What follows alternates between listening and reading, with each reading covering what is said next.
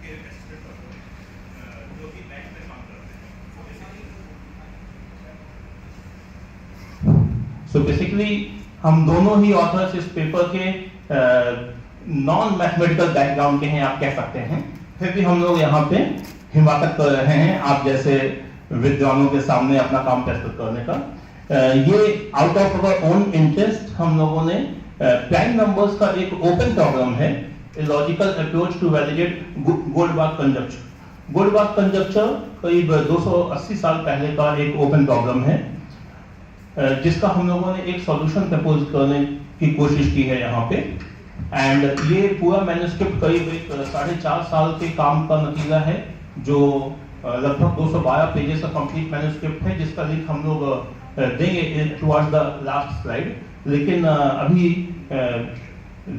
हम एक 10 मिनट में एक करीब 212 पेजेस को समावेश करने की कोशिश करेंगे। तो दे दे कहाँ है 2 नंबर में।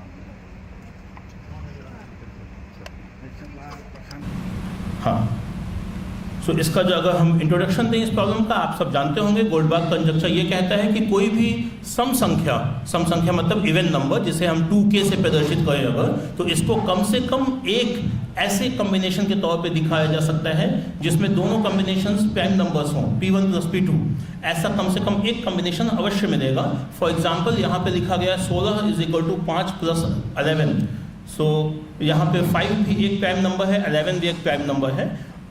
सभी इवन नंबर्स आज तक जितने पाए गए हैं वो इसको फॉलो करते हैं, इसका कोई भी एक्सेप्शन आज तक नहीं मिला है, ठीक है। लेकिन स्टिल इसको कंजक्चर ही मानते हैं, थ्योरम नहीं मानते, क्योंकि इसका कोई प्रूफ भी एक्सेप्टेड नहीं है मैथमेटिकल कम्युनिटी द्वारा, जितने भी प्रूफ आज तक दिए गए हैं। हमारे काम के जो पिलर्स ऑफ द वर्क हमने कहा था, ये है successive addition of digits of a number, SADN। ये फंक्शन एक है जिसे हम लोग बात कर रहे हैं। ये फंक्शन एक्चुअली मॉडुलो 9 फंक्शन जैसा है, लेकिन successive addition of digits of a number, क्योंकि हम लोग नॉन मैथमेटिकल बैकग्राउंड के हैं तो हमने कोशिश की कि नॉन मैथमेटिकल बैकग्राउंड वाले भी समझ सकें, इसलिए कहा है। सक्सेसिव एडिशन ये बोलता है कि किसी भी नंबर को लें, जैसे हमने एग्जाम्पल के तौर पे आज की डेट को लिया है 5 जुलाई 2024, 572024। इसके जितने अंक हैं इन सबको अगर हम इसको सम करते जाएं, सम मतलब SUM, okay, 5 plus 7 plus 2 plus 0 plus 2 plus 4, तो ये ऐड होने के बाद 20 आता है। तो ये 572024 का सदन 20 हो गया। अब अगेन इस 20 के 2 और 0 को हम ऐड कर देंगे और तब तक ऐड करते जाएंगे जब तक ये 1 डिजिट नंबर में ना आ जाए, तो ये फाइनली 2 आता है। इस तरह से हम इस पे आते हैं कि सदन किसी भी नंबर का, चाहे जितना बड़ा नंबर हो, उसका सदन फंक्शन हमेशा 1 से लेकर 9 के बीच में ही होगा, सदन 1 to 9। इसकी कुछ प्रॉपर्टीज़ हैं, जिसमें से 2 प्रॉपर्टीज़ हैं, एडिशन और मल्टीप्लिकेशन, जिनका सबसे ज़्यादा यूज़ है यहाँ पे, जो ये कहता है कि किसी भी 2 नंबर्स का एडिशन, अगर तीसरा नंबर है, फॉर एग्जांपल आप कोई भी नंबर लें, 12 प्लस 15 ले लीजिए, तो 12 प्लस 15 को ऐड करने पे 27 आएगा। तो सदन 12 प्लस सदन 15 इज इक्वल टू सदन 27 आएगा। इसका पूरा डिटेल में प्रूफ है जो यहाँ पे हम नहीं दिखा है, जो लिंक दिखाएंगे लास्ट में उसमें है वो। जैसे सदन 12 है 3, 2 प्लस 1 इक्वल टू 3, सदन 15 है 6, 5 प्लस 1 इक्वल टू 6, तो 5 और 1 को ऐड करेंगे 6 आएगा, और जो उसका एडिशन है 27, उसका भी अगर हम सदन देते हैं तो 2 प्लस 7 9 आएगा। सो इस तरह से ये एडिशन की प्रॉपर्टी और एक बेसिक प्रॉपर्टी हमने प्राइम नंबर्स के लिए, बिकॉज हमें फाइनली दिखाना है कि even number can be presented as summation of 2 primes. So prime number का सदन 1 2 4 5 7 8 हो सकता है। आई एम श्योर आप समझ गए होंगे कि 3 6 और 9 क्यों नहीं हो सकता, क्योंकि 3 6 और 9 हुआ तो वो 3 से डिविजिबल हो जाएगा। इसमें एक एक्सेप्शन है बस, आई एम 100% श्योर आपने ये भी कैच कर दिया होगा कौन सा एक्सेप्शन है। Number 3 itself is an exception, because उसका सदन 3 है बट वो इटसेल्फ एक प्राइम नंबर है 3। But basically mostly prime numbers के सदन ये होंगे 1 2 4 5 7 8। इसके बाद हम ये बात करते हैं कि अगर हम सदन के टर्म्स में सभी नंबर्स को, मेन जो थीम है हमारा प्रयास इस गोल्डबाख कंजक्चर को प्रूव करने का, और जो इसके पहले जितने प्रयास हुए थे उनमें मेन अंतर ये है, क्यों हम बोलते हैं कि हम हद तक सक्सेसफुल रहे हैं, क्योंकि इसके पहले की जितनी कोशिशें थी उनमें इवन नंबर्स को और प्राइम, मेन प्रॉब्लम थी कि प्राइम नंबर्स में कोई पैटर्न नहीं है हमें मालूम आज तक, वो कभी भी कहीं भी इरप्ट हो जाते हैं और कभी कभी दो एक साथ ट्विन प्राइम्स की तरह इरप्ट हो जाते हैं। तो उनमें पैटर्न न होने की वजह से हमेशा एक अप्रॉक्सीमेट सॉल्यूशन आया है। हमने क्या किया है कि हमने प्राइम नंबर्स के पैटर्न को या इवन नंबर्स की जो इनफाइनाइट लिमिट है उसको फाइनाइट किया है इस तरह से सदन में बांध के, क्योंकि चाहे जितना बड़ा नंबर हो उसका सदन हमेशा 1 से 9 के बीच में रहेगा। तो सदन फंक्शन हमें ये लिबर्टी देता है कि हम उसे एक फाइनाइट टर्म्स में, समुच्चय के फॉर्म में, आई मीन सेट के फॉर्म में बांध सकते हैं। तो यहाँ पे 3 सीक्वेंसेस हमने कहा है, जितने भी नंबर्स होंगे जिनका सदन 1, 4 या 7 आएगा, ये हम लोगों ने अपने प्रूफ में पाया कि ये एक पार्टिकुलर विशेष एक जैसी प्रॉपर्टीज दिखाते हैं, तो इनको हमने S1 कहा है। एक्चुअली आर्टिकल में, मैन्युस्क्रिप्ट में कभी कभी S4 या S7 भी कहा है। तो सदन S1 सीक्वेंस में सदन 1, 4, 7 के नंबर्स आएंगे, S2 में 2, 5, 8 के आएंगे, S3 में 3, 6, 9 के आएंगे, एंड अभी आप जानते हैं कि S3 में सिर्फ कंपोजिट होंगे क्योंकि 3, 6, 9 सदन है, एक नंबर 3 को छोड़ दीजिए बस। S1 एंड S2 में प्राइम एंड कंपोजिट दोनों होंगे, S1 एंड S2 में प्राइम कंपोजिट दोनों होंगे, ये भी आपको समझ में आया, ठीक है। एंड यहाँ पे एक और प्रॉपर्टी आती है कि कोई इवन नंबर, या वो हम अभी थोड़ी देर बाद बात करते हैं। यहाँ पे एक क्वेश्चन है जिसका आंसर भी है क्योंकि मेरे पास सिर्फ 10 मिनट हैं। फॉर एनी इवन नंबर 2 के in how many ways 2 odd numbers can combine. अगर हम 2 ऑड नंबर्स का कंबाइन करें, एडिशन करें इस तरह से कि वो 2 के बने, तो ऐसे 2 ऑड नंबर्स कितने तरह से बन सकते हैं? 3 तरह से बन सकते हैं। कौन कौन से तरीके? एक तो ये है कि वो दोनों ऑड नंबर्स कंपोजिट हो, यहाँ C1 is composite number, C2 is another composite number. दूसरा तरीका है कि उसमें से एक कंपोजिट हो, एक प्राइम हो, और तीसरा तरीका है कि एक प्राइम, दोनों प्राइम हो। यही हमारा मेन बुल आई है कि जिसे हमें हिट करना है कि यह है कि नहीं है। एग्जाम्पल लिया गया है 24 का, 24 का, जिसको 9 + 15 अगर बोलते हैं तो यहाँ 9 और 15 दोनों कंपोजिट हैं। 24 को हम 21 और 3 भी कह सकते हैं, जिसमें से 21 कंपोजिट है, 3 प्राइम है, और 24 को हम 7 + 17 भी कह सकते हैं, जिसमें दोनों प्राइम्स हैं। कुछ देर बाद हम लोग बात करेंगे, अगर आप ओरिजिनल मैन्युस्क्रिप्ट पे जाते हैं जो बहुत लंबी है, 200 से ज़्यादा पेजेस की, तो वहाँ पे आपको ये देखने को मिलेगा कि ये विश्लेषण किया गया है कि this is the key means C1 + C2 के कितने कॉम्बिनेशंस हैं, ये एक्चुअली डिसाइड करता है कि P1 + P2 के कितने कॉम्बिनेशंस होंगे। P1 + P2 के कॉम्बिनेशंस होंगे भी कि नहीं होंगे। गोल्डबैक कंजक्चर कितने कॉम्बिनेशन की बात नहीं करता, और बात करता है होंगे भी कि नहीं होंगे। सो ये डिसाइड होता है इस C1 + C2 से, ओके। क्योंकि कंपोजिट कितने हैं ये हम लोग किसी एक मेथड से, एक तरीके से पता कर सकते हैं। प्राइम्स कितने हैं उसके बारे में संशय है कि वो हम नहीं जान पाते हैं। देन कम्स कि क्या मेथड है हमारा। For a given even number हम लोगों ने क्या किया है कि total number of possible acceptable combinations, यहाँ पे ये एक चीज़ है जिसे हमें रेड कलर में करना चाहिए था बट यह गया। पॉसिबल एक्सेप्टेबल का मतलब क्या हुआ? पॉसिबल एक्सेप्टेबल का मतलब ऐसा है कि एक इवन नंबर है, मान लीजिए 10, और जिसको हम एक कॉम्बिनेशन हो सकता है 2 + 8। हम लोगों ने उसकी यहाँ बात नहीं की है क्योंकि हमें 2 ऑड नंबर्स देखने हैं, क्योंकि इवन नंबर वैसे भी कंपोजिट नहीं हो, प्राइम नहीं होगा। सो इसे हम NTC बोलते हैं, नंबर ऑफ टोटल कॉम्बिनेशंस। अब ये हो सकता है number of composite combination, composite prime combination and prime, जैसे कि पहले वाली स्लाइड में देखा गया। इसके बाद हम C1 + C2 के टोटल कॉम्बिनेशंस निकाल लेते हैं, और उसके बाद C + P के टोटल कॉम्बिनेशंस निकाल देते हैं, और लास्ट टाइम में आपने देखा होगा NTC माइनस कर देते हैं इन दोनों को, NCC + NCP, और ये क्या मिलेगा हमें? ये मिलेगा NPP, number of prime combinations. और ये माइनस करने के बाद एक बड़ी विलक्षण जो फिनोमेना दिखता है वो ये कि हमेशा >1 आ रहा है। अगर ये >1 है इसका मतलब NPP का कम से कम एक कॉम्बिनेशन जरूर मिलेगा। इसको भी हम लोगों ने फर्दर 3 हिस्सों में तोड़ा, जिसमें 2 थे जो बाय डिफॉल्ट प्रूवन हैं, जिसमें ये to logically validate we show that NPP > 1। ये इस काम का टोटल एक रोड मैप बोल सकते हैं, यहाँ पे ब्लूप्रिंट बोल सकते हैं, जो इस तरह से किया गया है कि NPP 1 से ज़्यादा हो या कम से कम उसके हो तो भी हो जाएगा। हम लोगों को अपने विश्लेषण में >0 मिला था, >0 मीन्स इक्वल टू और >1 हो गया। अब यहाँ पे एक चीज़ ये आती है number of P1 + P2 combinations में, NTC number of total combinations या तो नंबर ऑफ टोटल कंपोजिट से ज़्यादा होगा या तो लेस देन इक्वल होगा। अगर ज़्यादा होगा तो ये अपने आप प्रूव हो जाता है। कैसे? ये ऐसे प्रूव हो जाता है कि अगर हम ये मान लें वर्स्ट केस में, क्योंकि जितने ज़्यादा C+P बनते जाएंगे उतने प्राइम नंबर्स P+P बनने की संभावना कम होती जाएगी, क्योंकि प्राइम नंबर एनहिलेट हो गया, ख़त्म हो गया C+P बनाने में।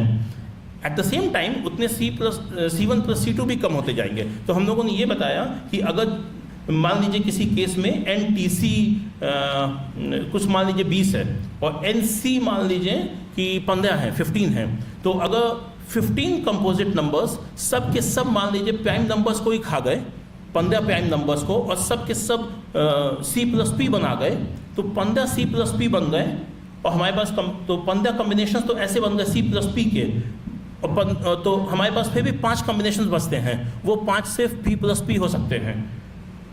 हम ये बात कन्वे कर पाए या नहीं कि अगर NTC मान लीजिए 20 है which is greater than NCC जो 15 है मान लीजिए किसी केस में, तो अगर 15 के 15C वर्स्ट केस में हम मान लें कि C+P बन गए। वर्स्ट केस क्यों बोल रहे हैं? क्योंकि अगर 2 मान लीजिए C+C बन गए तो कुछ प्राइम मेरे पास बचे हुए कंबाइन होने को, लेकिन अगर 15 के 15 मान लीजिए प्राइम से कंबाइन करके प्राइम ईटर्स हम लोगों ने कहा है ऐसे कंपोजिट को, प्राइम्स को खा गई है कि P1 + P2 नहीं बनने दूंगा, तो भी 5 कॉम्बिनेशन हमारे पास बचते हैं जो P1 + P2 ही होंगे, क्योंकि कंपोजिट तो अभी 15 खत्म हो चुके हैं यहाँ पे।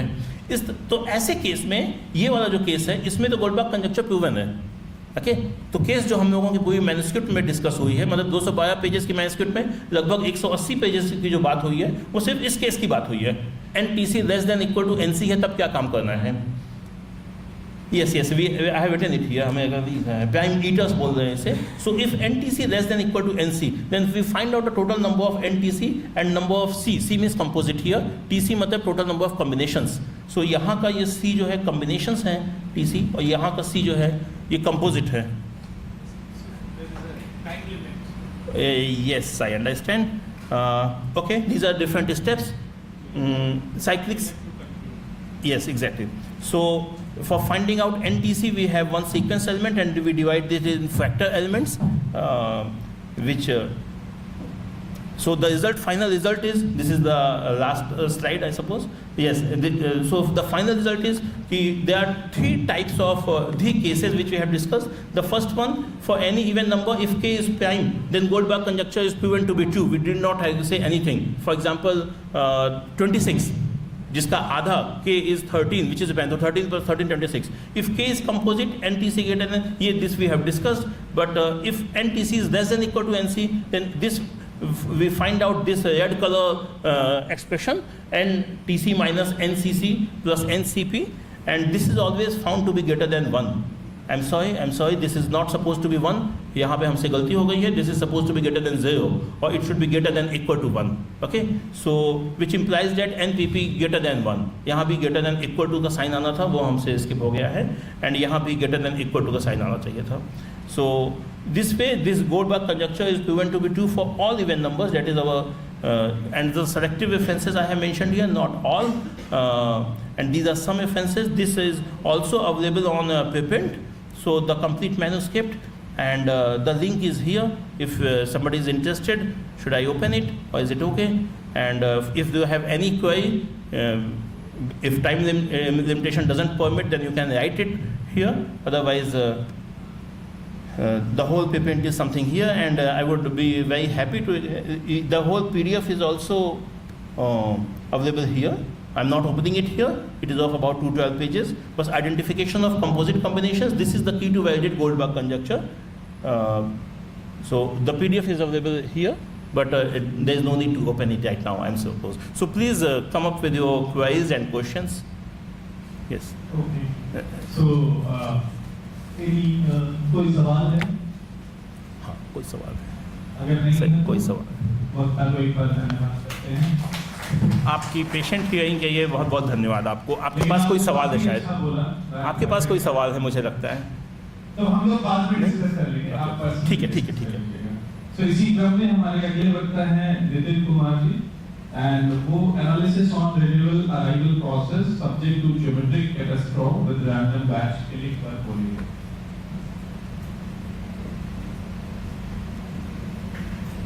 हमसे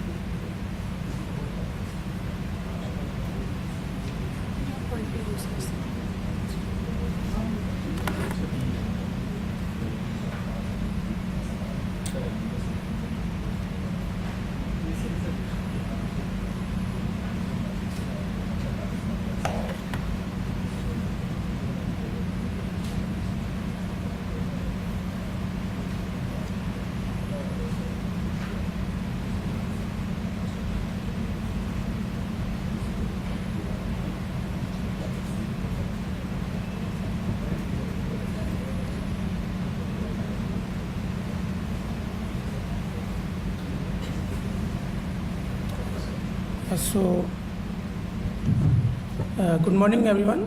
I am Dr. Nitin Kumar, currently working as an assistant professor in Department of Mathematics, IIT Jammu. And the title of my talk is Analysis of a Population Model with the Renewal Arrival Process subject to Geometric Catastrophe and Batch Killing. So this is my published work in RAAM Operation Research. So this is the outline of my talk. So first I will start with the introduction of catastrophe. So catastrophe is defined as an event which results in a sudden reduction of the population size. So any type of event which is reducing the population size, we can assume that as a catastrophe. For example, like epidemic, pandemic, etc., and some kind of disasters also. And in the literature, this is classified into two major categories. First one is total, and second one is mild catastrophe. So total is defined as when a catastrophe is attacking on some population and killing all the individuals that are present there, and population size is becoming zero. So it is referred as the total catastrophe. And on the other hand, when the individuals survive the catastrophic attack, it is known as the mild catastrophe. Further, mild catastrophes are also classified into binomial and geometric catastrophes. So I will talk about the geometric one only. So this is a pictorial representation of a geometric catastrophe attack. So here these individuals are coming and joining some system, and when some kind of catastrophe is attacking on this population and killing each individual one by one, and due to some event when some individuals survive and there is no further effect of that catastrophe, so mathematically we say that this catastrophe is geometric catastrophe. Here we assume that the probability of death of an individual is suffix probability p, and the survival probability is 1 minus p. And these are some applications related to geometric catastrophes. And it is the literature related to geometric catastrophe. So in the literature, only those type of models has been analyzed where catastrophe is attacking only single individual at a time. So here I am in this paper, I am extending this phenomena to the bulk attack. So I will talk about a model in which the geometric catastrophe is attacking in bulk in place of a single attack. And for the model description part, for the arrival process, I am taking as the arrival is occurring from the general distribution, and catastrophe is arriving according to the Poisson process with parameter mu.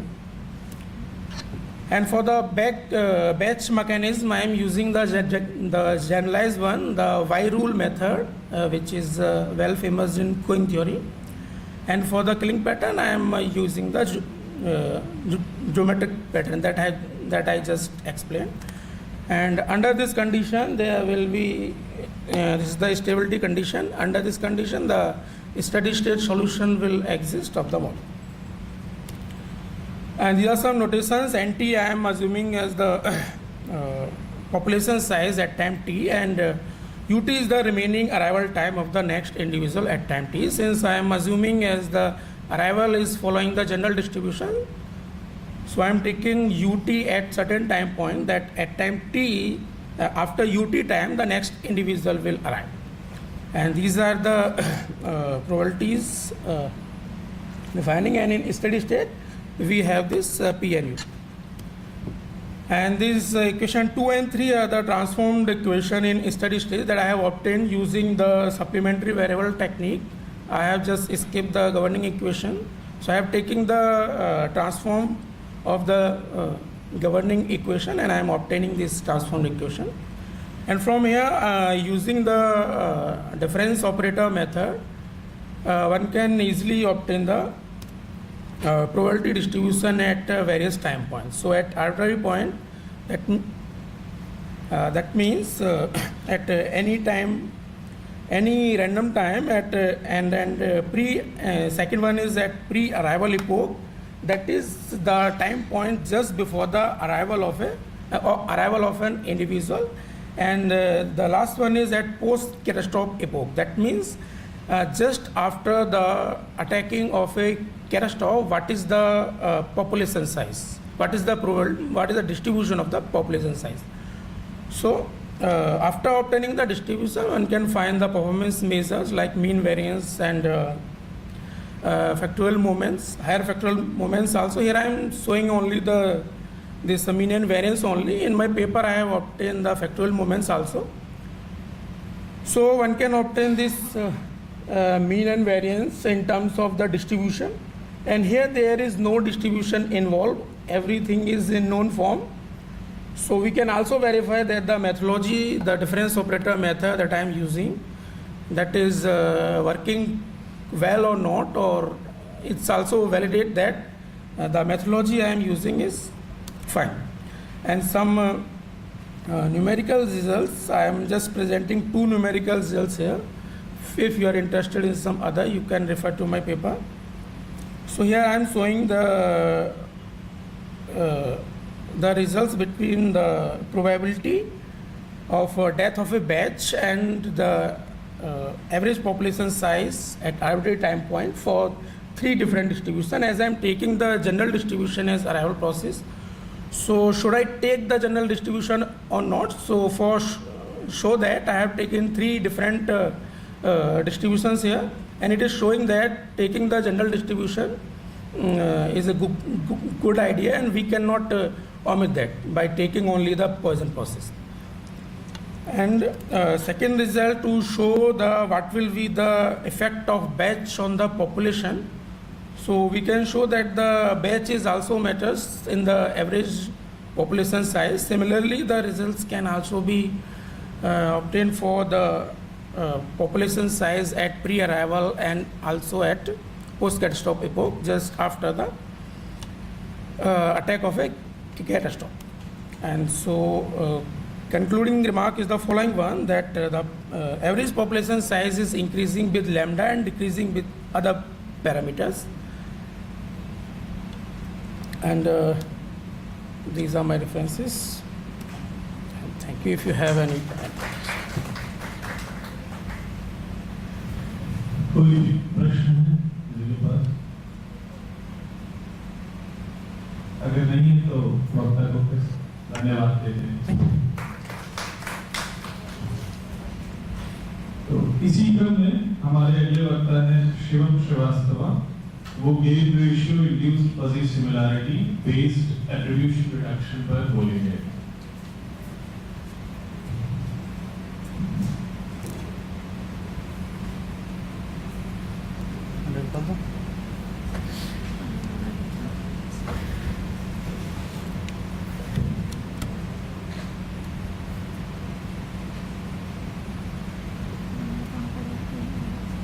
PDF खुलेगा आराम से PDF ये तो बुद्धि से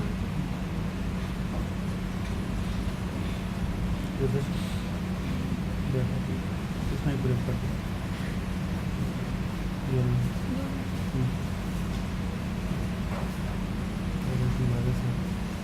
मेरे को पूरी कर दी ठीक है इसमें तो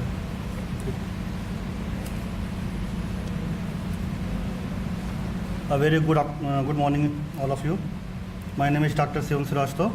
I'm working as a assistant professor in the Department of Mathematics, HBTU Kanpur. My title of the presentation is Gain Ratio Induced Fuzzy Similarity Based Attribute Reduction. So there are three keywords: gain ratio, fuzzy similarity relation, and then attribute reduction. One by one, we will understand this concept. So first, what is the motivation behind this research? So data sets are generated from every sources like census data, biomedical data, our social media data, WhatsApp. So we need to reduce the size of this information system, what we are getting from the real world. Now, what is the benefit of reducing this size of data in set? To reduce, we are getting benefits to lower the cost to handle this kind of data sets. Second, it will reduce the time complexity also.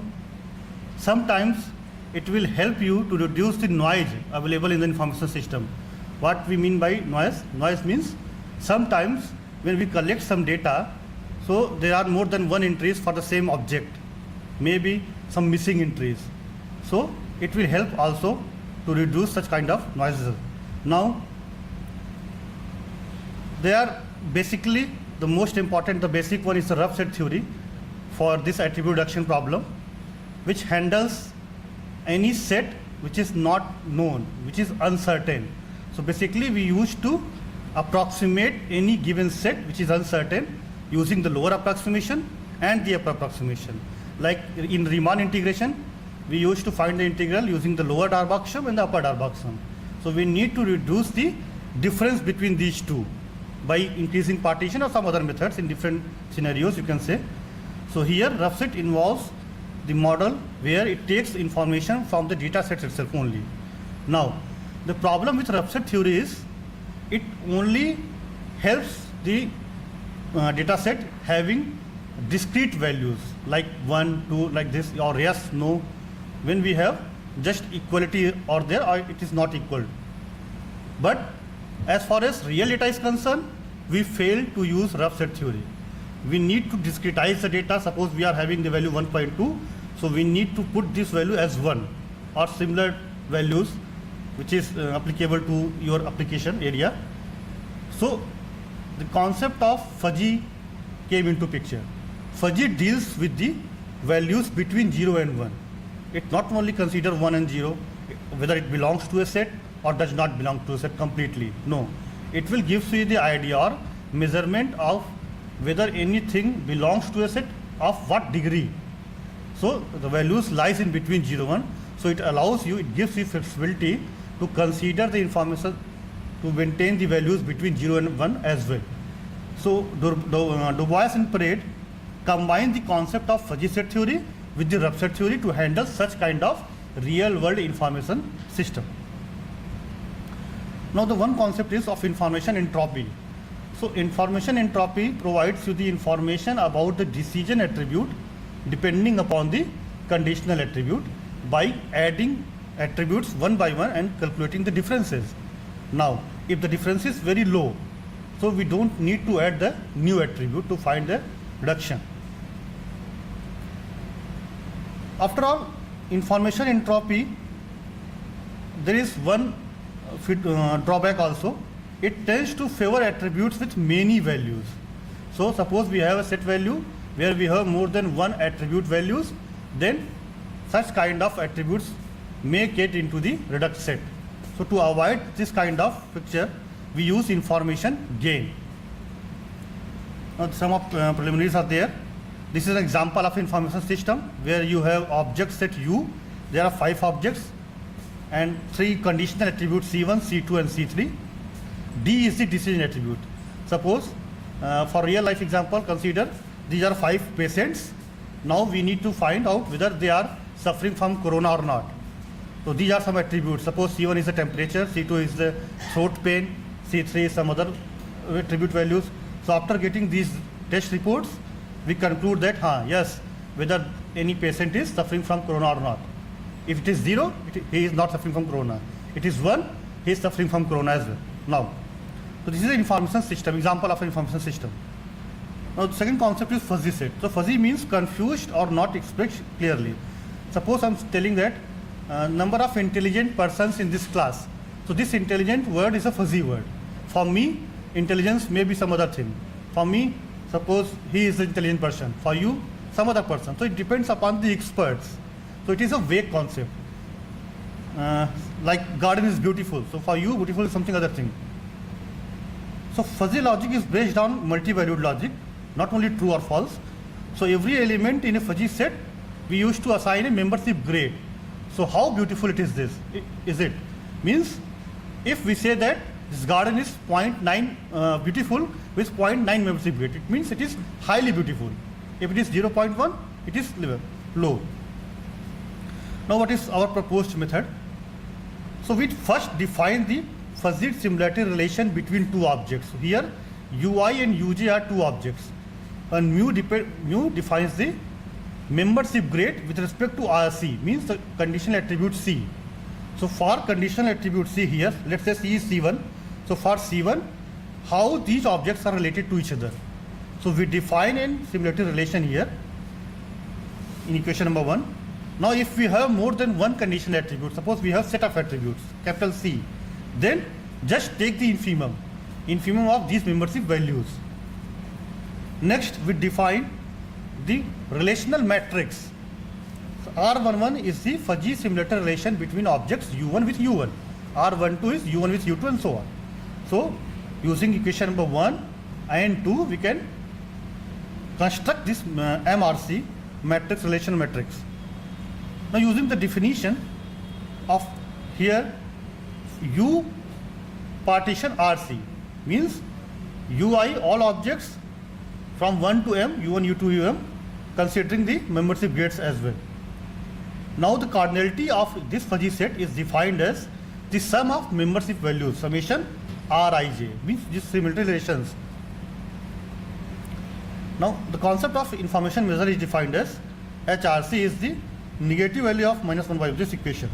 Here we can take the cardinality of UI, any object with respect to RC, divided by total number of objects, and then this summation.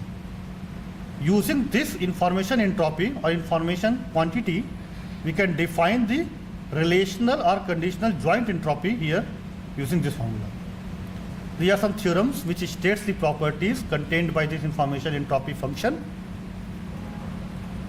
If some B1 is subset of B2, means a conditional attribute set is subset of another conditional attribute subset, then entropy will also be less than the superset. Entropy of the superset. Now this is a conditional entropy of the decision attribute, because we are now handling the problem how this decision is depending upon the conditional attribute. So the decision attribute depends upon the conditional attributes with the highest values. We will take that attribute into consideration. So we need to define the conditional entropy like this. There are some theorems supporting our theory. The next is mutual information. I, P, D. P is the conditional attribute set and D is the decision attribute. Is defined like this.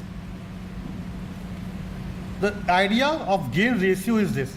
When suppose first we take P, the conditional attribute as phi, then we add conditional attributes one by one, P union C, and conclude the information entropy minus without adding this conditional attribute P. The difference is known as the gain. And gain ratio is the ratio of this gain with the entropy with C. These are the this is the algorithm. First we take input set, and then we calculate the gain ratio of the conditional attribute by of individual conditional attribute C. If it maximizes the GRCPD with the gain ratio, then we take that C, otherwise we will reduce, omit. Now consider the first example here, table 1. First we calculate the relation matrix for each C1, C2 and C3. So we get this using the formula defined by fuzzy similarity as equation number 1. These are the relation matrix. For D, we just take if UI is equal to UG, then 1, otherwise 0. Now we calculate the gain ratio of each individual attribute C1, C2 and C3. Now we can see here the gain ratio for C2 is the highest, 0.3778. So we consider C2. We cannot ignore this attribute because it is the important one. It makes the highest dependency upon the decision attribute. Now we take C2 as our P and one by one. Yes. So after adding one by one, we can see here C1, C2, C3 is minus 0.3265, but after adding C1, it is negative. So algorithm will stop here, and our reduced set is C2, C3. Means whatever these three C1, C2, C3 are working, we are only reduced with C2 and C3. So we reduce the size of information system. We just reduce the whole column. So we have given the idea of fuzzy entropy based, gain ratio based, fuzzy similarity, induced similarity relation. These are the references. Thank you. तो किसी का कोई सवाल है? Yeah, just one quick question. Sir आपने जैसे example दिया कि इंटेलिजेंट एंड ब्यूटीफुल ये सब्जेक्टिव क्वालिटीज हैं, Yes. पर्सन टू पर्सन अलग होंगे। इसको ऑब्जेक्टिव बनाने के उद्देश्य से उसको शायद 0.9, 0.1 ये Exactly. लेकिन ये 0.9, 0.1 भी तो अगर हम सब्जेक्टिव को ऑब्जेक्टिव बनाने के लिए नंबर ऐड कर रहे हैं, वो भी हर व्यक्ति अलग अलग लगाएगा। जिसको लगा कि ये बहुत ज़्यादा इंटेलिजेंट है, Yes. वो शायद 0.9 लगाएगा। जिसको लगा ये बहुत कम इंटेलिजेंट है, वो 0.4 लगाएगा। तो ये 0.1, 0.4 लगाने से ये समस्या कैसे सॉल्व होगी? No, it is not a problem because it depends upon the expert who is working on that field. Suppose we are talking about the purity of gold. So I'm not going to tell the purity of gold in percentage or in membership grade. A goldsmith will tell about this. So we take the information. It depends upon the expert which gives the information value as membership value. कोई universal पैमाने में 22 carat है तो उस हिसाब से होगा। Yes, the problem is here कि we take the membership grade depending upon individual expert as well. Thing is कि we take the information from only that candidate which is more expert in that area. It is very subjective problem. Subjective को objective बनाने के लिए वो Yes, numbers add कर we have type 2, type 3 and so on fuzzy sets as well. Okay. तो वक्ता को धन्यवाद देते हैं। इस क्रम में हमारे अगले वक्ता हैं सत्यम दास और वो statistical interference of a discrete time queue using Markov chain Monte Carlo technique इस पर बोलेंगे।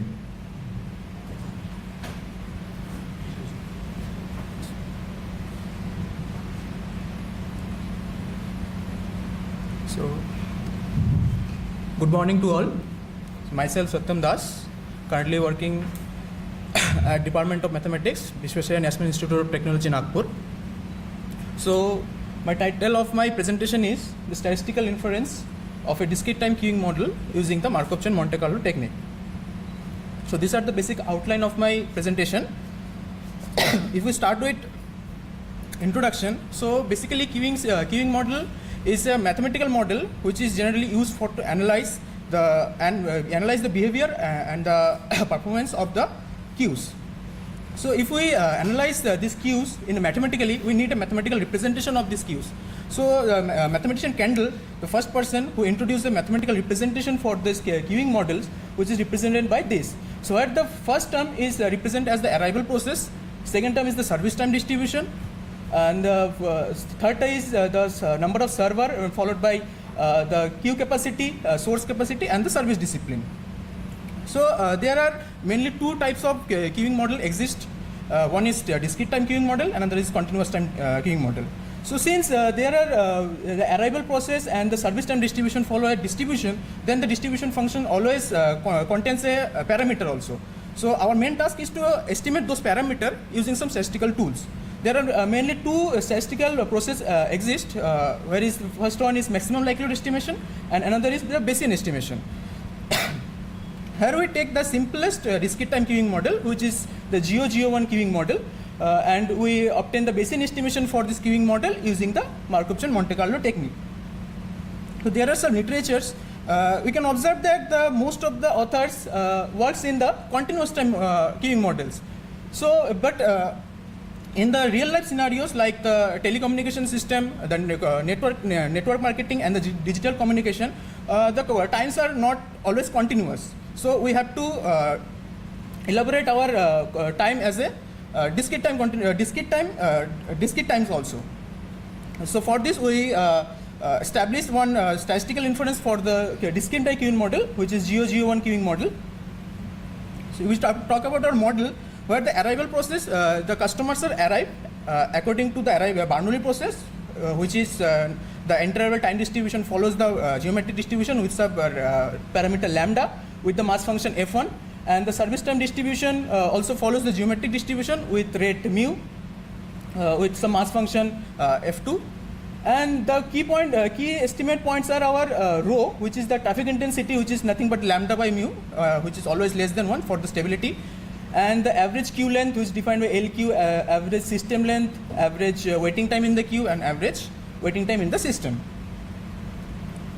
Now, if we observe our model is a in a fixed time, let's say n, then we divide first the NA as a interval time and NS as a service time. So where we consider NA interval time, and we take a sample from the geometric distribution with rate lambda, and we obtain the likelihood function for the lambda, which is given in the equation number 1. And similarly for the NS service time distribution, we take a sample from geometric distribution with and find the likelihood function with the where the likelihood function given in the equation number 2. Since lambda and mu both are independent, then we can write the joint likelihood function for given in the equation number 3. Now, if we since we want to find the Bayesian estimation for the parameter lambda and mu, we need to consider a prior distribution function for the lambda and mu. Here we take the prior distribution function as a bivariate beta distribution with the condition that lambda less than mu less than 1. So which is the prior distribution given in the equation number 4, and then with the help of this equation number 3 and equation number 4, we can easily obtain the posterior distribution, which is given in the equation number 5, which is nothing but the multiplication of the prior distribution and the likelihood function. As once we obtain this posterior distribution function, there are two ways to obtain the estimate for the lambda and mu. One is find the marginal densities for the from the posterior distribution and take the expectation for the distribution function. We can obtain the estimate value for the lambda and mu. But once in the form of this posterior distribution function is a little bit complicated, so we cannot find the marginal densities from the distribution function. So we adapt one method which is called Markov-Chain Monte Carlo technique. So here the main task is instead of finding the marginal densities, we find the conditional densities and generate the random number using some defined methods, which is one is Gibbs sampling and another is Metropolis hasting algorithm. So we generate the random numbers from the marginal conditional densities and analyze those random number to obtain the estimate for the lambda and mu. So first we have to define some loss function, where we define two loss function. One is quadratic loss function, which is defined in the equation number 6 and with the Riesz function given in the equation number 7, and another is entropy loss function, which is given in the equation number 8 and with the Riesz function given in the equation number 9. So first to obtain the estimate for the lambda and mu, first we have to find the value of this TA and TS. So for finding that value of TA and TS, we use the Gibbs sampling process to the prior distribution. First there are different steps for the Gibbs sampling. So first we have to define the hyperparameter, which is the parameter of the prior distribution. Then find the marginal conditional densities, and there are different process. I don't talk this. Once we find the this TA and TS values, now we can find the estimate value for mu and lambda using the Metropolis hasting algorithm, which is first we have to take the initial guess for the lambda and mu. Then we have to take the proposal distribution for the lambda and mu, which is given by chi-square distribution, and similarly find the conditional densities for the posterior distribution now, and we we repeat the step for the certain number of times, where we take 40,000 times. Then we obtain the value of mu and mu t for 40,000 values. Now if we take the average of these 40,000 values, we can obtain the estimate value for the lambda and mu with the loss function given in the form RMS. So there are the trace diagram which is generally represent the behavior of the lambda, how the for the iteration goes on, what is the behavior of lambda? As we see, if the iteration goes on, the value of lambda is dense in the 0.41, and for the mu it's 0.71. There are for one hyperparameter values, and there are for another hyperparameter values. There are some numerical results which is for different hyperparameter values. What is the value of lambda, mu, rho, average queue length, average system length, average waiting time, and average waiting time in the system. As you notice, as the hyperparameter values increase, the RMS values, which is the root mean square error, is also increase. So for the stability purpose, we have to remember that the hyperparameter values keep it a little bit small. For the both the cases, for square error loss function also and the entropy loss function also. So in this paper, we estimate the parameter involving in a discrete time queuing model, which is using the Bayesian estimation and the Markov-Chain Monte Carlo technique. So instead of geometric distribution, we can take any other distribution like distinct phase type distribution, or we can also consider as the batch arrival or batch service also. So these are the references.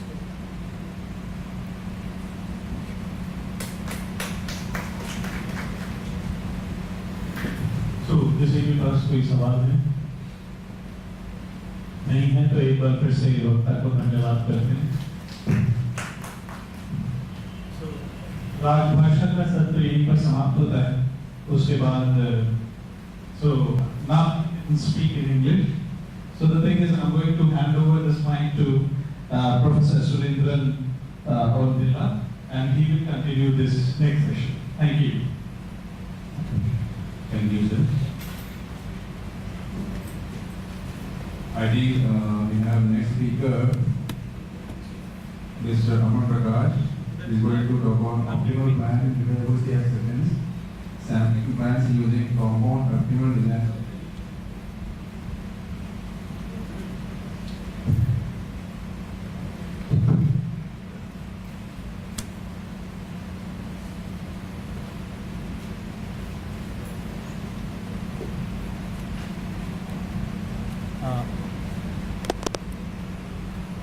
Good morning, myself Aman Prakash, and I am a research scholar at Department of Mathematics, NIT Surat.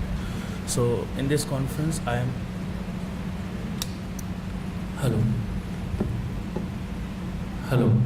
good morning to all of you. Myself Aman Prakash, and I am a research scholar at the Department of Mathematics, NIT Surat. So today I am going to present on optimal plan in reliability acceptance sampling plan using compound optimal design strategy. So in this this is the outline of my presentation. So firstly we discuss why the reliability acceptance sampling plan is important. Then we will implement the progressive censoring scheme in RASP, further the compound optimal design, and then conclusion. So as we know, when manufacturer purchase a material, a component, and other product from the several suppliers, then they have always a difficulty to select the batch or lot, because the bad lots can damage the bottom line of the company. So due to that, they generally depend on the acceptance sampling plan. So basically the acceptance sampling plan is two types, the attributes and the variable. So we have taken the variable approach here, which is a distributional approach, which is depend on the reliability acceptance sampling plan. So a reliability acceptance sampling plan consists a set of live test procedure which will accept or reject a lot based on the sample lifetime data. So the RASP assesses the reliability of the product and quality by randomly selecting and testing the sampling unit. But due to limited number of testing unit, 100% inspection is not available. So that's why we have used here the censoring scheme. So generally there are two types of censoring scheme, the type 1 and type 2. In the type 1 censoring we fix the time of the experiment, and in the type 2 we fix the number of failures. But in both the censoring scheme, the main drawback is that we cannot remove any ongoing life unit from the experiment. So that's why the Balakrishnan introduced the progressive censoring scheme, So here we have used the progressive sensing scheme in RASP.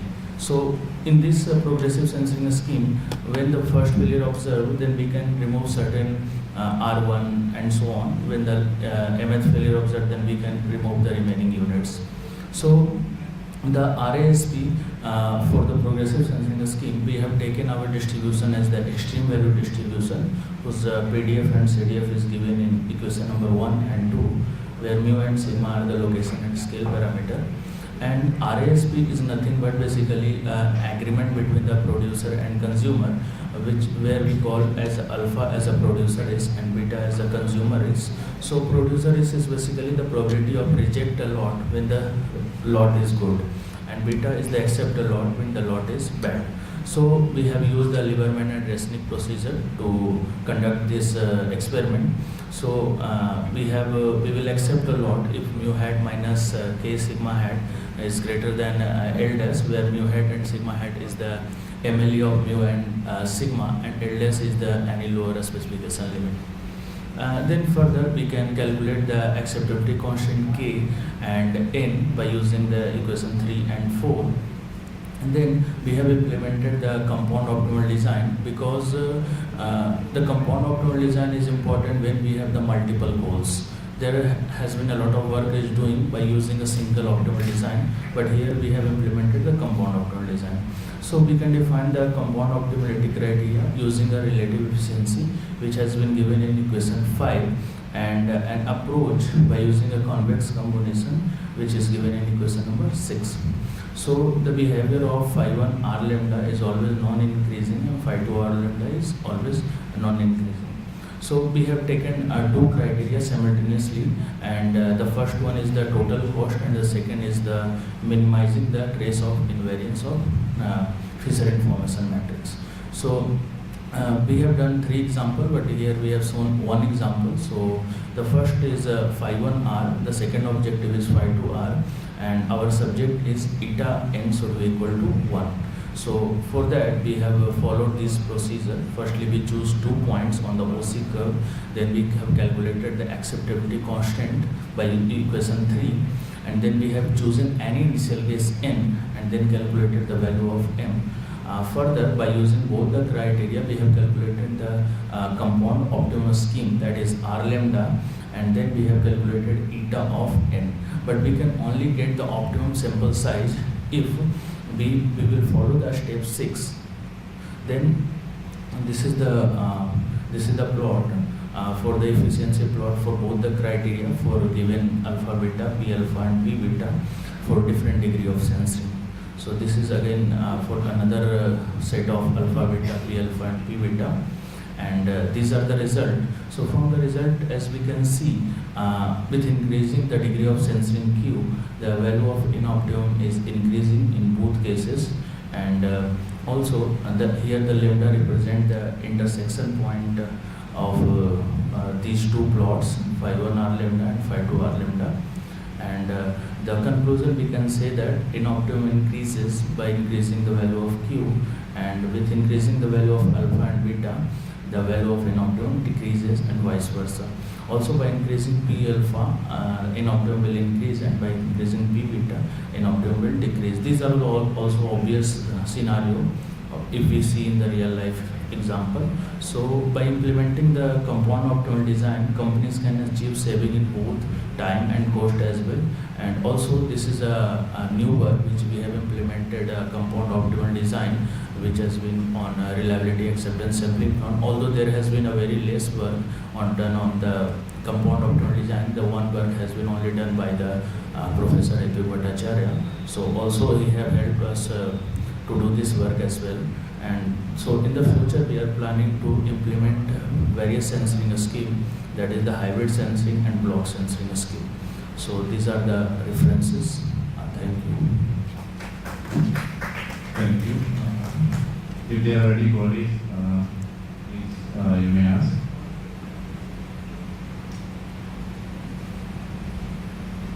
If there are no queries, then let us thank the speaker for his nice presentation. Thank you. Next we have presentation on enumeration of Goldbach and Skull indices in random polygonal chains by Ms. Priyanka Agarwal.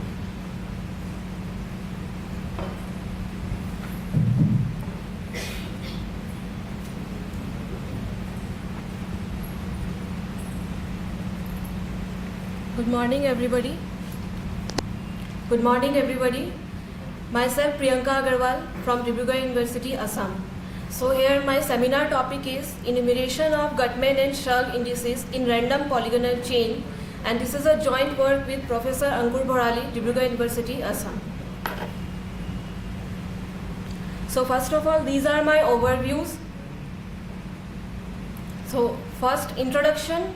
What is random graph theory? So it is basically an interrelation between the graph theory and the probability theory. And there are several networks studied using random graph theory, such as email, neuron connectivity in nervous system, chemical graph, etc. And it plays a vital role in theoretical chemistry. So there are two important models in random graph theory. First, Adams-Renyi random graph and Gilbert random graph. And Adams-Renyi random graph is also known as GNM model, where n represents the number of vertices and m represents number of edges. And each graph with n vertices and m edges are selected uniformly at random from all the collection of graphs. And the probability of each graph is p to the power m 1 minus p nc2 minus m. And the next is Gilbert random graph. This is also known as GNP model. So in this, the probability at edge. So each edge has a fixed probability of being present or absent independently of the other edges. And average number of edges in GNP model is nc2 into p. So next is chemical graph theory. This is basically mathematical chemistry which deals with the structures of the chemical compounds mathematically. And in chemical graph, the degree of any vertex cannot exceed the value 4, and here the hydrogen atom is depleted. There is no role of the degree of hydrogen atom. Next, topological index. So this is a numerical value associated with the molecular structures of the chemical compounds. And nowadays, topological indices are extending over a large area in research in the field of chemical graph theory, due to its application in physicochemical properties and biological activities of the chemical compounds. So now turn to Wiener index. So this is the oldest and widely used topological index which is related to the distance of the graph.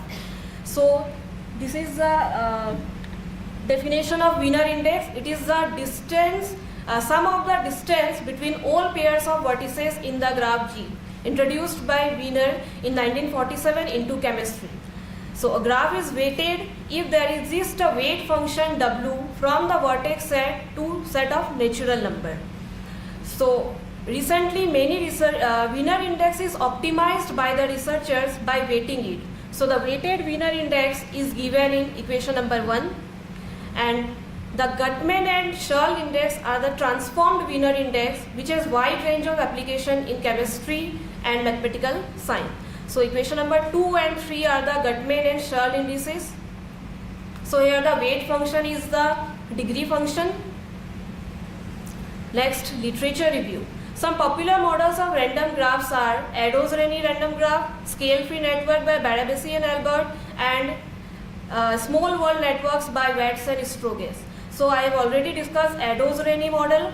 So scale-free network is a network whose degree distribution follows a power law.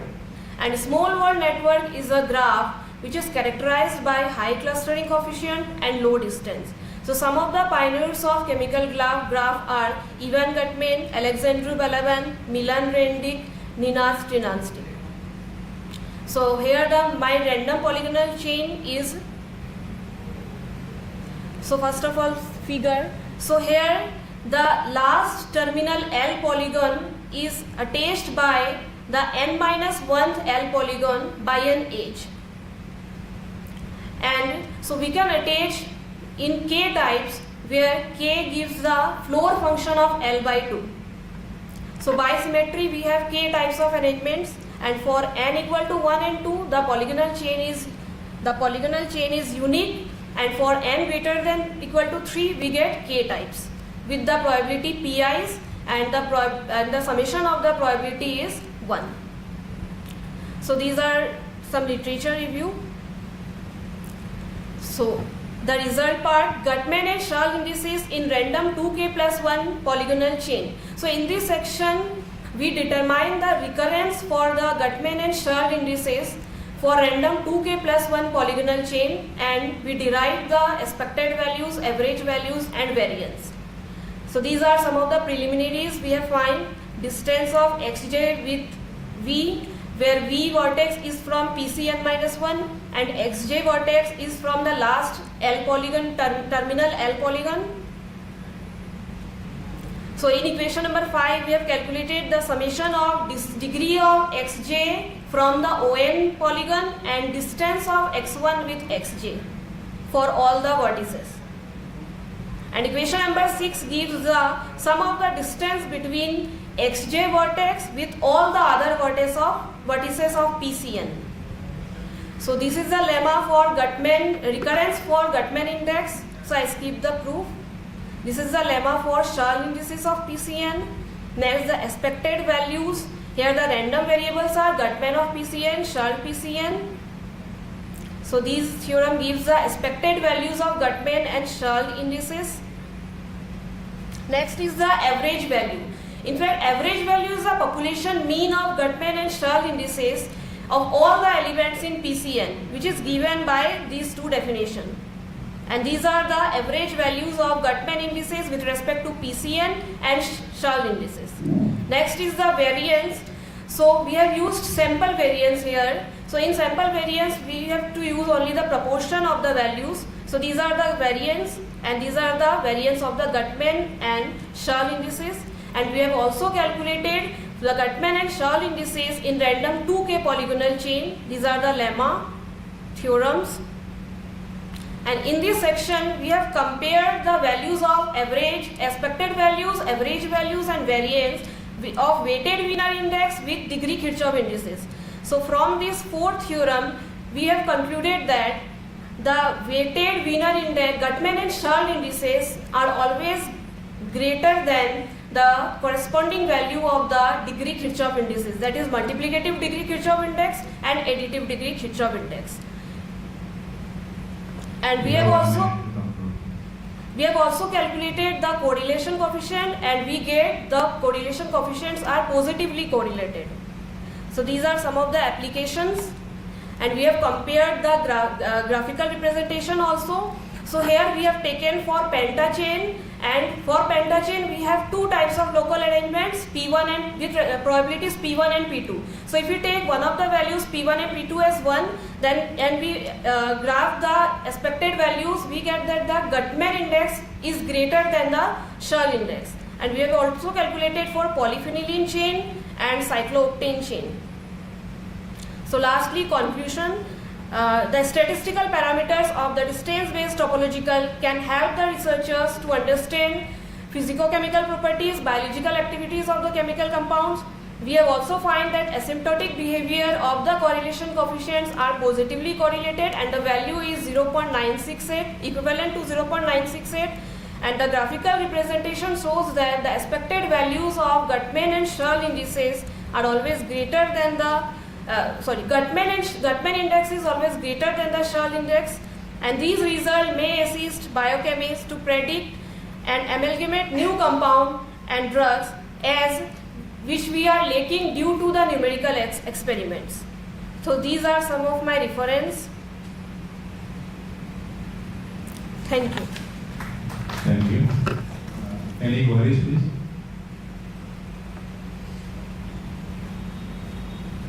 If there are no queries, then let us thank the speaker and invite the next speaker, Jitendra Kumar Avasthi. Thank you. Thank you. Jitendra Kumar Avasthi going to talk about optimizing portfolio performance, integrating a novel stock grading indicator for improved investment strategies.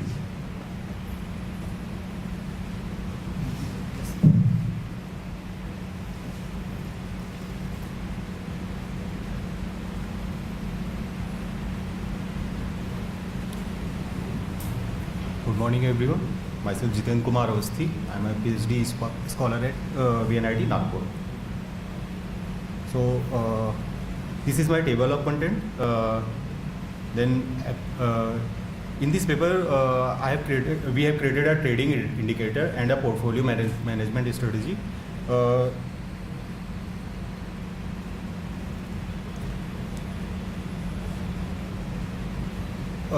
The trading indicator calculation is like that. So as you can see here, we have shown here how we can calculate consolidation and breakouts in stock markets. So trading, our trading indicator values are calculated based on these two criteria. So here, as you can see, we have shown here range high and range low of a consolidation and range high and range low of a breakout. So as you can see, last and second last candlesticks, those candlesticks represent breakouts, and other candlesticks represent consolidation. So here first we calculate RBIH, which is basically the percentage value with respect to range high and range low.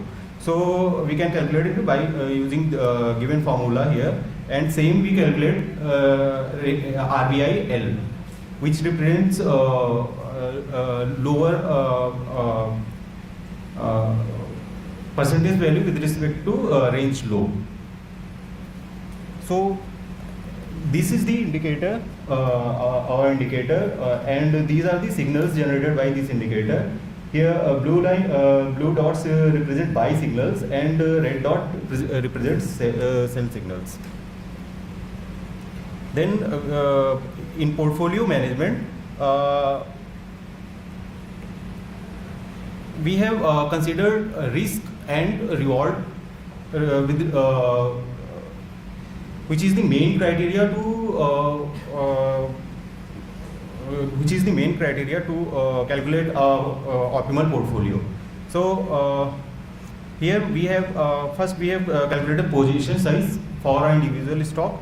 So we have first we created a portfolio of stocks. Suppose we have created a portfolio of 10 stocks. Then we divide whole capital into equal parts. Then assign each part to individual stocks. After that, when we get a buy signal, after each buy signal, we calculate our position size with this equation. Here, then we use Bayesian optimization to calculate optimal parameters for the portfolio and portfolio management strategy and indicator. So our objective function for Bayesian optimization is to maximize the portfolio return, and the parameter space parameter space is shown here. These are close all at profit percent, which represents means suppose we suppose our portfolio is at some portfolio is in profit and it reaches some threshold. Then we close all the positions and restart again. Initial investment percent is suppose initial investment percent is investment percent which we will use to to open our first position. Investment rate is suppose we have already opened our first position and we get a buy signal. Then we take a percent of previous position size, then add on to previous position. Maximum drawdown percentage is how much drawdown we are allowing our portfolio to reach. Suppose we allowed our portfolio to reach 2%, then we will close all the position if our portfolio reaches maximum drawdown. We are considering this parameter because suppose we are facing short selling in stock markets, then it is better to close our all the positions at a particular drawdown rather than means losing a whole profit in a few minutes of yours. Maximum orders are total number of orders allowed in our portfolio. Maximum order symbols are total number of orders allowed for a particular symbol in our portfolio. Maximum shares per symbol, maximum shares. Suppose some shares price is very low, and we are assigning equal amount to that share, then its total number of shares for that symbol will be very high in our portfolio. So slight change in rate of that symbol, our portfolio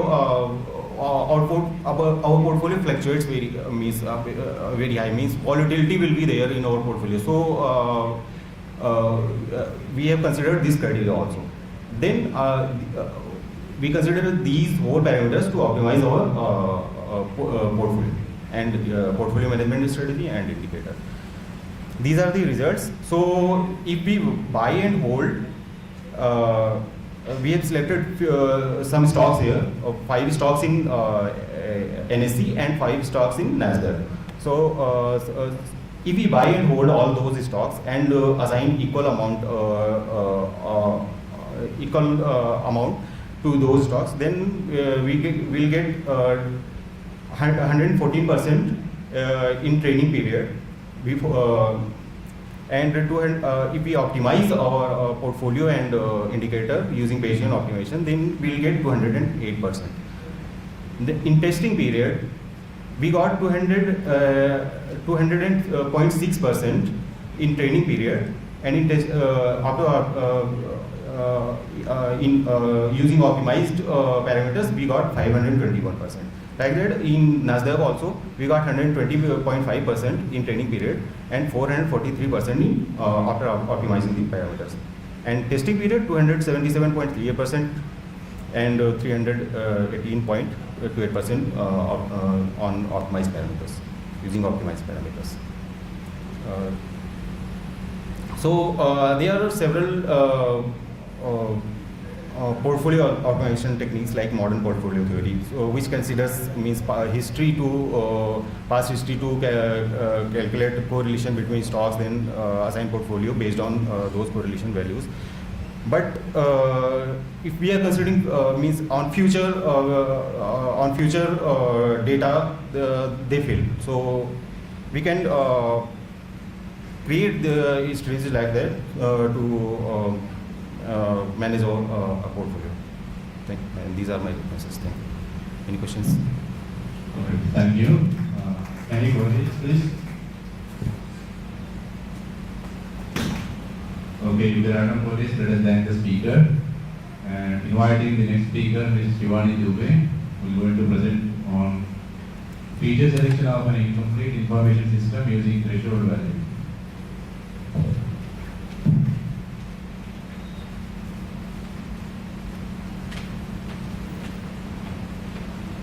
Good morning to all of you. I, Shivani Dubey, under the guidance of Dr. Shivam Srivastava sir in the Department of Mathematics, Harcourt Butler Technical University. The topic of my presentation is feature selection of an incomplete information system using threshold value. The motivation behind my research work is, as all we know, that dealing with high dimensionality of a data set is a necessity in the field of computational applications. Tasks such as machine learning and attribute selection. Attribute selection involves selecting the most informative attribute from a given information system to decrease classification time complexity and prevent overfitting. Lipsky introduced an idea that missing values in the information system can be described by the set of all possible values for each attribute, and it can be regarded as a special type of set valued information system. Attribute selection is an important application of rough set theory, but this theory is not efficient in case of real valued data, as it may lose some information during discretization process. So in order to cope with this problem, fuzzy rough set approach is presented to resolve both uncertainty and vagueness available in the data set. Now let's come to some basic definitions. What is an incomplete information system? In many real-world application problems, lots of missing data existed due to ambiguity and incompleteness. So this is an example of incomplete information system. As we can see that there is a objects which have missing values with respect to condition attributes. Set value decision system. An information system is set value decision system in which attribute is a union of condition and decision attribute with empty intersection. This is an example of set value decision system. Now let's come to the definition of fuzzy set. Fuzzy logic is based on multi-valued logic, that is not only true or false. So every element in a fuzzy set will be assigned by its membership values based on its belongingness. That is completely belongs, completely does not belong and partially belongs. Hence in a fuzzy set, membership values associated with every element. What is a rough set? Rough set is a tuple of lower and upper approximation. Lower approximation is defined as collection of those objects whose equivalence classes is the subset of X. And upper approximation can be defined as collection of those objects whose intersection with a set is a non-empty set. As we can see that in the following figure, green area shows the lower approximation and yellow area shows the upper approximation. So the tuple lower and upper approximation is called rough set. Now let's come to the methodology which I have proposed. Firstly, I have defined a fuzzy relation between two set value data which can be seen by equation 3, in which CUI and CUJ are the values of an object UI and UJ with respect to condition attribute. And for a set of attribute, fuzzy similarity relation can be defined by taking an infimum of all the fuzzy values which can be seen by equation 4. Now then we define tolerance relation, in which two objects can be similar to each other if and only if their fuzzy relation value greater than or equals to gamma. Gamma lies between 0 and 1 and it is a similarity threshold. For a set of attributes, tolerance relation can be defined by equation 6. Then with the help of tolerance relation, we can find tolerance classes which can be seen by equation 7. And then for a set of attributes, tolerance classes can be defined by equation 8. Then lower and upper approximation for object can be defined by equation 9 and 10. Tolerance rough set. The tuple lower and approximation is called rough set. Now let's come to the definition of positive reason. Based on a rough set theory, positive reason can be defined as union of lower approximation, and degree of dependency over a set of condition attribute can be defined as the ratio of positive cardinality of positive reason to the cardinality of a set Q, and degree of dependency belongs to the closed intervals 0 and 1. Now let's come to the algorithm which I have used. Firstly, take an incomplete information system, transform the incomplete information system into a set valued information system, then compute fuzzy tolerance relation and positive reason and degree of dependency. Choose the condition attribute with highest degree of dependency. That will be the first candidate for the reduced set. Associate the condition attribute with the newly identified candidate of reduced set and then compute the dependency degrees of these paired condition attribute. Iterate through step 6 and 7. If there is no improvement in the degree of dependency of the revised subset of condition attributes compared to the previous iteration, the process will terminate and the updated set will be considered as a reduced set. Let's come to the illustrative example. In this session, we will demonstrate the algorithm proposed above by an example shown in table 1st and 2nd. Firstly, we can calculate degree of dependency of decision attribute with respect to condition attributes, taking gamma equals to 0.8. So degree of dependency of D over C1 equals to 0.4, over C2 equals to 0.6, C3 0.2 and C4 0.2. As we can see that condition attribute C2 has the highest degree of dependency. Therefore, C2 is the first member of the reduced set. Then we will add other attributes to C2 one by one and calculate degree of dependency by using equation 8. So degree of dependency of D over C1 and C2 equals to 0.6, C2 C3 equals to 0.6 and C2 C4 equals to 0.6. So let C1 C2 is a newly obtained member of a reduced set. After further addition of attributes to C1 C2, we get degree of dependency of D over C1 C2 C3 equals to 0.6 and C1 C2 C4 equals to 0.6. So there is no increment in degree of dependencies. Hence, C1, C2 or C1, C3 or C1, C4 is the reduced set of the incomplete decision system given in a table 2. Now let's come to the comparative study. If we apply the method of discernibility matrix given by Dye et al., we get the reduced set C1, C2, C3, C4. That is all the condition attribute. So in this scenario, we did not achieve a reduced data set that encompasses the information entirely. Hence, the proposed approach outperforms the method provided by Dye et al. in identifying the smallest reduced set. Let's come to the conclusion. In this paper, a novel approach has been proposed for attribute reduction of an incomplete information system based on fuzzy rough set concept. Firstly, we have defined in fuzzy tolerance relation and presented a method for calculating lower and upper approximation of a set. A method has been proposed to calculate positive region and degree of dependency. Furthermore, we have presented a greedy algorithm and one illustrative example for clear understanding of the proposed approach. A comparison has been made between the proposed approach and an existing approach and observed that our model performs better in order to find close to minimal redox set. These are the references. Thank you. Any worries from the audience, please? If there are no queries, then let us thank Ms. Shivani Dubey for her presentation. And that was the last presentation of the session. So that's the end of the session. I thank you all.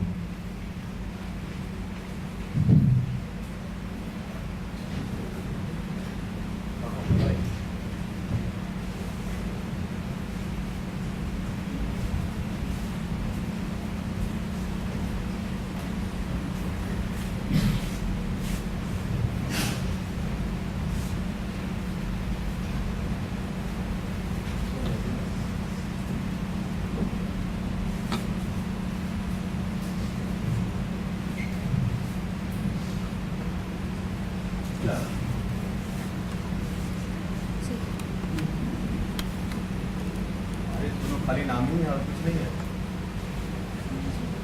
केवल इनके नाम ही है और कुछ नहीं इनके बारे में। I'll introduce myself.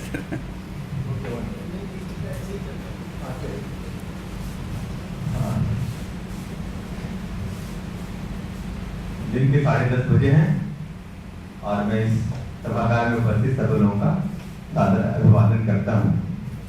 हमारे संस्थान भारतीय प्रौद्योगिकी संस्थान काशी हिंदू विश्वविद्यालय वाराणसी ने यह निश्चित किया और मैं कहूँ कि इस संबंध में हमें दिशा निर्देश प्राप्त हुए कि ऐसे किसी भी कॉन्फ्रेंस या किसी संगोष्ठी जिस तरह का कार्यक्रम हो उसमें एक सत्र कम से कम राजभाषा हिंदी में आयोजित करने का प्रयास किया जाए। तो यह एक अभिनव प्रयोग है, इसकी सफलता और सफलता भविष्य के हाथों में है। फिर भी यद्यपि सफलता भविष्य के हाथों में है, मगर हम सभी इस संस्थान के लोग यह मानकर चलते हैं कि सफलता हमें अवश्य मिलेगी। इससे कार्यक्रम का संचालन और ऐसे कई सत्र भी हैं जिनका संचालन अभी हुआ और होगा भी वह हिंदी में, तो संचालन हिंदी में होगा।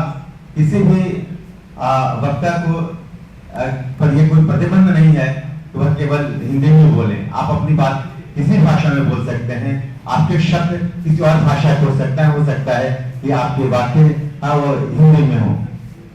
और जो श्रोता है ये भी समर्थ है, सक्षम है, ये शोधयात्री है, मैं उनसे निवेदन करूंगा कि आप पूरी विनम्रता से और बिना किसी हिचक के अपने प्रश्न अपनी भाषा में पूछें। और यह जो हमारा आरंभ है अभिनव प्रयोग, मैंने कहा, इसके पश्चात जब कभी इस तरह के कार्यक्रमों का हम आयोजन करेंगे तो इस बात का प्रयास करेंगे कि अलग अलग पृथक सत्र हमारे देश की विभिन्न भाषाओं में आयोजित हो। हमारी जितनी भी भाषाएं हमारी माताएं हैं और हमारी माताओं ने अपनी भाषाओं ने जो भी शब्द हमें दिए हैं उन्हें आत्मसात करने के लिए ये हिंदी भाषा हमेशा आगे रहेगी। हमने जब अरबी, फारसी और तुर्की के शब्द अपना लिए, हम तमिल, तेलुगु, बंगला, उड़िया के शब्द क्यों नहीं अपनाएंगे? चलिए, इस पर बहुत बड़ी बात की जा सकती है, तो हम इसका शुभारंभ करते हैं। और हमारे सामने जो है अभी प्रोफेसर अनिल वशिष्ठ कुरुक्षेत्र विश्वविद्यालय यहाँ उपस्थित है, मेरे मित्र, और भी जो वक्तागण हैं वह हैं। और चूंकि समय का अभाव है, इसी से मात्र 15 मिनटों में अपनी बात कहने का यहाँ मौका दिया जा रहा है। सबको विदित है कि 15 मिनटों में जो है एक शुद्ध पत्र की पूरी बात कर पाना मुश्किल है, फिर भी सब लोगों ने प्रयास किए हैं और सफलतापूर्वक। अतः अभी जो है 10:30 बजे जो मुझे पत्र में ये जो मुझे प्राप्त हुआ है, इसमें लिखा प्रोफेसर अमित सेठिया जो बोलेंगे consistency analysis of Haar wavelet collocation method for general nonlinear optimal control problem with AUV path planning problem. मेरे हाथों में उनका परिचय नहीं है, मैं उनसे निवेदन करूंगा कि बिना किसी हिचक के अपने बारे में कुछ बताएं, क्योंकि जब कभी हम आपके व्याख्यान की चर्चा करेंगे तो आपका नाम लेना हमारे लिए आवश्यक होगा। तो हमारे स्मरण के लिए आपका और आपके कुछ व्यक्तित्व का कोई अंश हमारे स्मरण में होना बहुत आवश्यक है। अतः आपसे निवेदन है, आप जो है अपना व्याख्यान आरंभ करें और थोड़ा परिचय देने के साथ। So, thanks a lot to Professor S.K. Pandey as well as that Professor Rajesh Kumar Pandey for giving me that opportunity of presenting a talk over here. Myself, Dr. Amit Setia. I am working as a associate professor at the Department of Mathematics, BITS Pilani, KK Birla Goa campus. So today I would like to present the seminar on the talk. The title is Consistency Analysis of Haar Wavelet Collocation Method for General Nonlinear Optimal Control Problems with AUV. That is, AUV means Automated Underwater Vehicle Path Planning Problem. So this first, this is the outline of my presentation. I'll give that very brief literature survey. After that, I'll give the small introduction of that basic terminology associated with this talk, the multi-resolution analysis, Haar wavelets definition. After that, the function expansion with the wavelets, the space which will be required for that some analysis, and after that, I'll introduce the optimal control problem and the corresponding discretized problem, and feasibility and consistency theorem, how that will be those will be helping, that also we'll see, and in the end I'll take some numerical examples to illustrate the methodology. So there is wide literature available with respect to the Haar wavelets, its numerical methods, as well as the optimal control problems. So over here, definitely that much time is not there that I can cover this in detail. So I'll briefly mention some of the papers which may be useful for this present discussion. So first, that is the Mashadi and Mazidi. So they have proposed the global optimal path planning of an autonomous vehicle for overtaking a moving obstacle. So, and likewise, Morteza and Nazami, they worked on the Haar wavelets based optimal control problem for the path planning in the presence of the moving obstacles. So same way, there are so many researchers are there who have been working in the area of the Haar wavelets as well as the optimal control problems. So I'll not go in much details of these. So I'll directly come to the topic. So some basic definitions which will be helpful. So first is the multi-resolution analysis. So multi-resolution analysis of the Hilbert space L2R via the sequence of closed subspaces Vj of L2R can be defined by the following 5 axioms. What is the first axiom? The first axiom gives the nested sequence of the subspaces which is denoted over here that Vj is subset of Vj plus 1. So over here that is V0 is a subset of V1, V1 is a subset of V2. So likewise there is a nested sequence of subspaces. And second axiom says that we can go from V0 to Vj by simply the translation, by simply the scaling of the that phi t. So if phi t belongs to V0, if and only if phi, the scaling factor over here 2 to the power j into t, that will belongs to Vj. So third postulates or third axiom says that the intersection of all these Vj's is 0, that is a 0 vector. Fourth postulate says that the union of all these spaces Vj is the L2R. That is basically this union is dense in L2R. So we can approximate any function in the L2R with the linear combination of the elements in this Vi's. And the last property, last axiom says a scaling function phi belongs to V naught with a non-zero integral exists such that the collection phi t minus n, where n belongs to z, is an orthonormal basis of a V net. That is, for the scaling function, if we are taking that its translation, then it forms the orthonormal basis for the V naught. So this is that the multi-resolution analysis. So we'll see that how it helps. So the Haar wavelet is that very simple piecewise function. So piecewise continuous function that is denoted over here h naught t. It is 1 over the interval 0 to 1 and it is 0 elsewhere. So this is basically the scaling function here, which it is denoted over by the phi t in the multi-resolution analysis. So this scaling function, which is defined over here as h naught t, this generates the MRA, that is the multi-resolution analysis. Once it generates the MRA, that is it satisfies all the properties and that the corresponding spaces are generated, then there exists that h1t, which is called as the mother wavelet. And how the mother wavelet is defined? It is again a piecewise continuous function. It is t when t belongs to 0 to half, it is 1, and when t is half to 1, it is minus 1, and elsewhere it is 0. So h naught t one can consider as the father wavelet, h1 t is called as the mother wavelet.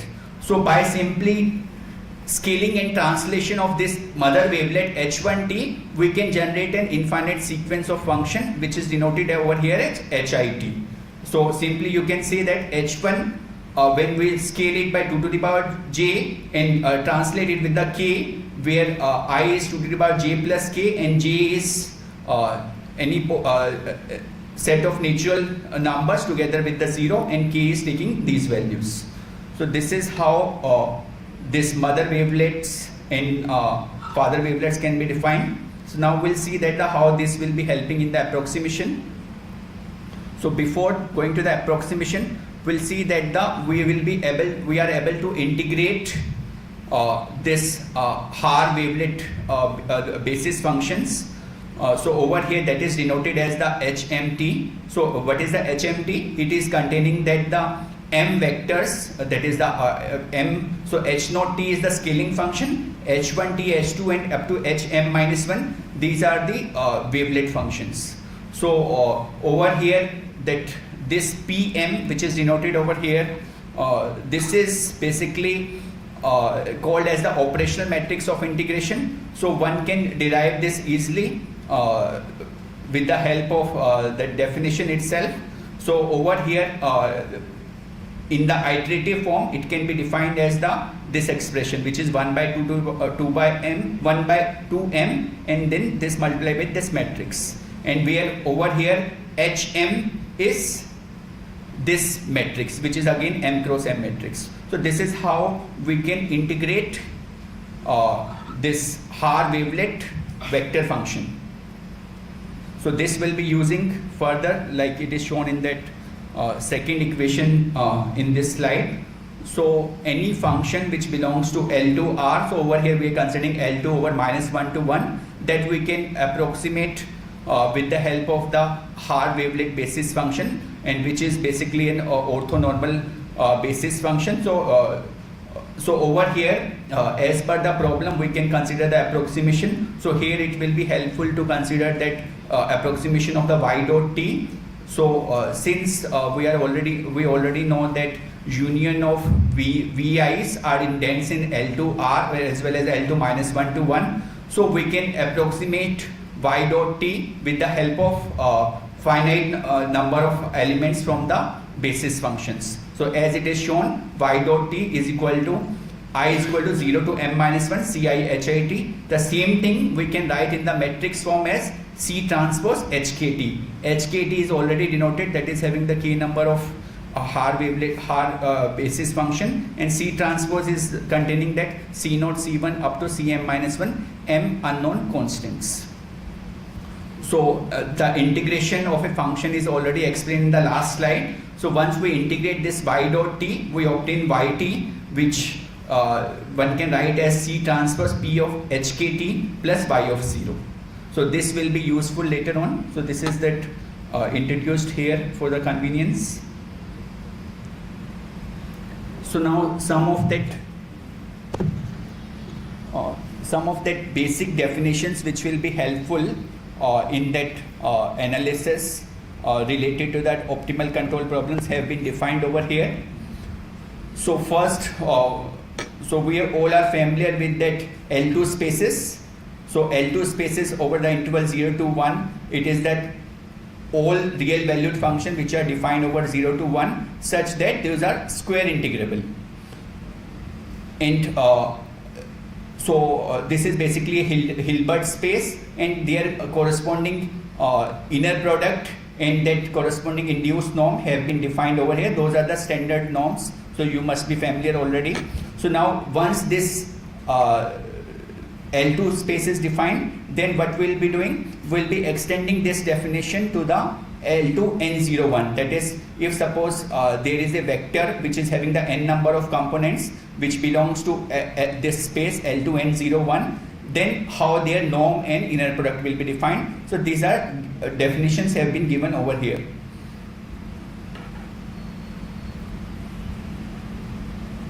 So these will be using further. So now this is one of the existing result in the literature.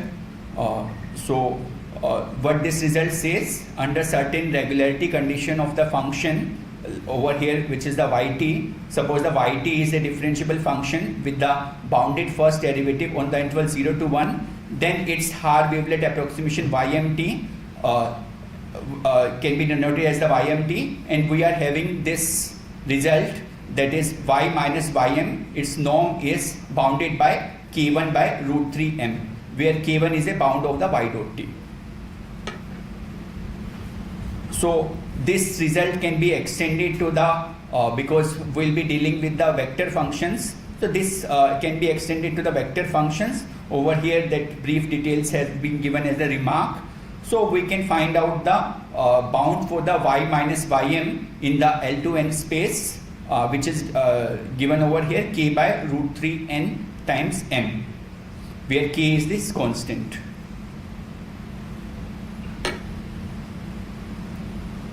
So this is like trivially follows from that last result.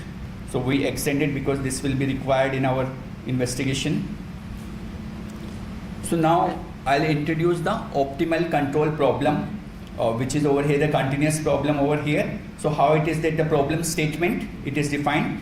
So find the state function x belongs to L2 nx01 and the control function u belongs to L2 nu01, which minimize the cost functional, which is denoted as g of xu is equal to 0 to 1 fxu plus e of x0 comma x1.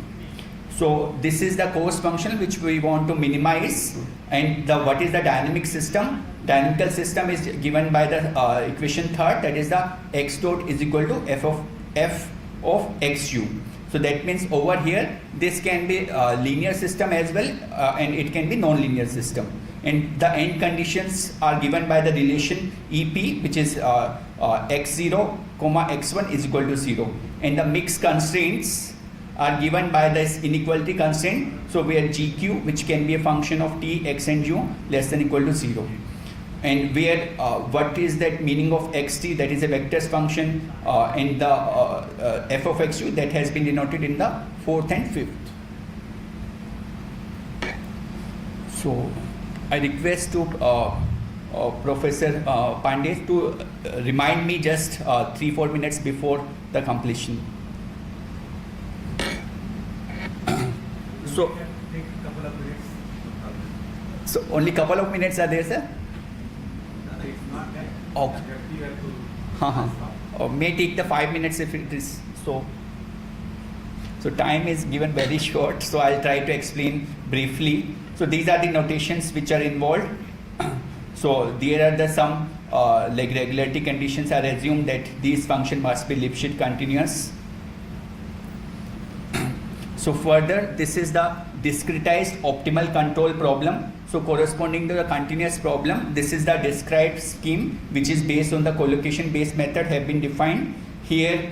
So when we use the approximation xm and um corresponding to that state function as well as the control function, this is how that the cost functional can be defined, and further the dynamical system can be written in the form of the inequalities, and this is the that endpoint conditions and further the inequality constraints. So this is the how that corresponding to the continuous problem we can define the discretized optimal control problem.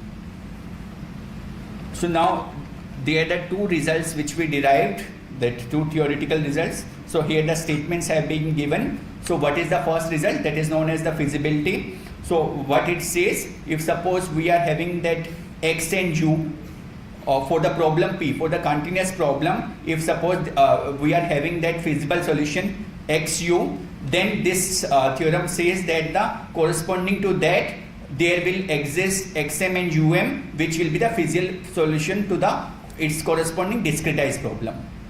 So this is the feasibility theorem, and this we derived, and then there is the consistency theorem. What this theorem says that if suppose we are having that approximate solution denoted as the xm star um star for the discretized problem pm over here, and further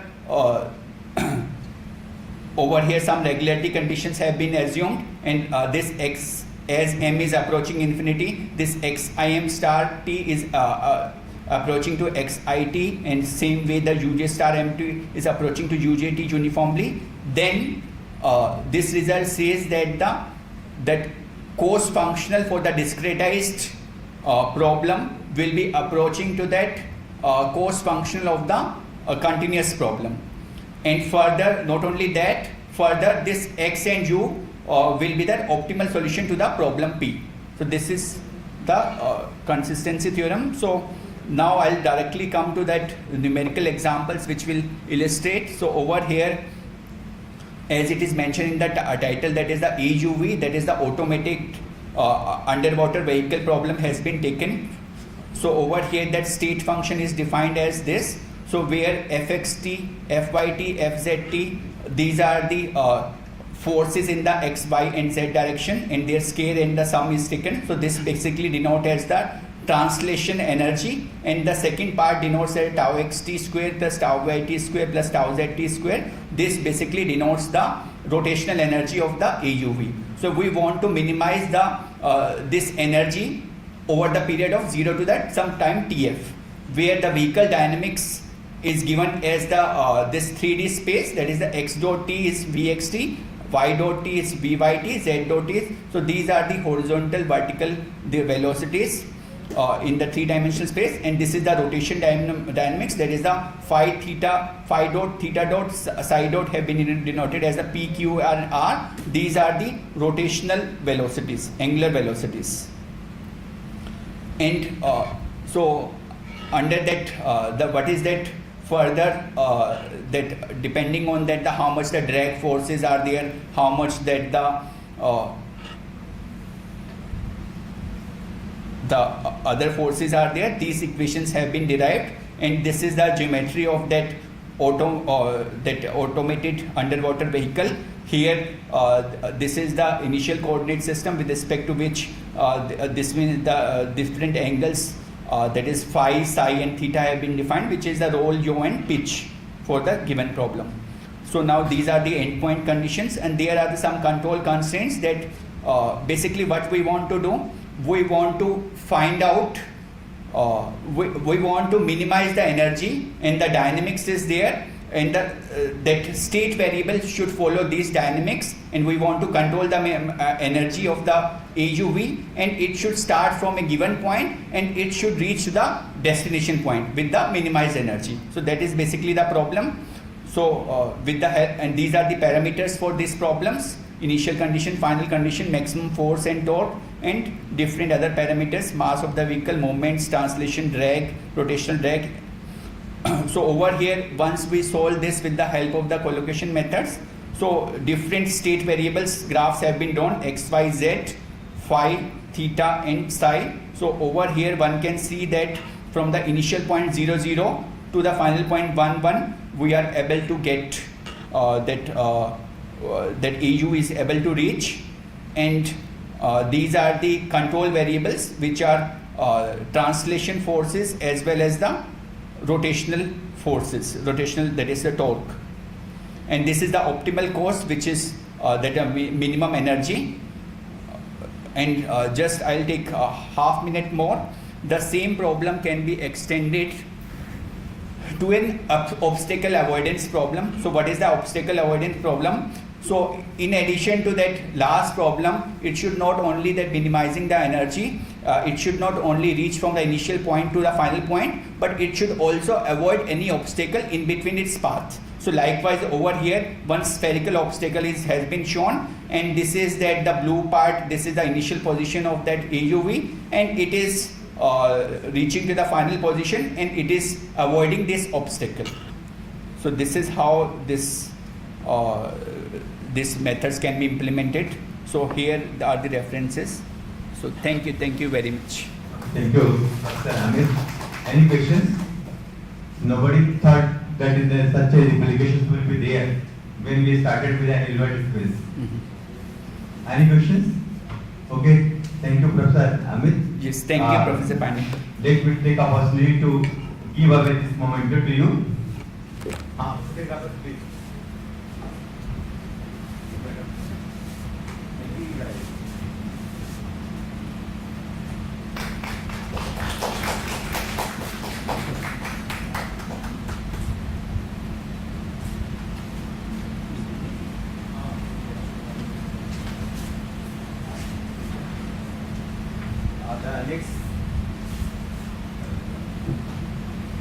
The next speaker with us is Dr. Ashish Pathak from Department of Mathematics, Kashi Hindu Vishwavidyalaya.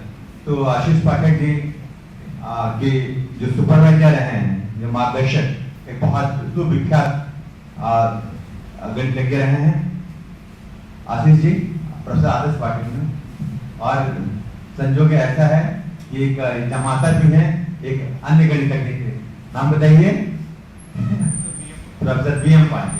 तो professor BM Pandey मेरे हमारे गणित विज्ञान विभाग के professor हैं, अभी वो उन्होंने मतलब उनकी सेवा भी यहाँ समाप्त हो गई है, अवकाश प्राप्त है। तो मैं भी आशीष पाठक जी से आग्रह करूंगा कि आकर अपना व्याख्यान दे दीजिए।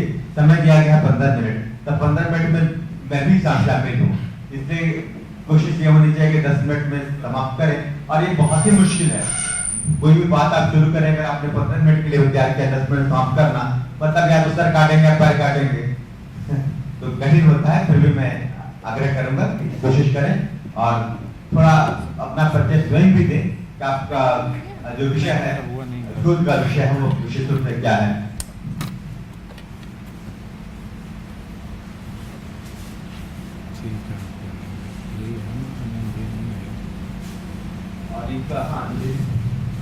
और इनका ये जो है, इस पर ये बोलेंगे, वह है characterisation of global wave front by using wavelet transformation and its application. तो वेवलेट ट्रांसफॉर्म और उसके एप्लीकेशन पर इनकी बात होगी।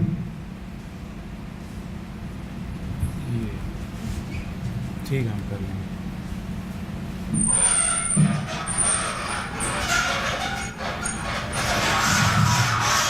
First of all, I would like to thank to organizer to give me opportunity to present my works in this such a nice conference, and also thankful to Professor S.K. Pandey sir to introduce me.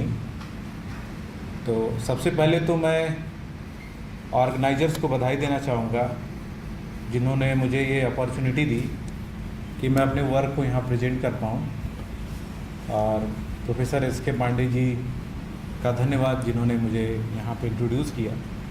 Today my topic is characterisation of global wave front set by using wavelet transform and its application. तो first of all, what is the wavefront set? Okay, I can explain on the board. You can listen me. All of you?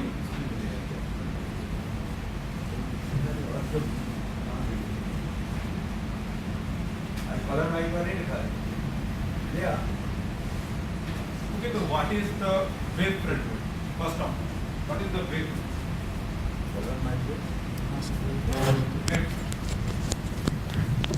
Okay. Actually, you know the differentiability.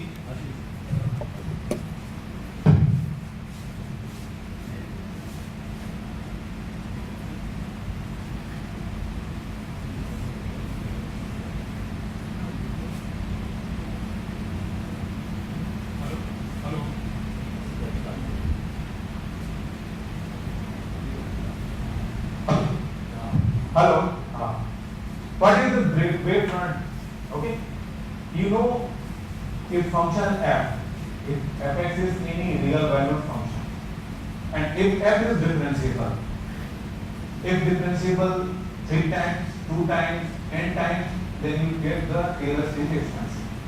Okay. And if fx is complex valued function, then you can write the Taylor series expansion again. Okay. And if function is not differentiable at any point, you cannot write down the Taylor series expansion of this function.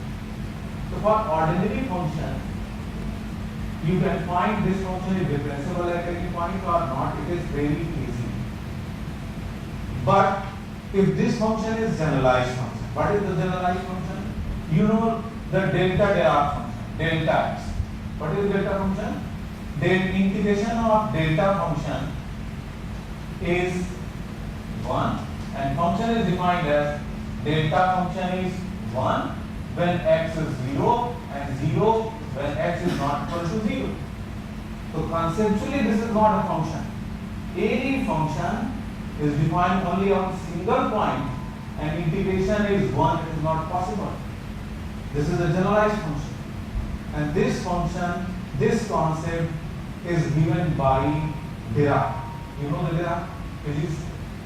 For defining this function and develop the theory of distribution, Lawrence Schwartz got the fit medal for the developing of the distribution theory. Okay. The main problem is here, if this is not a function, how we get the singularity of this function? For this function it is okay. You know that it is Taylor series expansion. So by using Taylor series expansion, you can find the singularity of this function. But here is the problem: you cannot find, because this is not a function. You cannot write down the Taylor series expansion of this function. Okay, आप इसका Taylor series expansion नहीं लिख सकते, तो आप इसकी singularity नहीं निकाल पाओगे. So this is the problem: how to find the singularity of generalized function. Okay.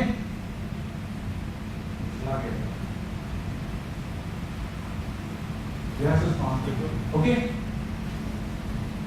So very simple concept is, you know the relation between the Fourier transform. What is the Fourier transform? Fourier transform of any function f is defined as integration e to the power minus I omega x, okay, fx dx, provided this integral is exists. Okay. If you find the Fourier transform of function df by dx, that means derivative of f, you got, this is a very basic result. I omega f hat omega, where f hat omega is nothing but the Fourier transform of f. Okay. If function f is differentiable and Fourier transform is exists of this derivative, so this is equal to this I omega. Suppose this is existence, this is finite. Existence का क्या मतलब? This is equal to a number less than infinity. If this exists, this is also exists less than infinity. Simple. Okay. So there is a connection between differentiability and Fourier transform. What is the connection? Suppose function is differentiable and Fourier transform of differentiable function is exists. Then I omega f hat omega is also exists. This implies that if f hat omega is dominated by mod omega to the power minus. That means Fourier transform is rapidly decreases at the infinity. This is the concept behind Wavefront set. That means if function is differentiable, simply we can say that Fourier transform decay at the infinity. And vice versa. And conversely, if Fourier transform decay at the infinity, function is differentiable. That means there is a characterization of differentiability with the help of Fourier transform. Fourier transform की वजह से हम ये देख सकते हैं कि function differential किसी पॉइंट पर है कि नहीं. ओके, तो मोटिवेशन कहां से लेंगे? Motivation is come from the classical theory. This is the classical. Classical means this is the ordinary function, not the generalised function. Okay, तो what is the here wavefront set? Wavefront set is nothing but pairwise. This is the singular point of function where singularities are there, and direction. This is the singularity in which direction, किस direction में occur कर रही है, this collection is known as the wavefront set. Okay, so motivated by classical theory, we can define the differentiability for generalized function. If generalized function, Fourier transform of generalized function is dominated by mod omega to the power minus. That means the Fourier transform of function decay at the infinity. We can measure the differentiability by this condition. This concept was first observed by Harmander.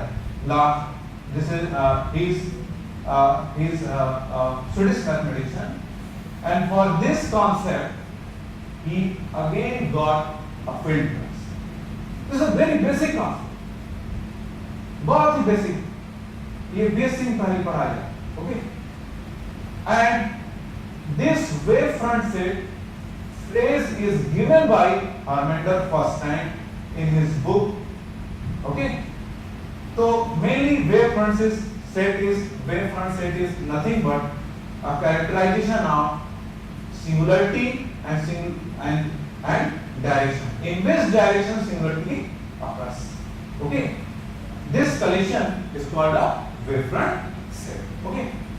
Oh, and we know that the wavelet transform is nothing but an advanced version of the Fourier transformation. Okay, this gives the local information. Okay, local time frequency analysis. These are the outline of my presentation. In 1970, Harmander created the phase wavefront set. I've already explained what is the wavefront set, and so many authors working on this area, how to characterize the wavefront set by using different transformation which are useful in time frequency analysis, such as Fourier transformation, wavelet transformation, short-time Fourier transformation, Stochastic transformation, window transformation, Gaussian. So many transformations are connected with the time frequency analysis. So by using this concept, this simple concept, okay. So basically,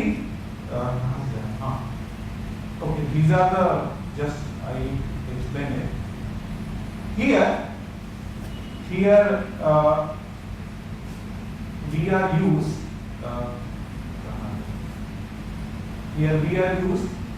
a special type of wavelet transformation. What is the specialty in this transformation? Actually, wavelet transform has only two parameters. In wavelet transformation, W psi f AB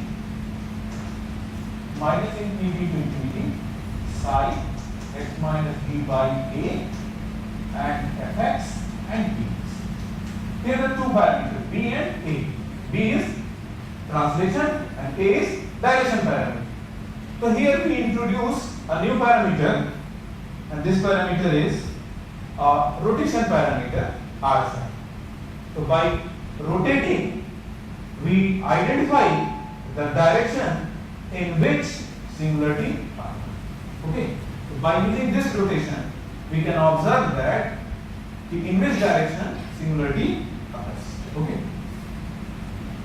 So what is the ultra distribution? Ultra distribution is nothing but a complex valued infinitely differentiable functions on Rn defined in the job space where the following certain conditions are satisfied, and we know that the dual of the job space are said to be ultra distribution, and the Fourier transform of ultra distribution is again ultra distribution. Generalization of Sobolev space. Generalization of Sobolev space is if any function satisfies this condition, then we can say that in f in generalized Sobolev space, and this is denoted by this notation. Okay. So by using wavelet transformation, we characterize wavefront set, global wavefront set. This is also called ultra distributional wavefront set. Here you see that the ultra distributional wavefront set is denoted by W f. This is subset of Rn plus Rn. Is the complement of set of micrototal regular points where x naught means singular point and zeta naught means in which singularity, in direction in which singularity occurs. So here we characterize if x naught, xi naught, not in the wavefront set, if and only this condition is satisfied. This condition is satisfied.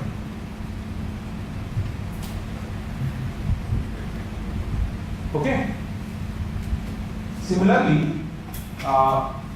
the generalized Sobolev wavefront set is given by notated by W f small w if x naught xi naught not in Sobolev generalized Sobolev wavefront set if and only if this condition is satisfied. Okay.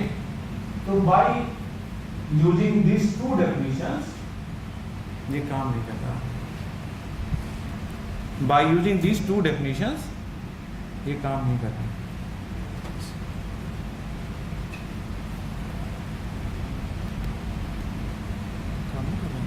देखिए नहीं कर इसी तरह.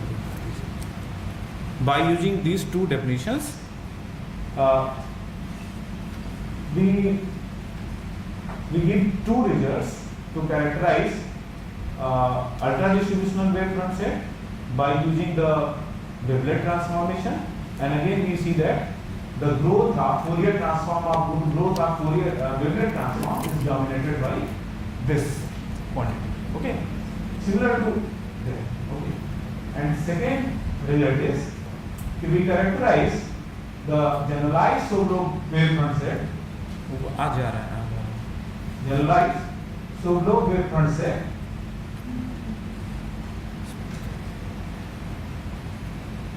इसको बड़ा कर दीजिए, हो तो रहा है अभी. ठीक है.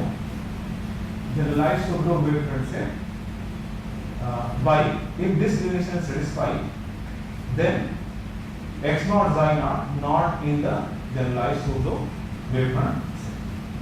So here we consider first example. Suppose delta with the delta Dirac distribution, and we know that when delta Dirac distribution operated on phi, this is delta evaluate phi at the origin. Okay, where phi in capital DR2. What is the capital DR2? Capital DR2 is collection of infinitely differentiable function, and this DR2 is said to be a test function. This is called a test function. Okay.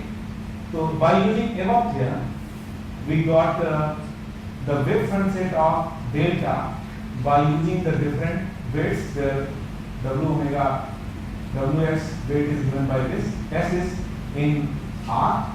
So if we use the theorem, we get the wavefront set.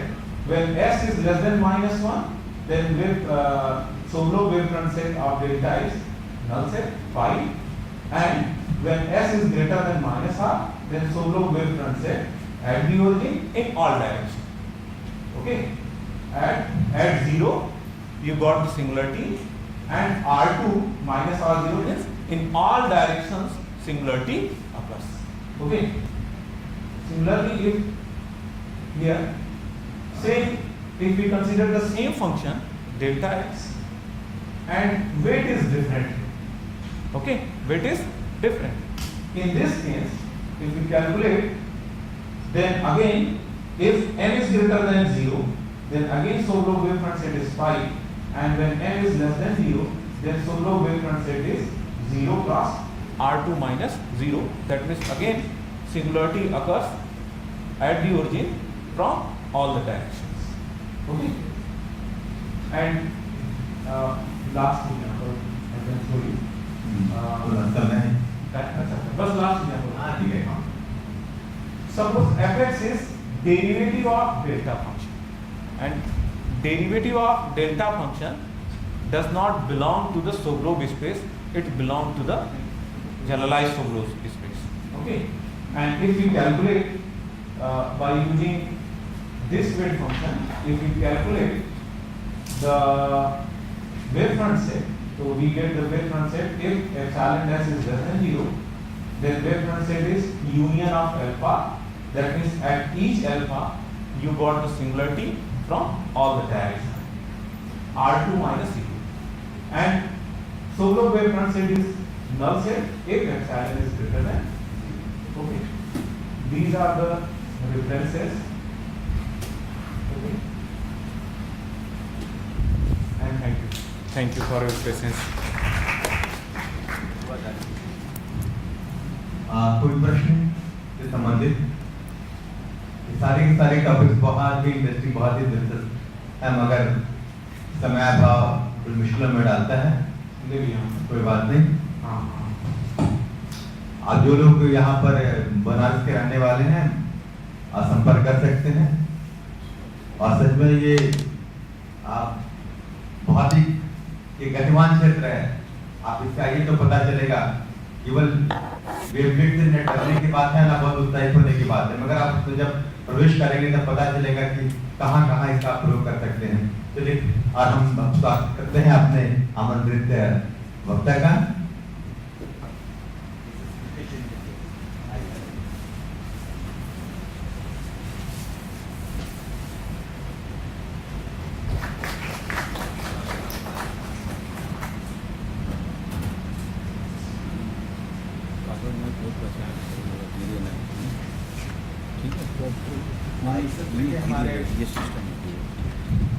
इस सत्र के हमारे जो आमंत्रित वक्ता हैं, उनका नाम है प्रोफेसर श्रीधर राव गुणकला। आप वेस्ट इंडीज से आए हैं अभी? चलिए, आप वेस्ट इंडीज से आए हुए हमारे प्रोफेसर गुणकला, और आपके नाम से लगता है कि आप तेलुगु जानते होंगे। तेलुगु? हाँ, तो आप याद है, आप भूल गए? अच्छा, अच्छी बात है कि वेस्ट इंडीज में रहने के बावजूद तो याद है। तो आपको तो ये मालूम होगा ना कि माँ तेलुगु तल्ले की मतलब दंडा क्या मतलब होगा? हाँ, तो देखिए, हम लोग तेलुगु बहुत नहीं जानते हैं, अभी लोग हिंदी सीखने का प्रयास कर रहे हैं ना। हाँ, इस बात में बता दो, माँ तेलुगु तल्ले की मल्लिका डंडा, चलो हम अपनी माँ तेलुगु को मल्लिका मतलब बिल्ली की फूल की माला से सजाएं। आइए देखते हैं कि आप क्या सजाते हैं। तो गुणकला साहब, अब आइए जरा अपना व्याख्यान दीजिए।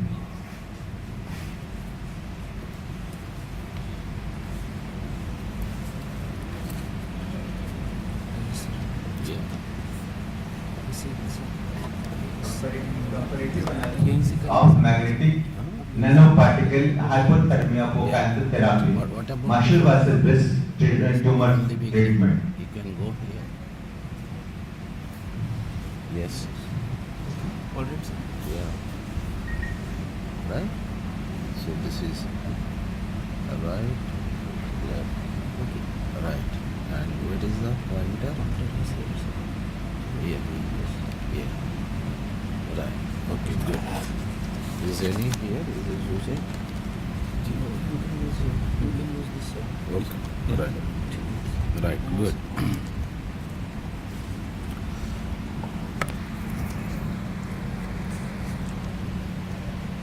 So good morning, and first of all I would like to thanks to the organizing committee RAAM 2024 and Professor Pandey.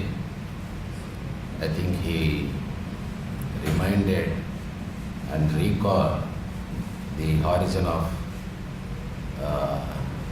India. So really I appreciate and thank you, sir.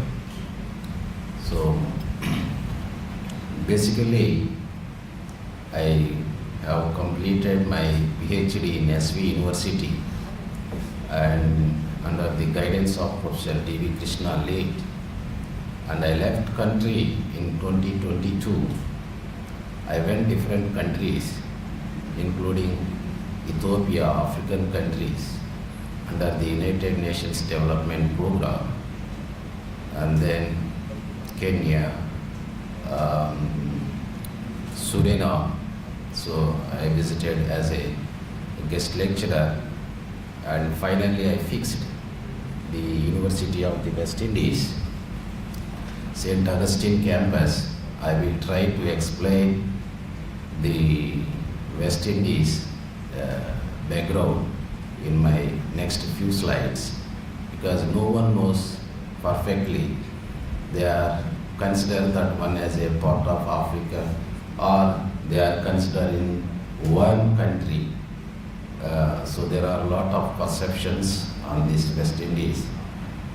I will try to explain few slides before starting my talk. So this is basically my talk. It is a part of two funded projects. It started from 2020. Recently we completed second project 90%, only 10% is remaining. So I may complete that the remaining part. So there are all collaborators including our IITs, NITs and South Africa and US. So there are variety of collaborators in our two projects, but I extract some few important impact parameters on those two projects, right? So this is what I am living here, Trinidad and Tobago. The flag is three colors. Of course, it is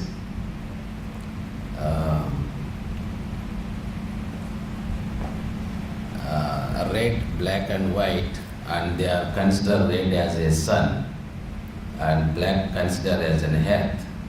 That is for the indication for the dedication, and red indication for the sun, right? That is the symbolism of the courage, and the white is the pure and equality. It looks like water. So it seems to our Panchabhuta, right? So of course this is the under rule of the British government, and they got a independence 1962 August 30, and they are independent. This is one of the country island in West Indies. The original you can see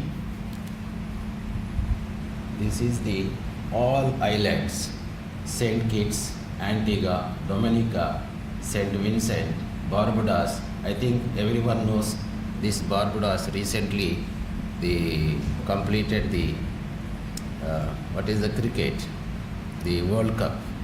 So this is the place of the Barbados, this is Grenada, and this is the Trinidad and Tobago. So at least there are 14 to 15 islands. Our university is a regional university. There are 5 campuses. One of the campus is St. Augustine, and there is another campus in Barbados, but there is another campus that is in Jamaica, but it is not part of the Caribbean. Not West Indies, but it is a part of the Caribbean. Because of the Caribbean Sea, we call it a Caribbean Islands. Okay, so that is the brief history. I am telling why I am explaining this one. I don't know, this is one of the proposal next 2025 RAAM. So that's why I would like to explain briefly why I am going to present, for at least getting some minimum idea, right? So this is island.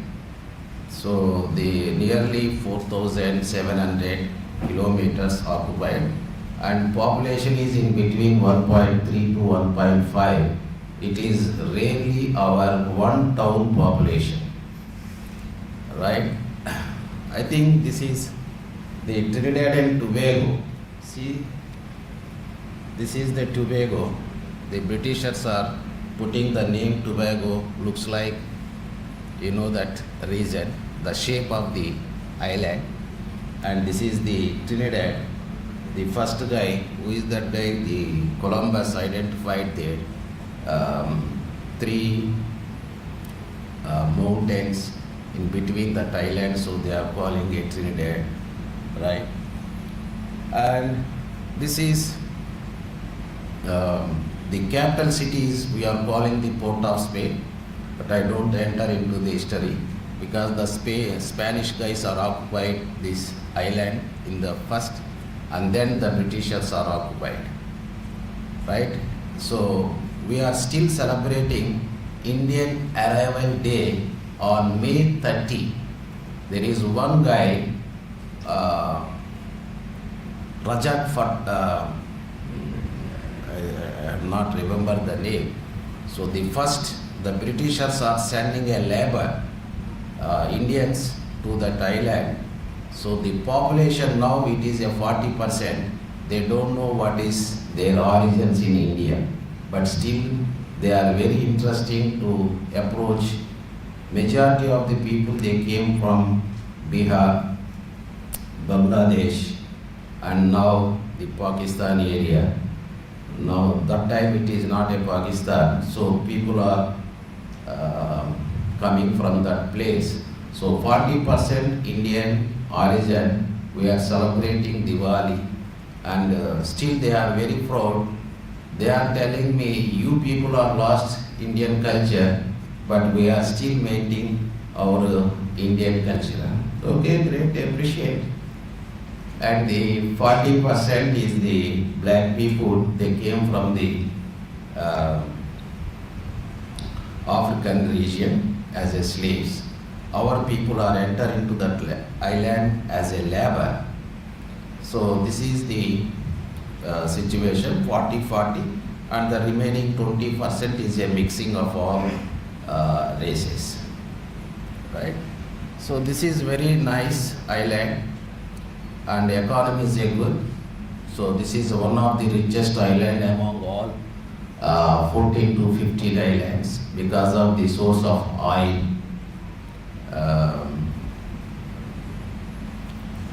And there is a variety of cultural diversity because of the combination of Indians, Africans, etc. But there is a familiar festival they are celebrating, that is a carnival. Carnival, like our, I think the celebrations at the time of Shivaratri, it is also same the time, just 1 or maximum 5 to 7 weeks after our Shivaratri or before Shivaratri, they are celebrating the carnival because of the cultural diversity of this world. So there is variety of dancing. So in that one, see, there is so-called chutney. So that is a mixing of a different dance performance, right? So this is natural attractions. There is a variety of still natural resources.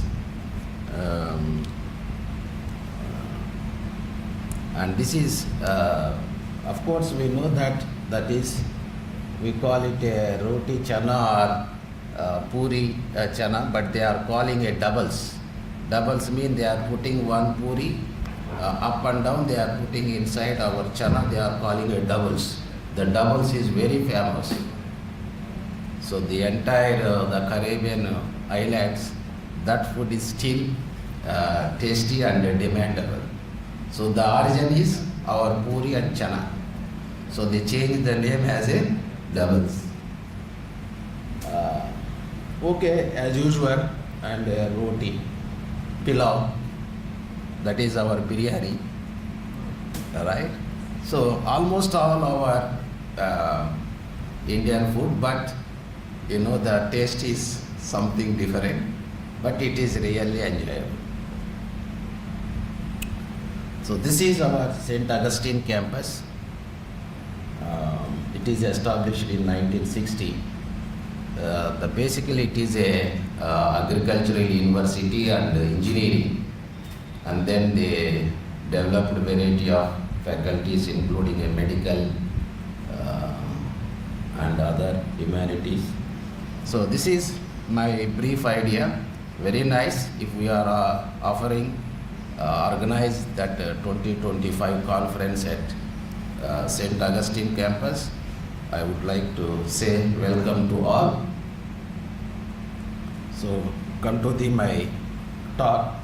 It is, I told in the beginning, it is a comparative analysis of a magnetic nanoparticle hyperthermia for cancer therapy, muscle versus breast tumor treatment. Basically this is a major two projects.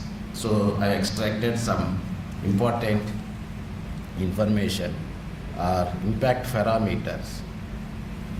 So we know that the why the cancer is a significant with respect to the health point of view in worldwide, and that's why it demanding the exploration of the innovation treatment approach. So there are variety of treatments are there, radiotherapy, chemotherapy, etc. and etc. But this magnetic nanoparticle hyperthermia, this is a minimally invasive cancer treatment that is more effective whatever the geometrically complex or the tumor is in the deep-seated places. So this treatment is a very useful and demandable approach. Basically, the hyperthermia treatment we can deliver into two types of methods. We are going to inject the nanoparticles either intravenously or directly intratumoral. So we are using two methods for different tumors. So here is, we are going to apply the oscillating magnetic field, and then it generated heat, right? So what is our major challenge? How to reduce the damage of the healthy tissue during the treatment. So when we are using the treatment for a particular tumor, there is a possible to damage surrounding of the tumor, which is the healthy tissue.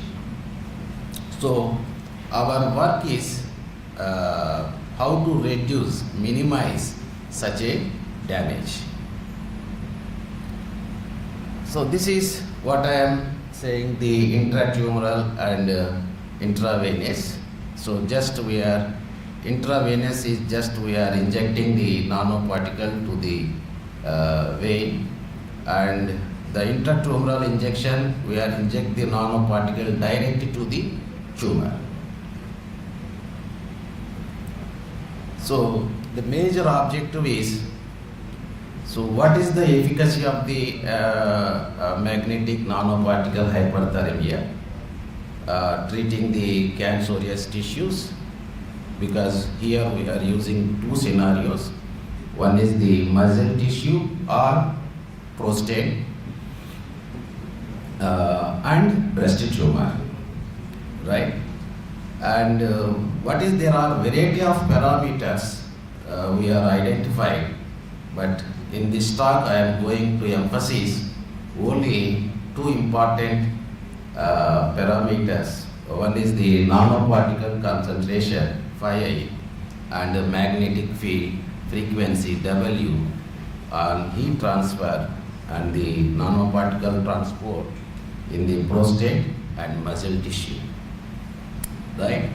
So what is our suggested recommendation for the optimizing the magnetic nanoparticle hyperthermia in cancerous muscle and prostate tissues? This will be identified at the end of the talk after seeing the results.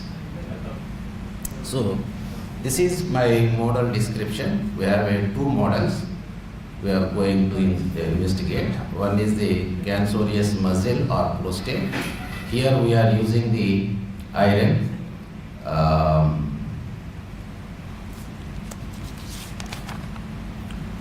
iron oxide, and the second one is the iron platinum and iron chromium, what is that one, niobium boron.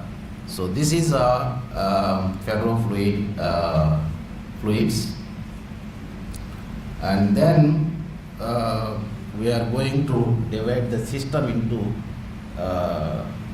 two. One is a tissue and blood vessel region.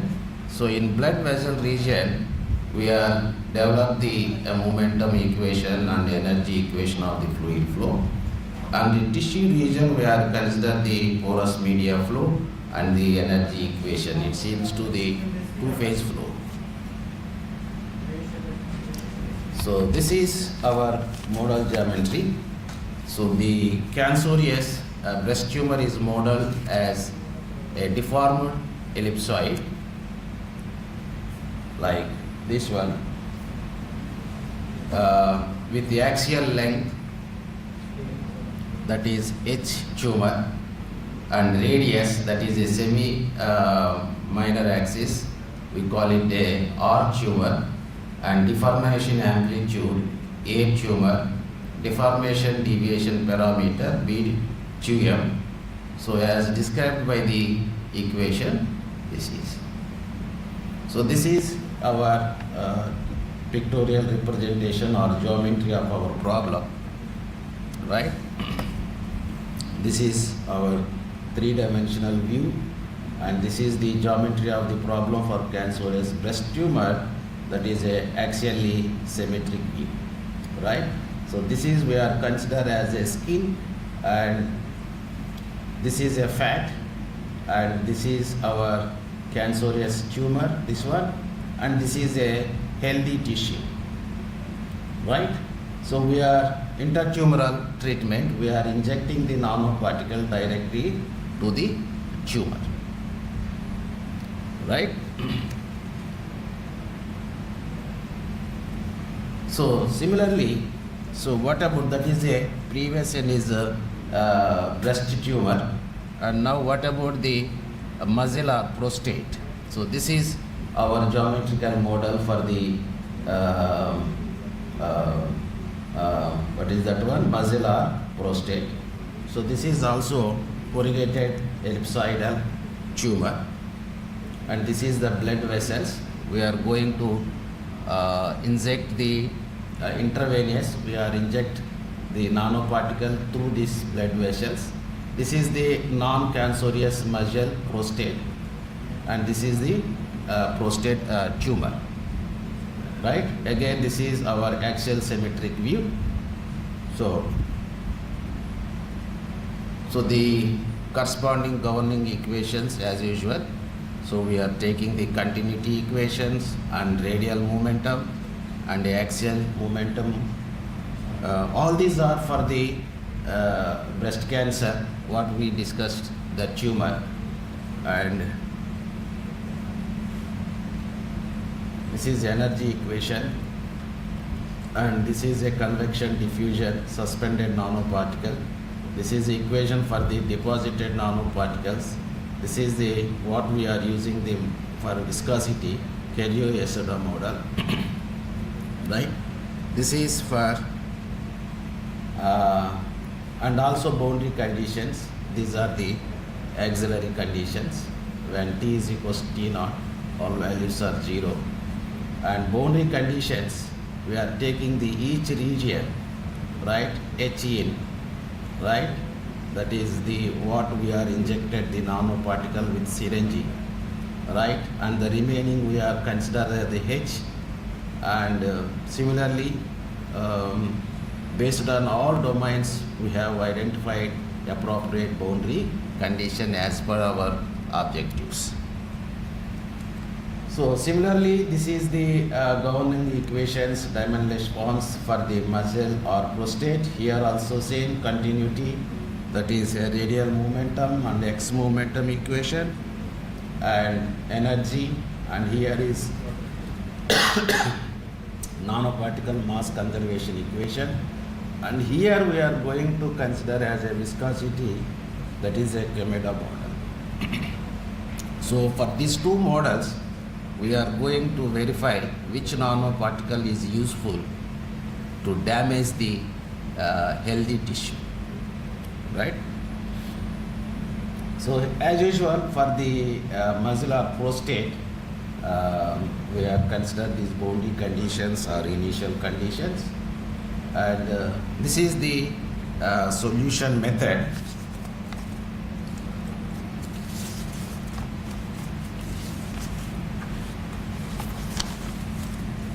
Yeah, this is what we are using here.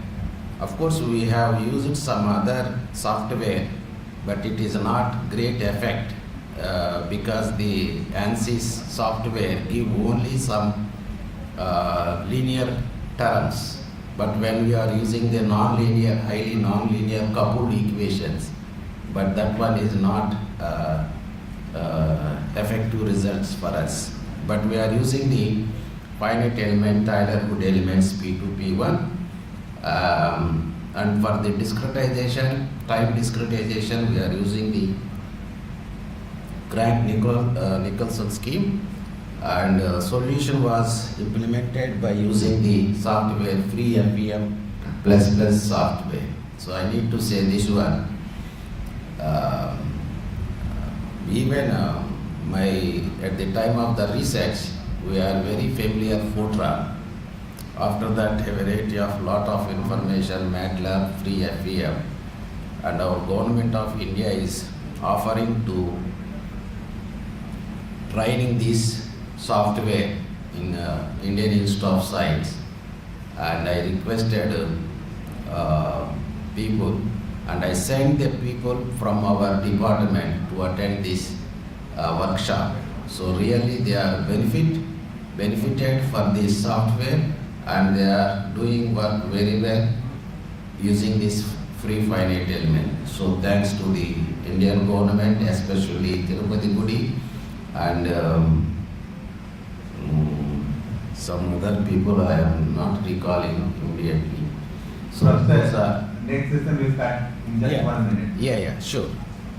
So this is the validation of the problem. So for the validation, we are going to take the independent test, grid independent test. So based on the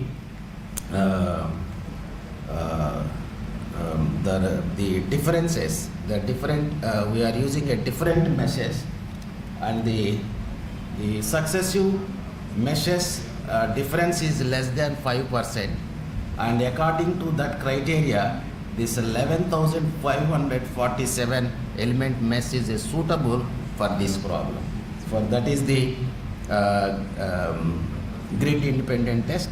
And similarly for this one, this is a 5,476 mesh is suitable according to the criteria less than 5%.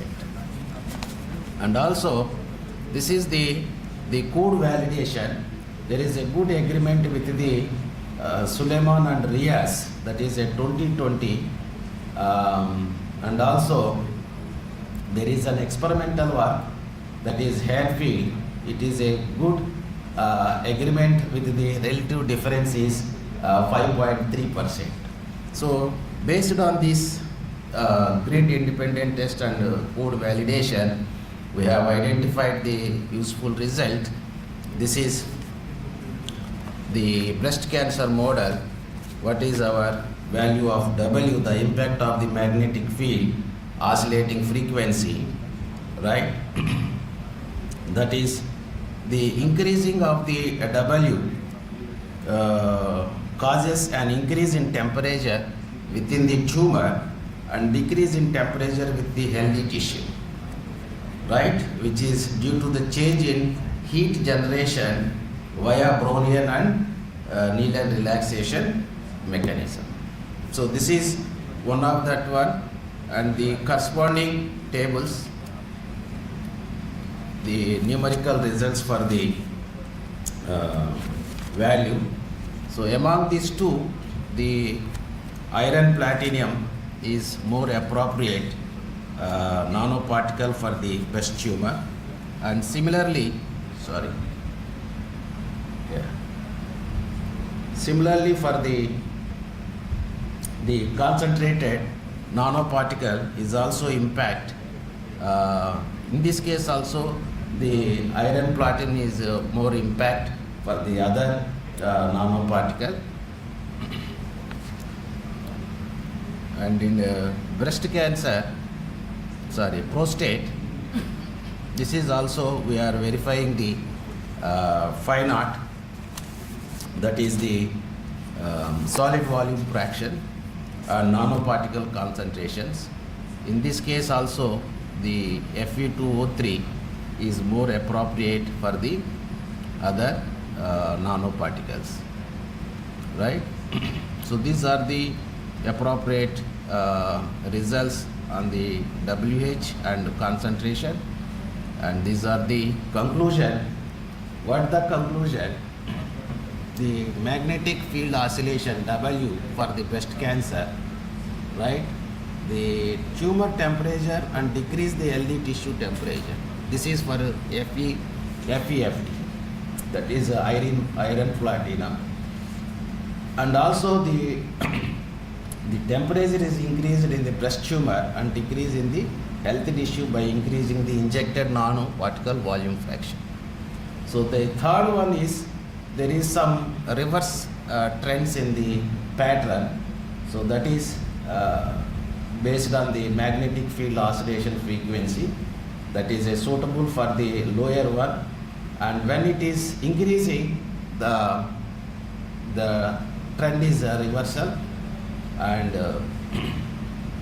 that is what is the final conclusion for the prostate. See, the oscillation frequency around 4 times 10 to the power of 4 should be used for the magnetic hyperthermia in medulla prostate. This is a good agreement with theoretically and experimentally, right? So this is, so far we published nearly 10 papers, but these are the 5 papers are more impacting, and these are the references. Thank you. Okay, thank you, Professor Munagala. Thank you, sir. गला and गोलबोल। तो और कोई प्रश्न इस संबंधित? हमें विधि से भी कैंसर पर क्वार पाने का सुझाव दिया जा सकता है। इलाज की बात हम लोग नहीं कर रहे हैं।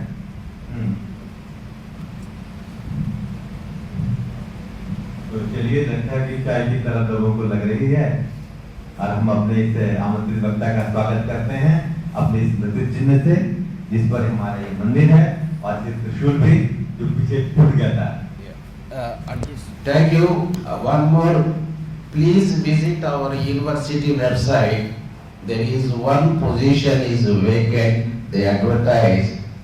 That one is the discrete mathematics. If anyone interested, please visit the website, or I send the message to advertisement to our Professor Rajesh Pandey. I think he may be circulating our group.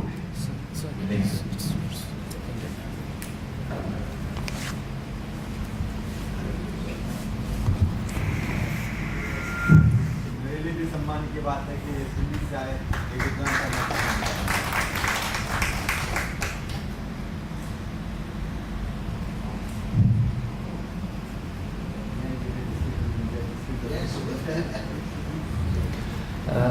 by this हाँ इस सत्र का जो है उत्थान हो रहा है और अगले सत्र के लिए अलग अलग विषय और अलग वक्ता आएंगे। so we thank you this Professor S.K. Pandey sir for heading this session. Thank you sir.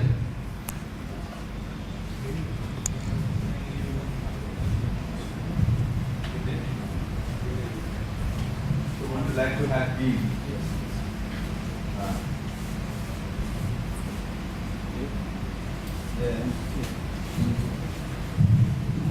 Sir, Mukul Mani Tripathi to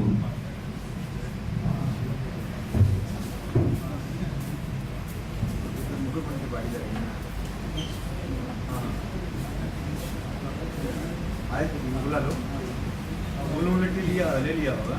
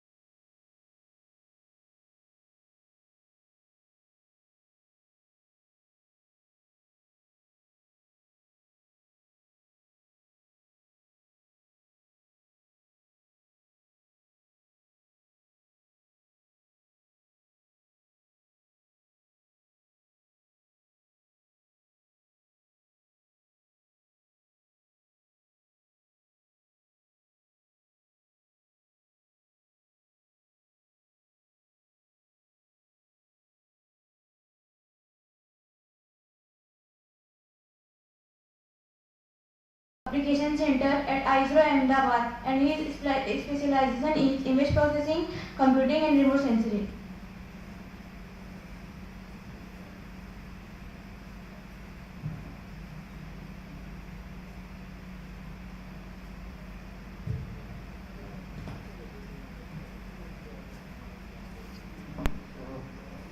Welcome you all for this knowledge series 7, and we have a talk from Professor Dr. Devendra Singh. He is a professor in the Department of Electrical Engineering, IIT BHU, and his area of interest of the distributed generation, load flow and load modeling. So may I invite you, sir, to present your talk on matched wavelets for differential protection of power transformers? Professor Devendra Singh.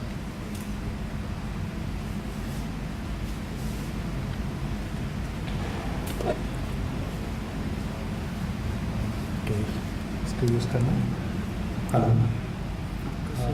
ये आया है नहीं देवेंद्र सिंह इसको download किया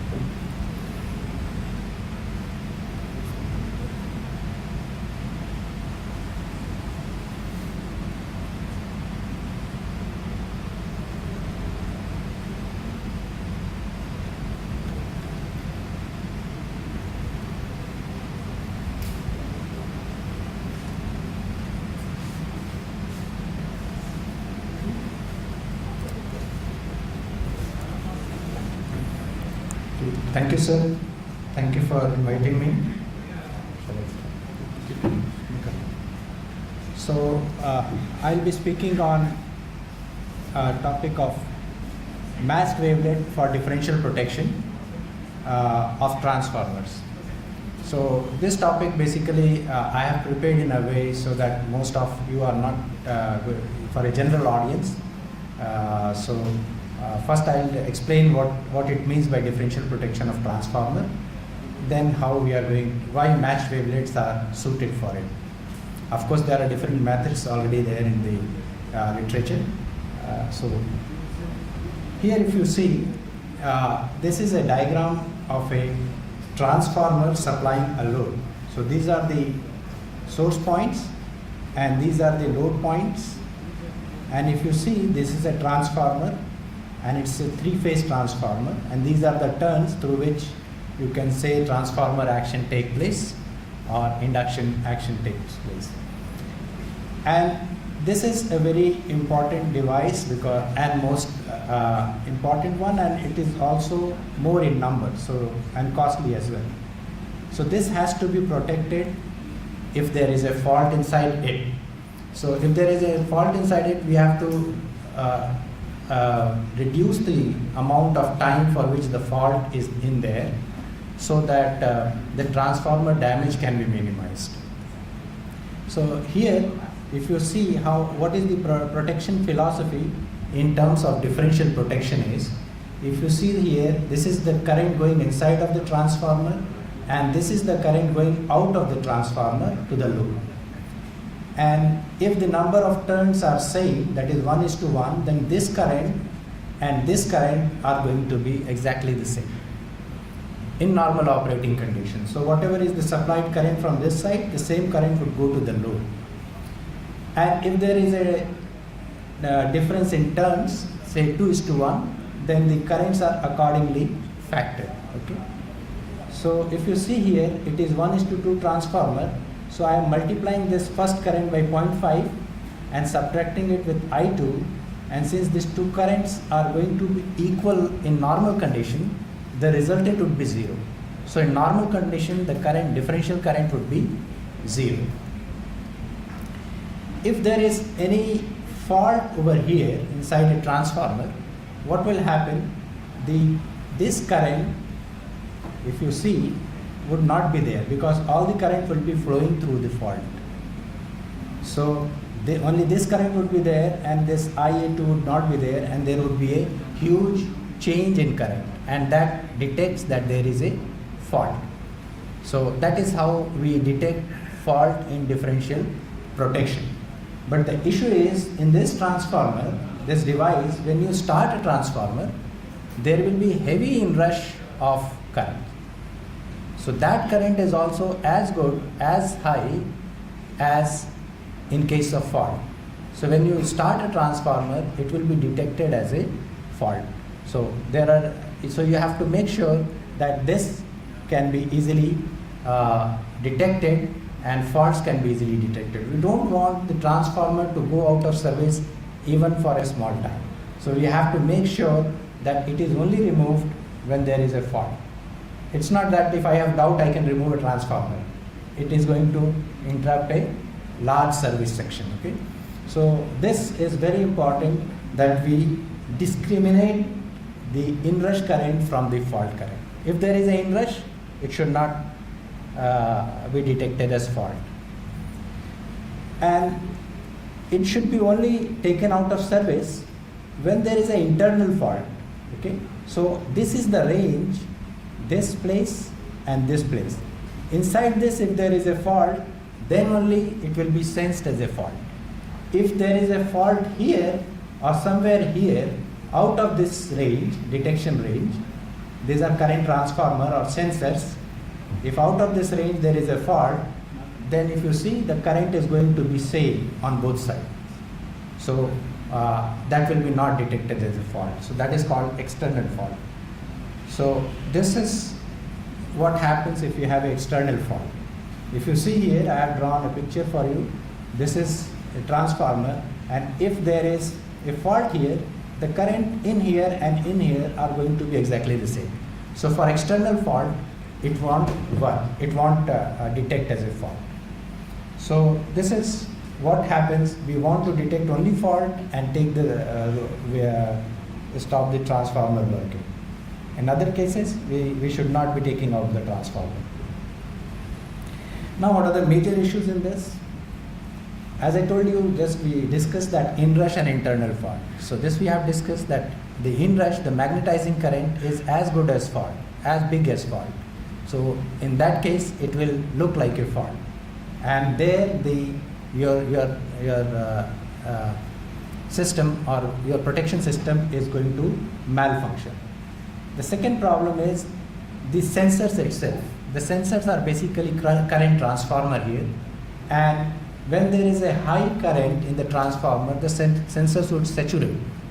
So the shapes would be very different in case of internal fault and external fault. I'll show you how this fault shapes actually look. So if you see this is what is a inrush current or magnetizing current. This is small portion of this. I am showing a red one is without noise, and the other one is with noise. So when you measure it, there would be always a noise there, and this is the magnetizing inrush current. It is of course high, and this is inrush. And if you see the fault, it's going to be fault. There could be a DC component, and if there is no saturation in the transformer, you will get a very smooth sinusoidal kind of wave in case of fault.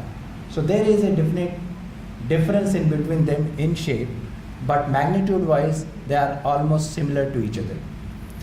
Here is again another fault, but in this case this fault is of high current nature, and therefore you are seeing that the shape is not going to be sinusoidal. It is going to be somewhat different. And here is what happens to the differential current when you are having external fault. So you can just see the shape. It resembles somehow to this, sometimes to this, and sometimes to this, and sometimes to this. I am taking a typical waveform, but this resemblance can happen, and by that the transformer protection could maloperate. So what we did is, we have to not only discriminate in terms of magnitude but also in terms of shape. So we worked on a concept called matched wavelet. The wavelets were developed so that they match with the shape of inrush and the fault current.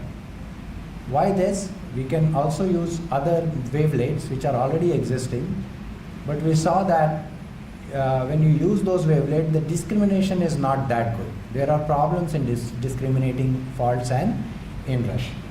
So here, if you see what do we mean by a matched wavelet, basically the shape of the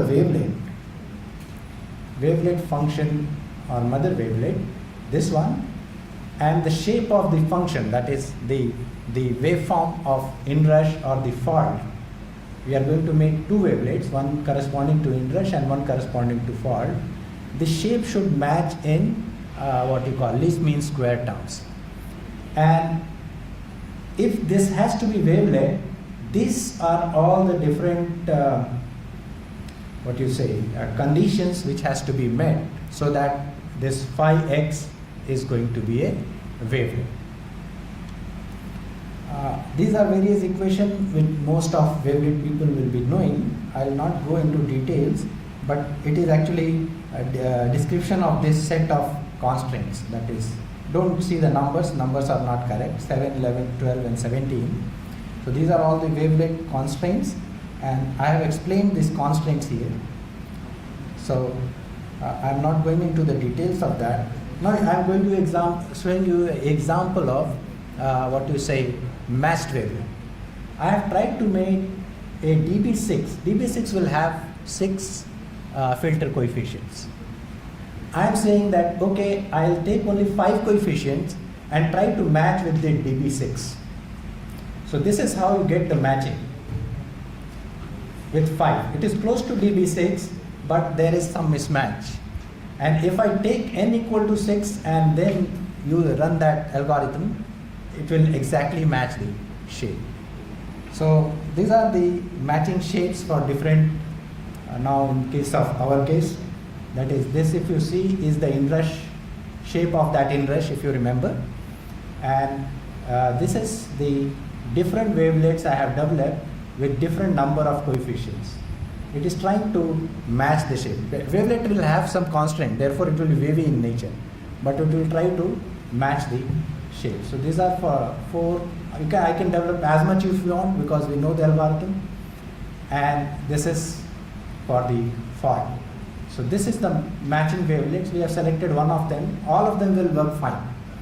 We have selected one of them here and one from here because the number of n are less, so computation wise it will be efficient.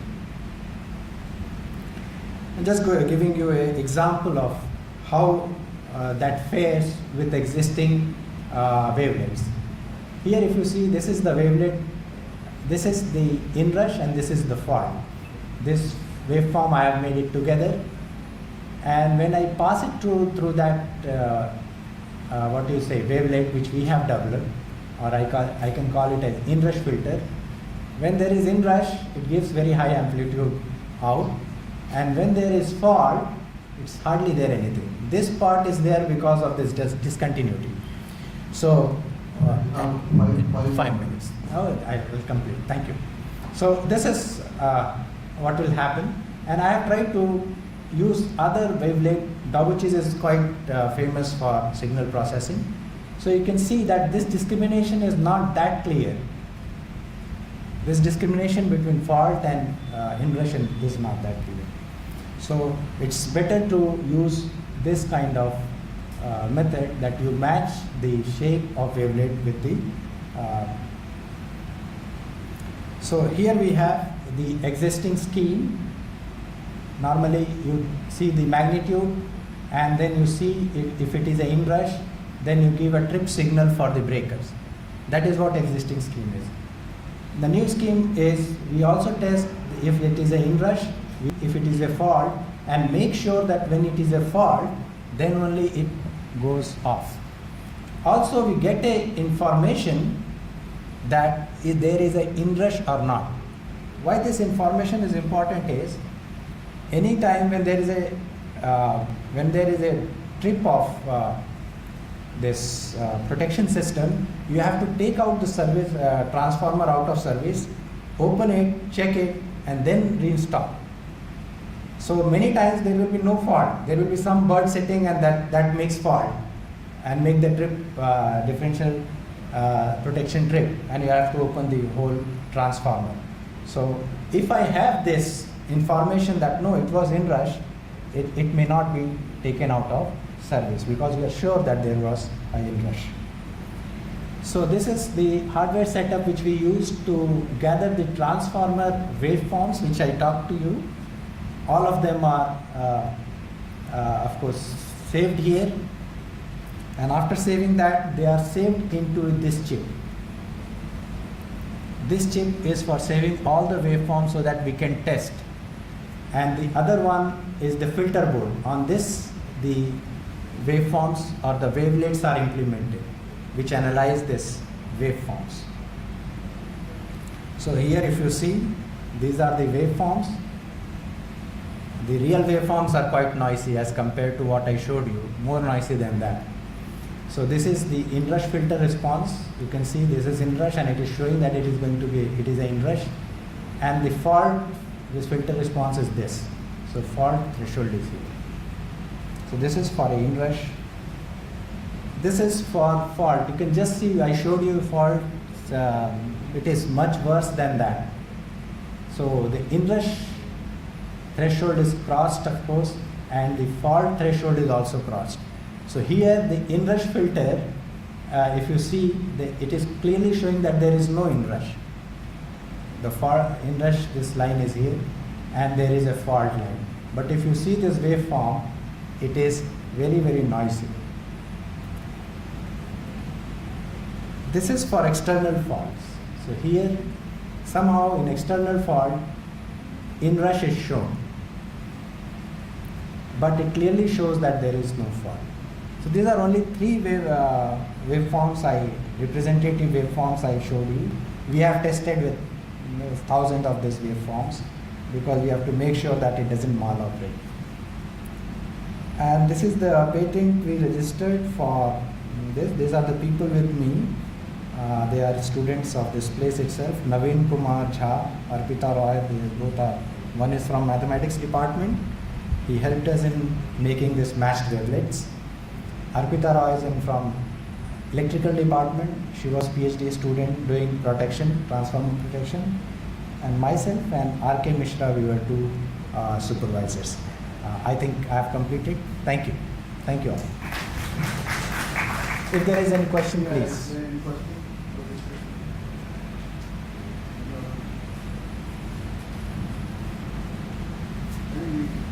Yes.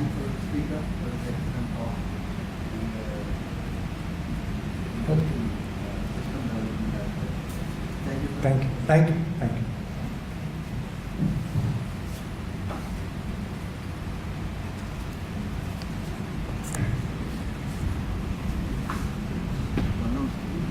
Yes. Professor S. Murthy sir.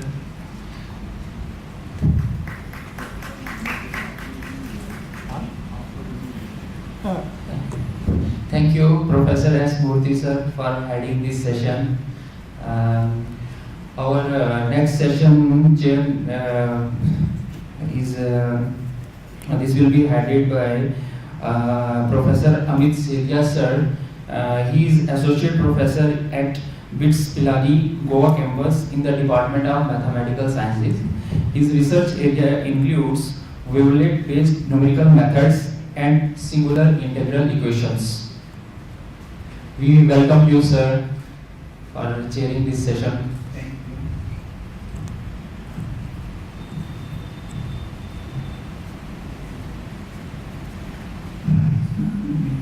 So our next speaker is Professor Hari Shankar Mathur.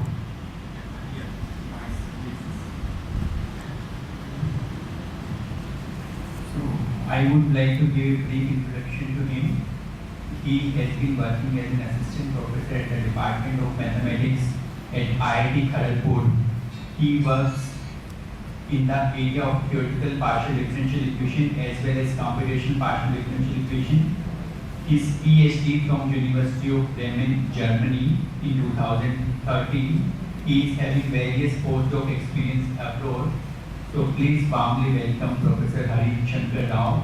Harishankar Mahato for his talk and his talk title is A Homogeneous Approach to the Effects of Surfactant Concentration and Interfacial Slip on the Flow Past Viscous Flow.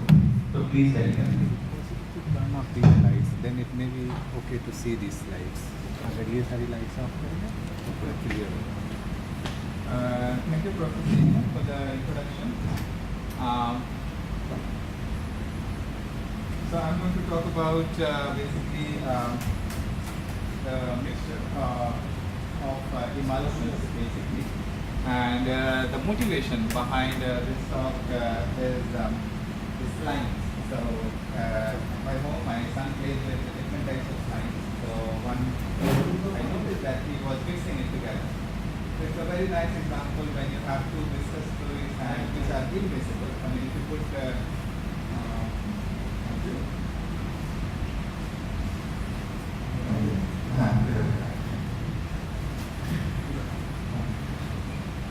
so initially they are invisible. If you put one fluid on top of another, they are invisible. But if you try to mix them together, then it forms an emulsion, right?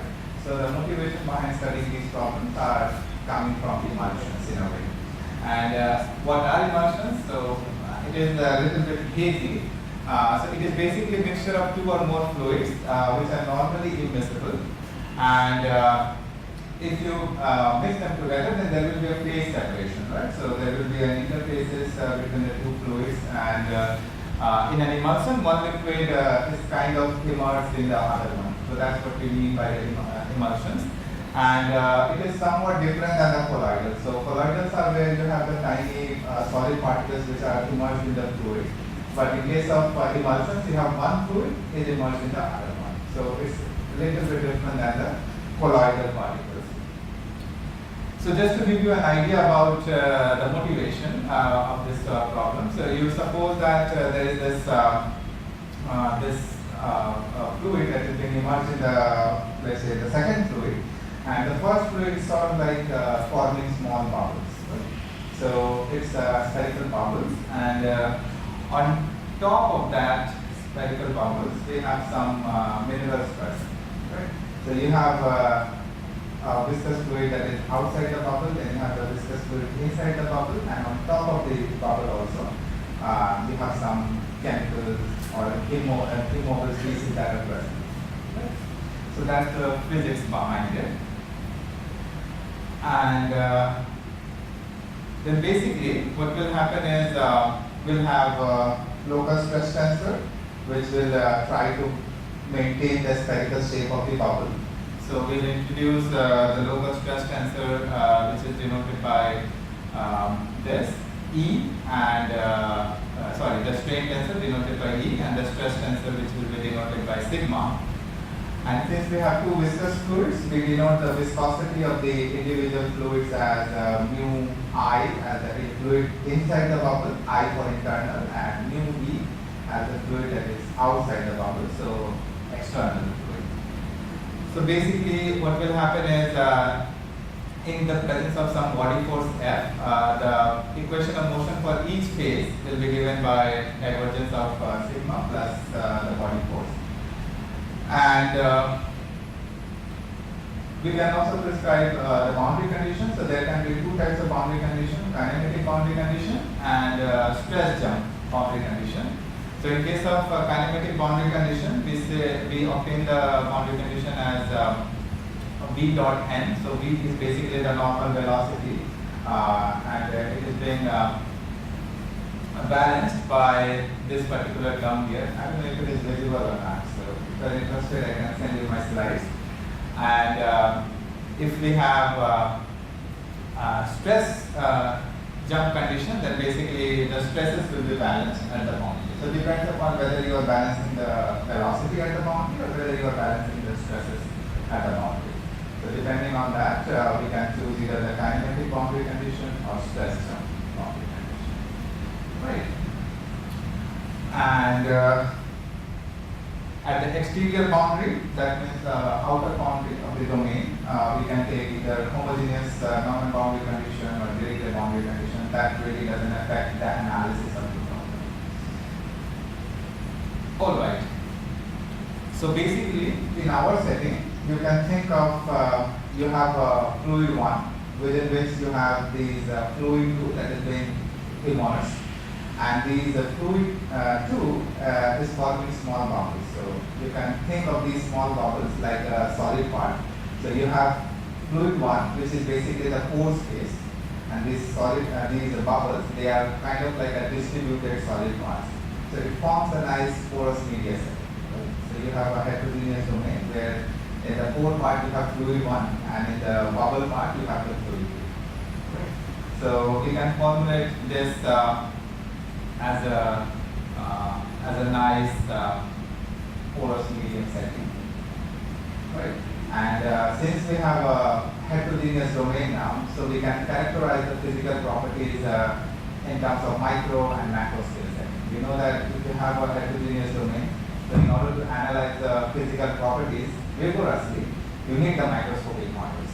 But the problem is these microscopic models are not good for conducting numerical simulations, because at the micro scale, the coefficients are oscillating so fast that in order to catch those micro oscillations, your numerical scheme should have the step length smaller than those micro oscillations so that it can catch those oscillations. But then in that case, computationally, it is not efficient anymore because it will take more time to run the simulations and all. And that is why we want to have a macroscopic description. So this going from micro to macro is called as homogenization, right? And this macroscopic description actually gives us the average behavior of the domain or homogenized behavior of the domain. So we formulate this emulsion problem in the micro scale setting, as that is the rigorous model we want to do the analysis for. But when we want to do the numerical simulation, we'll do the homogenization of this micro scale model to go to the macro scale, right? So if I show you the equation of motion, so basically the first equation is your unsteady Stokes equation balanced by the pressure that is outside the fluid. So the first one is basically V epsilon, so this one is basically V epsilon E, E for the velocity that is outside the bubble, so the external velocity balanced by this external pressure. And similarly, V I epsilon is the velocity inside the bubble, so V internal epsilon. And then we have this viscosity term. So here our viscosity inside and outside the fluid is being scaled by the epsilon square factor. So this is a very standard setting in case of flowing porous media, because if you upscale this equation, so suppose if you are in the steady case, that means there is no time derivative term, and when you upscale, that's when you get the Darcy's term, right? So in case of Stokes equation at the microscopic setting, you have to scale the viscosity by epsilon squared, so that when you do the upscaling, you end up getting the Darcy's term at the macro scale. So this epsilon factor that is being chosen here is, we cannot have epsilon or epsilon cube and all that, so it has to be epsilon squared. Alright, so we have the governing equation for the velocity outside the bubble, velocity inside the bubble. Now, since we also have some minerals present on the interface of the bubble, so for that we'll have this type of diffusion reaction equation. So that means the chemicals that are present on the surface of these bubbles, they can diffuse, as well as due to the velocity, surface velocity, they can also move via the force of advection. So this is surface diffusion advection equation for the methods. Alright. Now we have some boundary conditions. We have to impose some boundary conditions. So the first one is the continuity of the velocities. That means at those interfaces where we have the interface between the outer fluid and the inner fluid, the velocity has to be continuous along the normal. So we have chosen the value 0, and at the outer boundary, we are saying nothing is being exchanged. So at the outer boundary, we have just homogeneous normal boundary. Then the tangential component of the velocity must be continuous. So this is being given here, and the stresses. We know that when you have some chemical substances present on the interface of the droplets or bubbles, then they are being governed by Marangoni effects. So this tangential stresses, they are being balanced by this Marangoni effect. Right. So basically, what are the unknowns of our model? So we have velocity inside the fluid, velocity outside the fluid. So two velocities that are unknown, then pressure inside the fluid, pressure outside the fluid. So 4, and then the concentration of the minerals and the surface of the compound. So we have 5 unknowns in our model. Right. So since I'm mostly interested in deep solutions and existence of solutions and all that, so I have defined these function spaces. I'm sorry it is not visible. So they are usually the subgroup spaces and dual spaces like S minus 1 and all that. So these are the subgroup spaces that are defined here for VI, for VE, PI, PE, and concentration. On top of this, since we have some external parameters like the initial conditions and things like that, so we have assumed some assumptions on those initial conditions that it is uniformly bounded or positive and all that. Okay. So then if we have those assumptions and if the functions are chosen from, if we are looking for the solution in those respective function spaces, then we can prove that there exists a unique positive weak solution and it satisfies this approach. So existence of solution is not that difficult. We have basically used Riesz method for parabolic equations, and fortunately we have linear parabolic equations, so it doesn't create much of a trouble. So we use the Riesz method. For a priori estimates, we followed energy method, so we just multiplied by the test function and then we obtain these nice estimates. 5 more minutes. 5 more minutes. Oh, I'll be done before that. And then after, sorry, what happened? Okay. So after a priori estimates, when we so we have the existence, we have the a priori estimate. So the first task is done. So we have the micro scale model. Our goal is to get the existence of solution, and then we do the homogenization. So we have shown the existence. Now for the homogenization, we have all the a priori estimates on this micro scale.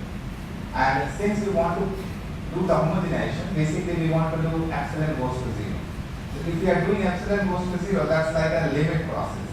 So when we do this limit process, we have to understand in what sense we are meaning the limit. Whether it's a point-wise, uniform convergence, weak convergence, strong convergence, weak star convergence. So whatever type of convergence we want to consider, let's say we want to do the weak convergence.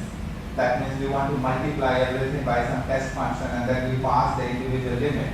If we pass the individual limit, we have an oscillating sequence, V epsilon. But if our domain omega is also depending on epsilon, then that V limit cannot be done because your domain is not fixed. Your domain is also oscillating, your functions are also oscillating, so we cannot define the V limit. So we have to go from oscillating domain to the fixed domain. That means we have to get rid of this omega epsilon and we have to go to omega. And then we can pass the V limits. So in order to go from omega epsilon to omega, we do some extension. So there are the usual extension theorems from Sobolev space. So you create a reflection operator and then you extend from one side to the other side, and that's how we extend the a priori estimates that we obtained before to the entire domain omega. And now you have these a priori estimates which are given here that is valid over a fixed domain.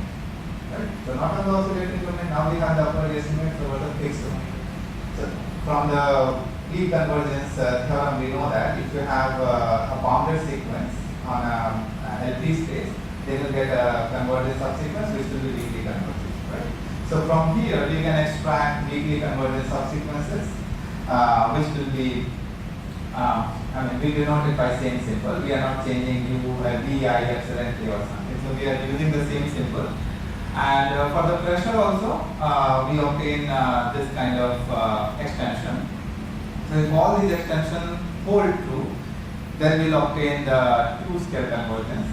Two-scale convergence is a very special type of weak convergence where we pass the limit in the oscillating sequence to a fixed one.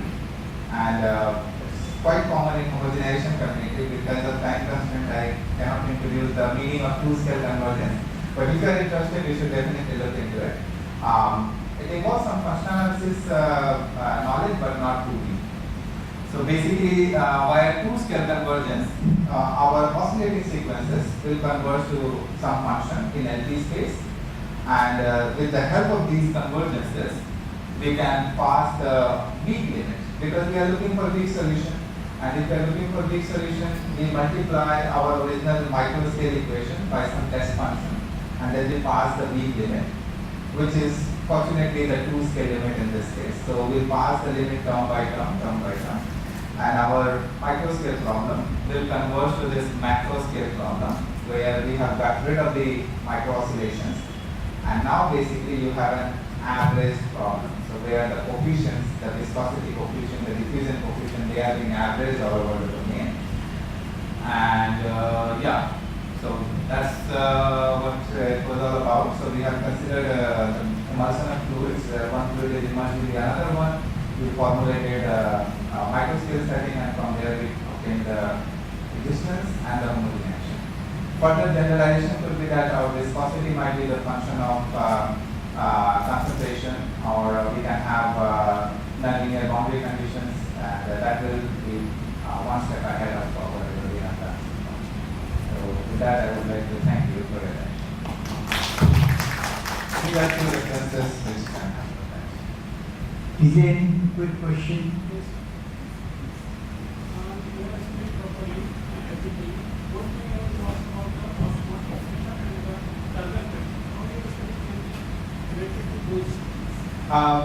First of all, I don't know the mathematical model related to osmotic pressure or kinetic pressure. So if I get the model, then I can be able to tell you what kind of analysis and homogenization tools I need.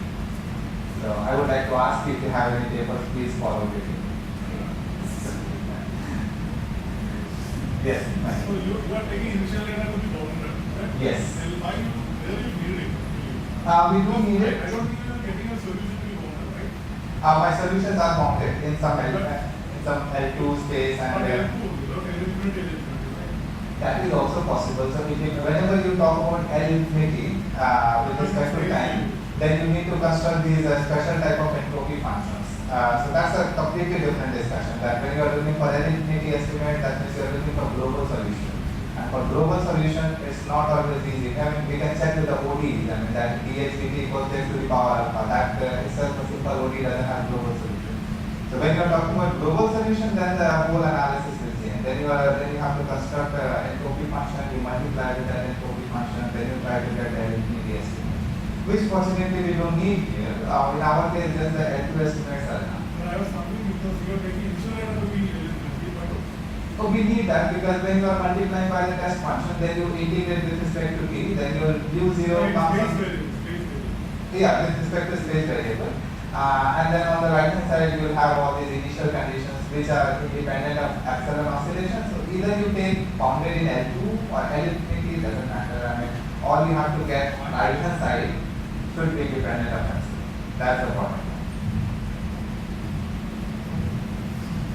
So let us thank the speaker for summarizing such a complex phenomena of emulsion in the very little time of 15 minutes. Thank you. Yeah.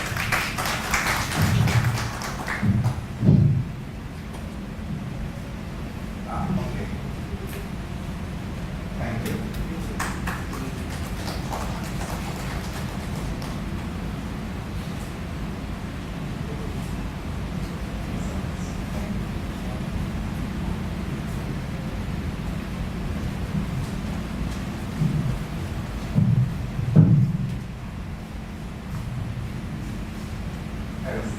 Our next speaker is Professor S.P. Tiwari.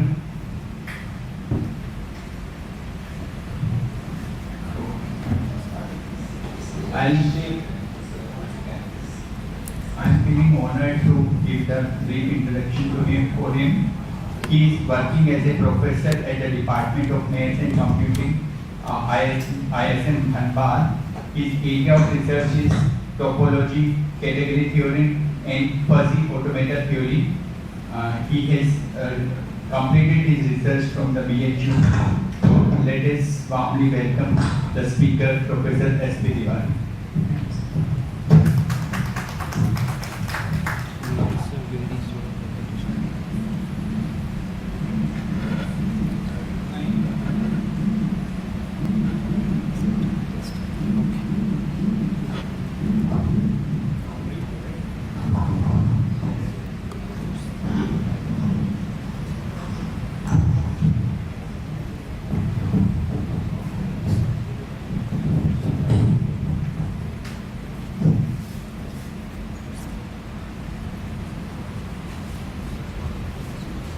Yeah, thank you, Professor Sithia, for introduction. The topic which I am going to discuss here, that is totally different on the theme of the conference, because the conference theme is towards applied mathematics. But what we are going to discuss is here, that is also application, but application of some theory to other theory. This is the whole idea, and about which theory we are going to talk, that is from pure mathematics. So, the topics which are here is automata theory, that is coming from theoretical computer science, lattice structures from discrete mathematics, and what I am going to discuss here, that is only a glimpse. When people start discussing about fuzziness, whether we are tackling some particular domain only or how lattices can be used there, this is the important one. And along with lattices, different theories based on lattice structures can also be used for study fuzzy theories and some new topics there. So, begin with the concept of automaton. The persons who are from computer science background, they will know it. This is the well-known concept for them. This is the simplest model of a switch which we are using. We were even in this room. That is, we are using two. There are only two states. One is on and second is off. So, the model is here. This is the off state and this is on. When we are pushing the switch, we are moving to on, and after pushing it, we are moving to off. So, if we are looking, this is the simplest model of computation. What the structures we require? We require these 5 things. One thing should be state, that is this off as well as on. Second should be some input, that is here we are using this push as an input. Initial state from where we are starting. What is our outputting? That is the final state. And this state to this state, there should be some relation. This is the whole theory. Now, if you want to translate this theory in terms of some mathematical symbols, so that will look like in terms of these 5 symbols, and the symbols are these. That is, this first one is cube. We say that this is set of states. In general, people take finite set of states for application point of view, but from mathematics point of view, if you want to use theories there, this may be taken as infinite. X is a finite input alphabet, that is how we are entering. One is the initial state, what is the final state, and how states and inputs can be related, that is by using this function, and that function is known as transition function. Question is, when we are talking about mathematical perspective, so what topics we are going to discuss here? One is from algebraic point of view, and why to use algebra in theoretical computer science?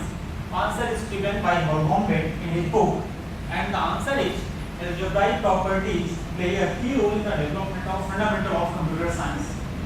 The question is how they are playing the role. Answer is just like when we are taking some computing devices, whether we are connecting them in series or we are connecting them in parallel. Answer is here, that can be given by using algebra. Similarly, these two concepts, that is topology and category theory, these two are from also pure mathematics. Why to use topology and category theory here? Interestingly, with automata theory, topology comes in a natural way. And if topology is present there, because topology is a vast topic, why not to use the concept from topology to develop some new result in case of automata theory? This is the idea. And also, the similar thing is by using category theory, because there are different operations. For example, if we are talking about the product, whenever we are looking for different mathematics concept, for example, we starting from algebra, we are talking about group theory, we are going for green vector spaces, topology, metric spaces. Everywhere we are talking about the product, but question is whether is there can we unifying them? What is the reason that we are telling that this type of structure should be always be product? Answer is actually category theory, because from category theory, in category theory there is a concept of product, and any mathematical structure satisfying that one, that is known as product. This is the whole idea. So if one is comfortable with category theory and want to establish some similar concept in some new theory, try to find out the concept what is given in the category theory. So idea is that by using category theory, we can also establish the theory of automata. Now, coming to this fuzzy set and twist set, what is known to each and every one. So when we are talking about classical set, we are talking about subsets, and we know the concept of characteristic function to describe a subset. And when we are talking about fuzzy subset, what the general definition is that take a function from this Ex to closed interval 0, 1. So what exactly people are doing that just replace 2 point set by only a closed interval 0, 1. Is it only the fuzziness? Answer is no. We can go much beyond to it. So if we are discussing mathematically, when these theories comes, people have started to talk about self-real numbers to fuzzy real numbers, relations to fuzzy relations, group theory to fuzzy group theory. Similarly, topologies to fuzzy topology, and automata theory to fuzzy automata theory. Just after inception of the concept of fuzzy sets, a number of branches has been developed, but the theory begins from here. If we are taking this is the closed interval 0, 1, why not replace this closed interval 0, 1 by using some complete lattice? Because 0, 1 itself is a complete lattice. Further, what people did, why not to associate algebra to there? With lattice, why not try to use the concept of monoid from lattice theory? That is the structure of lattice ordered monoid. And this is the recent one, that is reciprocated lattices, and this lattice structure is inspired from category theory. So there is no need to only fix to closed interval 0, 1. One can go to generalized lattices. So this is the general idea. When we are moving from classical theory to fuzzy theory, if people have idea that let us take these are the results known in classical theory and try to generalize them. Question is whether we can only do the generalization of that. Answer is no. We can move much beyond to that, and idea is we can use the theory of lattices in mathematics based on lattice structures. This is the idea. So what are the theories associated with lattices? Actually they play key role, and this is the important one, and this example I have taken because the students who are from background of mathematics, they are familiar with topology, and when we are discussing topology, topology can be studied by using 2 ways, by using the property of open sets or by using the property of closed sets. If open sets are known to us, one can move to closed sets, and if closed sets are known to us, one can move to open sets. So idea is that if anyone is known to us, we can move. But the problem is, if you are moving in many value setting and you are going to take some lattice structure, something like reciprocated lattices, there is a problem. So here we have used 2 names. One is topology and one is cotopology. Topology is corresponding to open sets and cotopology is corresponding to closed sets. Now, but in many value setting, what will happen? Both will always be different. So by using closed sets, one cannot move to open set, and by using open set, one cannot move to closed set. This is the first difference which is going to be happen in case of many valued setting.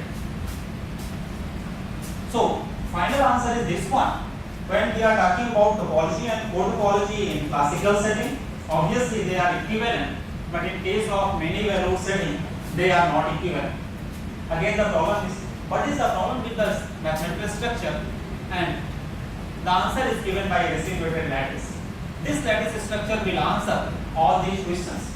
What this structure is, this is nothing but a lattice structure with monoid plus one more criteria, and this is criteria is with these two new symbols, that is multiplication and arrow. This arrow is known as residuum, and the relationship is this A multiplication B is less than or equal to C if and only if A is less than or equal to B arrow C. From where these two comes, again answer is category theory, because these are known as adjoint pair, and this adjointness itself is from category theory. And when we are talking about this reciprocated lattice is complete, meaning is that what lattice we have taken, that itself is a complete. This is only the difference. Now, here we are talking about negation or complement. So, negation of an element of this lattice L, that is given by x arrow 0, and this arrow is nothing but this residuum. This is the important one. Now, if reciprocated lattice, that is lattice plus monoid structure plus some additional property that is given for relation between multiplication and residuum. So, what the problems will be there? Let us see some of the examples. So, the first example is here, that is known as Stochastic algebra. Here is the closed interval 0, 1. But the thing is that this multiplication and arrow are defined in this particular fashion. And if we are defining multiplication and arrow in this fashion, the problem is here. If we are taking x equal to half and y equal to half, x multiplication y becomes 0. This is going to create the problem. This is similar to something like 0 dividers, what theory we have studied. So this will play, or whenever we are going to consider reciprocated lattices, we have to always be careful that this multiplication should not be 0.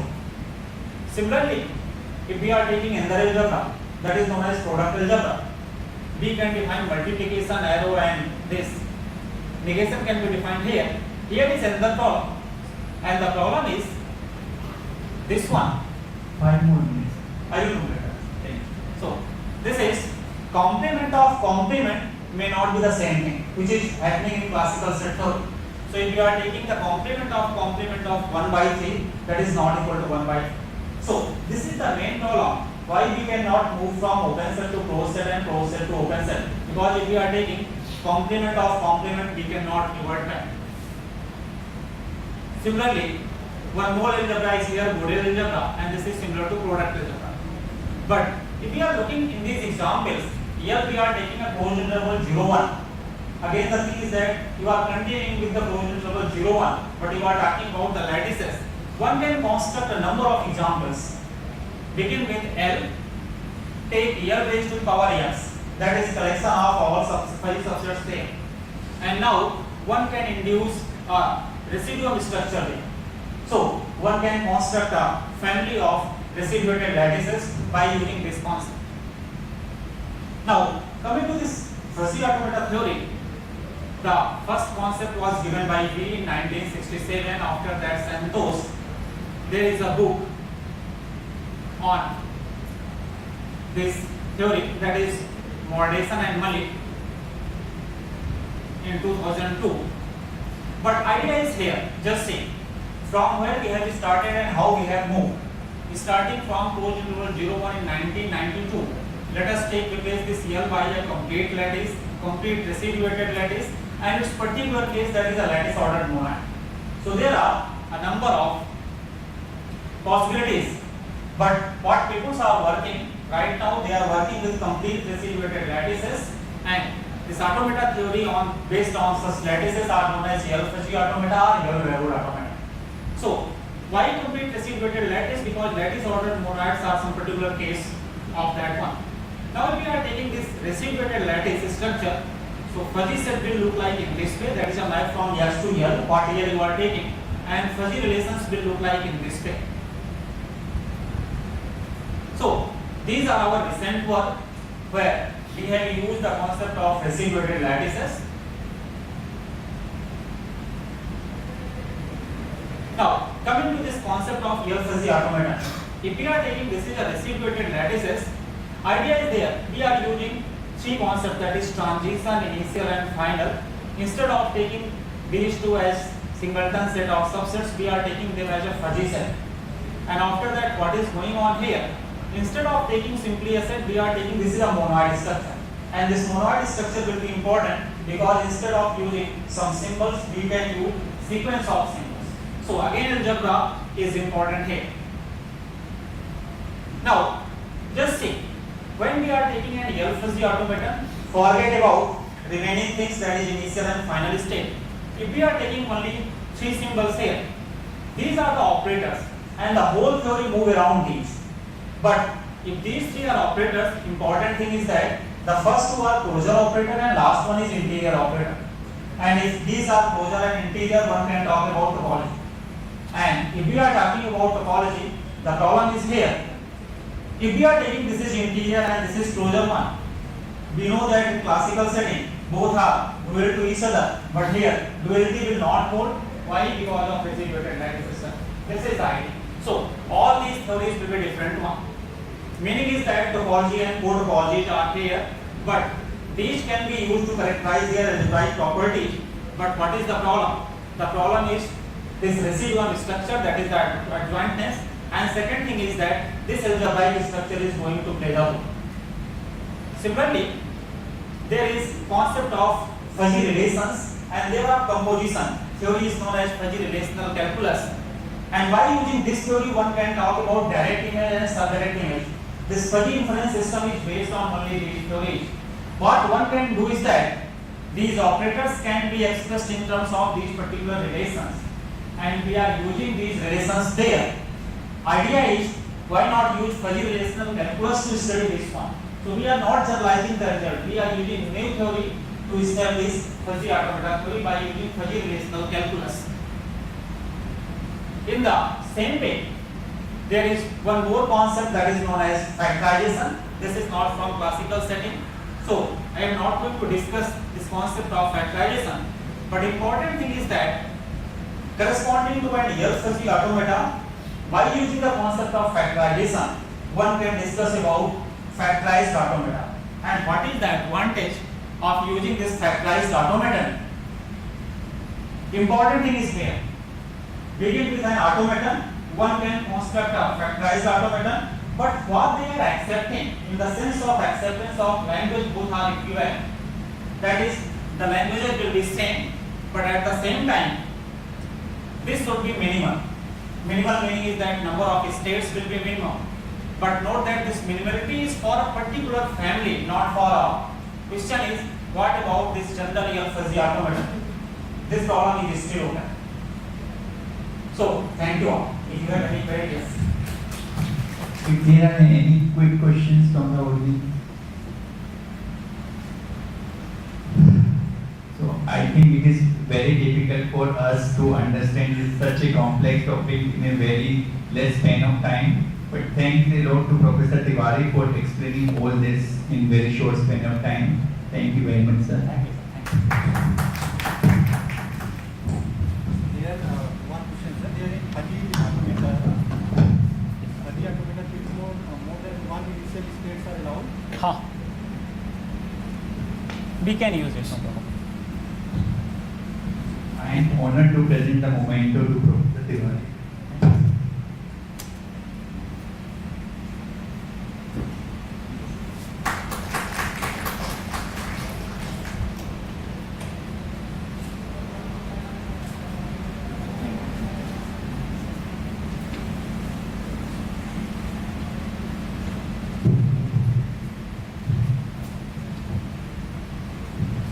Our next speaker is Professor Pawan Tiwari.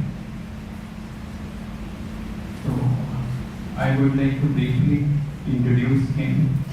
He is working as an assistant professor at Computer Science and Engineering Department, Institute of Engineering Technology, Lucknow. His area of research includes evolutionary computation, swarm intelligence, fuzzy theory and application. He has done his PhD at GNU in 2017. So his talk title is An Analytic Approach-Based Solution Framework of Kernel Intuitionistic Fuzzy C-means algorithm for better. So let us warmly welcome Professor Pawan Tiwari for his talk.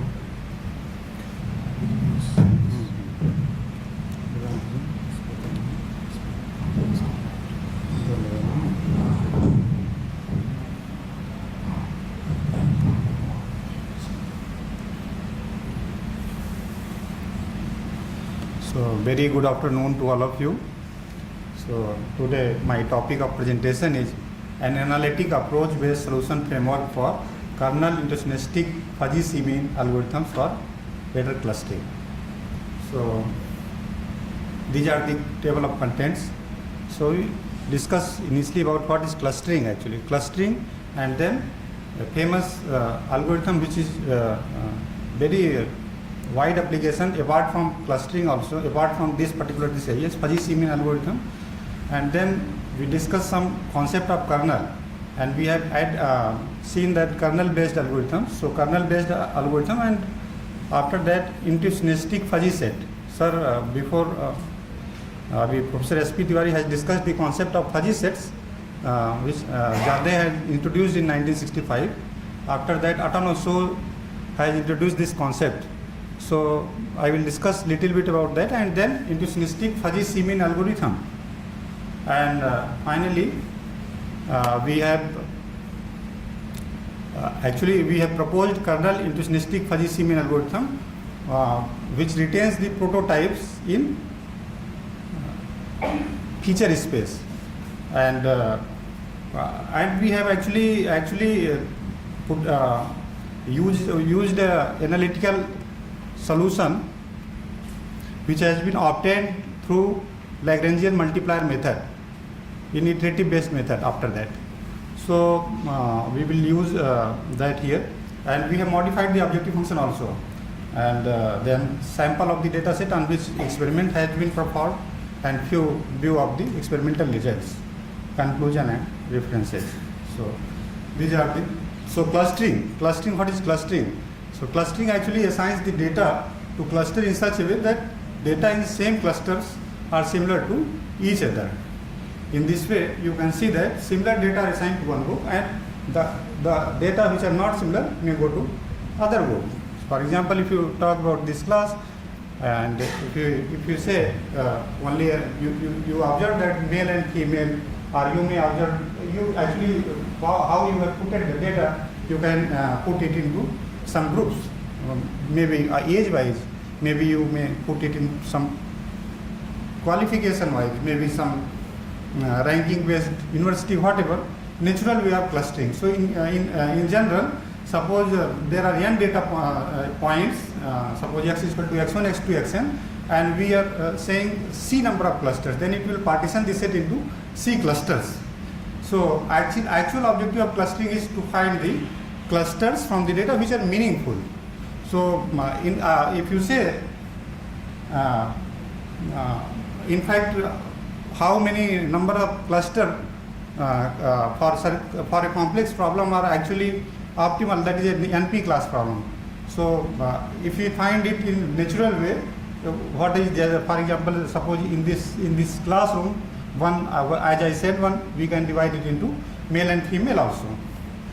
So fuzzy C-mean algorithm, which has been given by Bezdek, emerges as very popular algorithm and used here, and it is based on fuzzy set theory, which has been given by Jade in 1965. And here objective function is defined in order to minimize the distance between the data points and prototype. Prototype, here I am saying prototype means center of the cluster. Actually, once you divide the group whole data into number of clusters, then there will be some centers.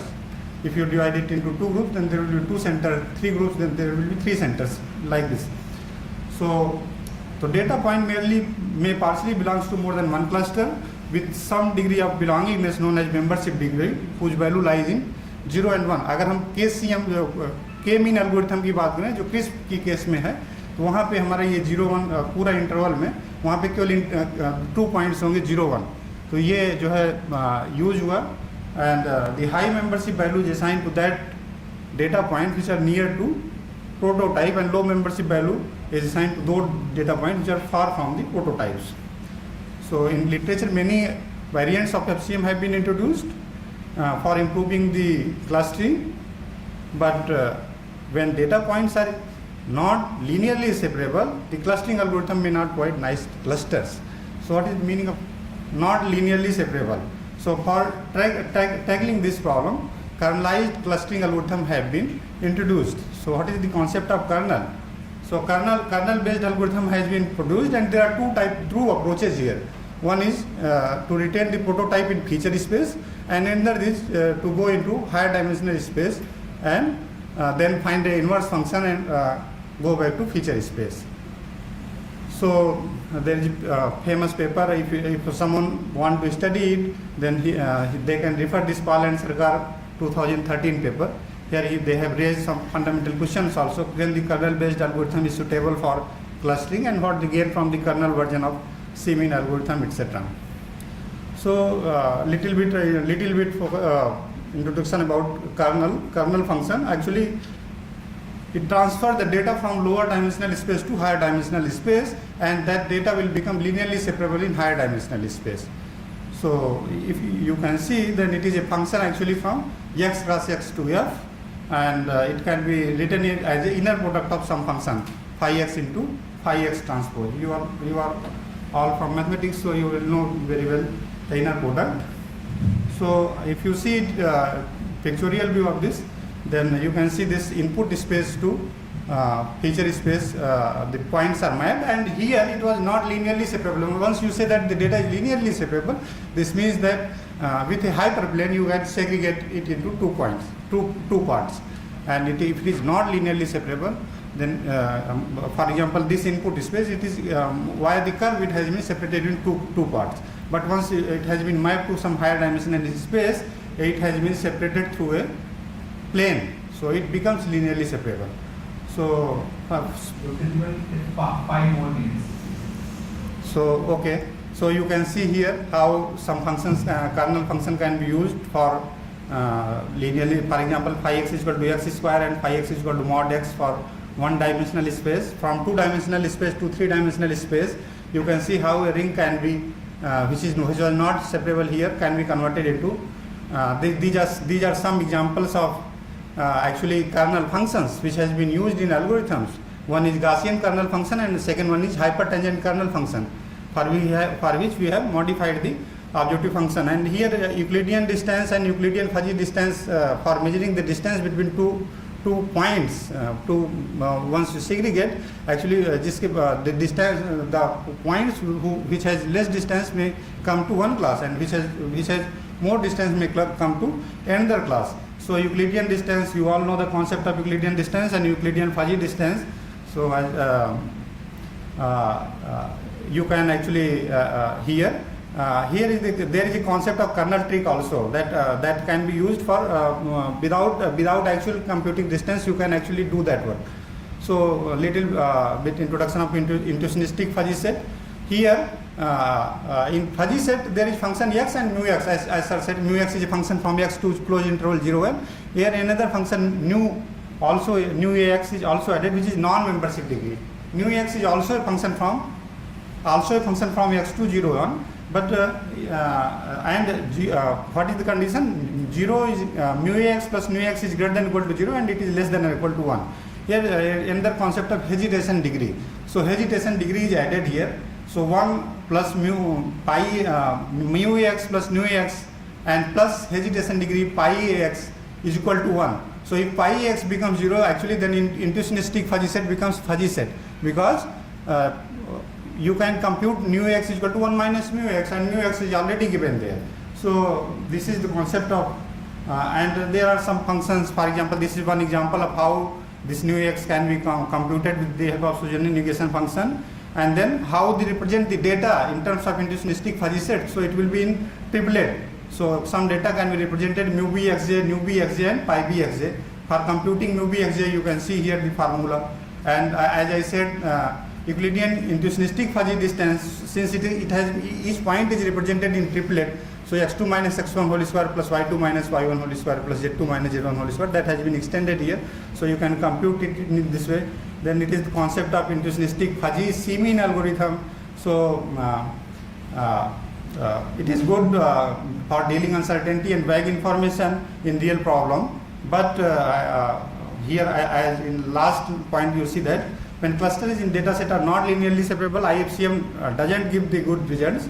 So we have added kernelized approach into intuitionistic fuzzy C-mean algorithm, and the objective function which is here, in fact, minimization of JM, UVI, IFS, XIFS. We have to minimize this with the condition that summation I is equal to 1 to CUIJ is equal to 1, and it has been given by Zhu and Wu that with the help of this formula you can compute that.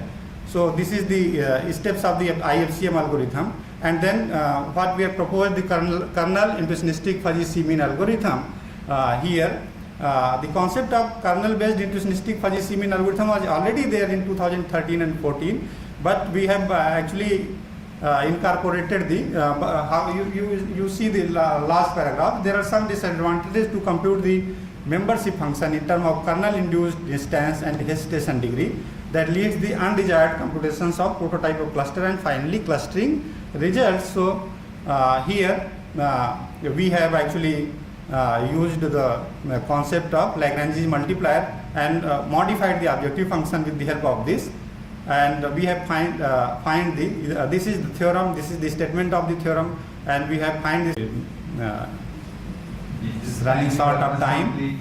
So these are the actually the proof of the theorem. So interested one can see, and this is simple with.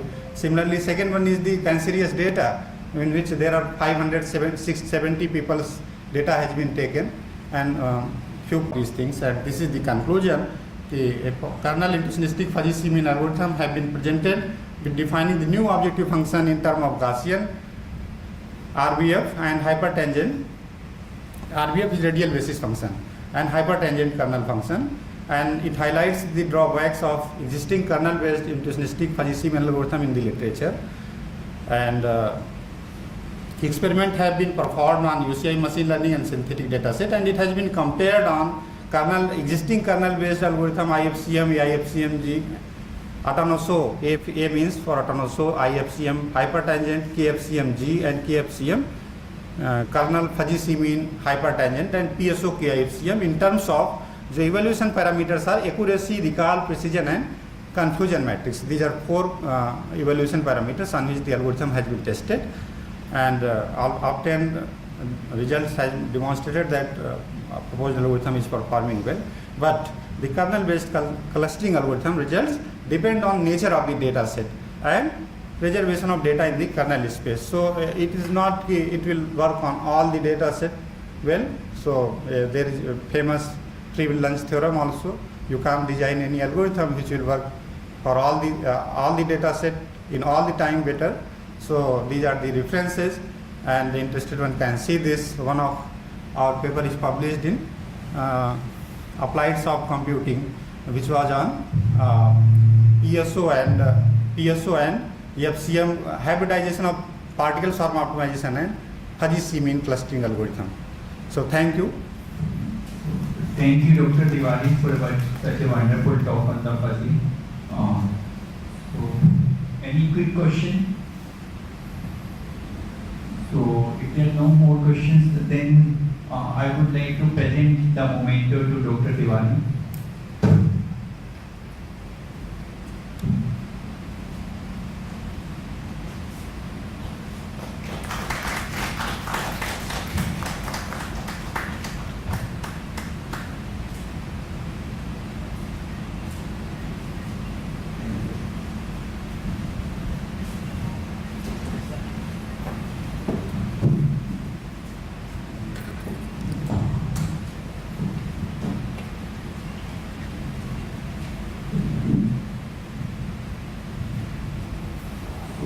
Our next speaker is Professor Rajesh Kumar.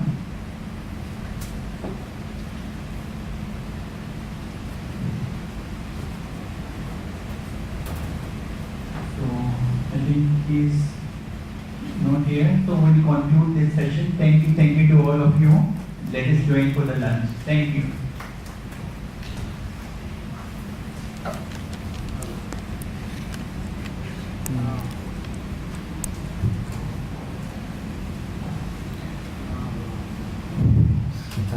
Thank you, Professor Amit Sethia sir, for heading this session.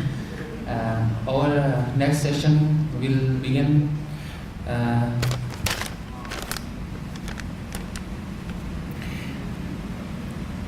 Our next session will be headed by Professor M.M. Tripathi sir.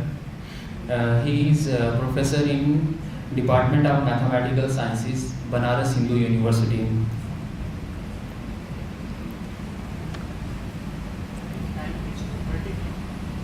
Yes, the session is running a little bit late.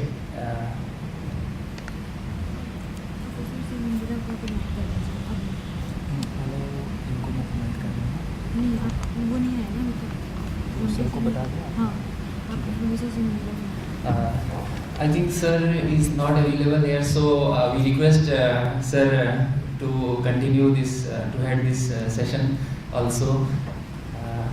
So please invite the next speaker.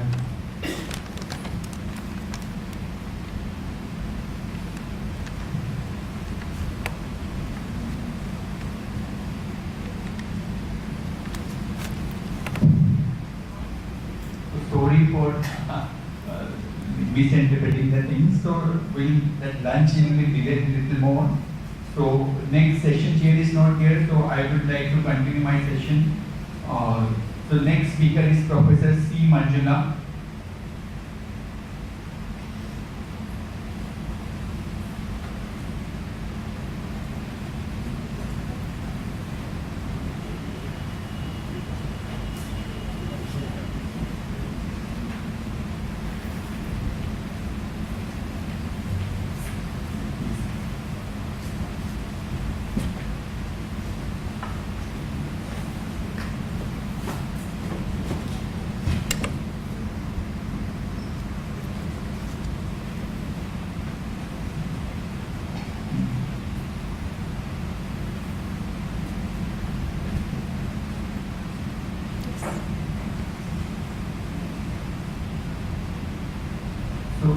I humbly request Professor C. Manjula to give a brief introduction. Sure, sir. Thank you. Yeah.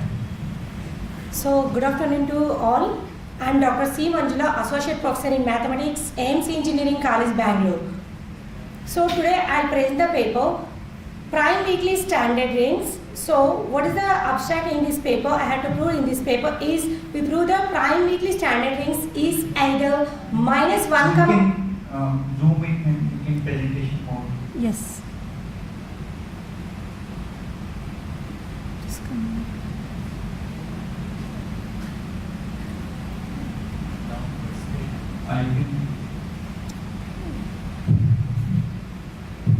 Is it okay, sir? Presentation mode. Presentation mode. ये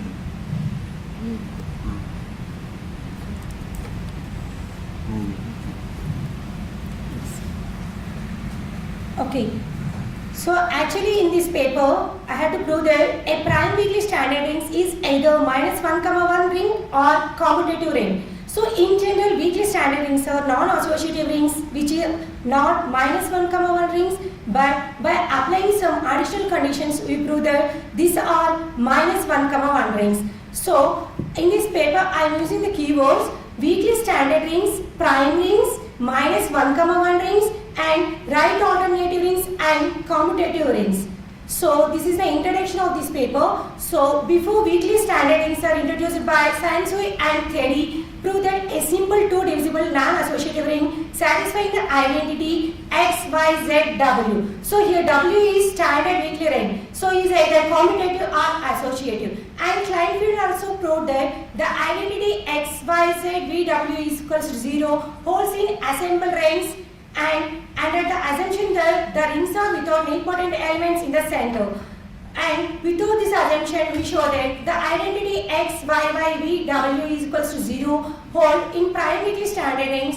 Also, we show that all commutators are in the center of a prime weakly standard ring using these identities. We prove that a prime weakly standard ring is either -1, 1 and a commutative ring.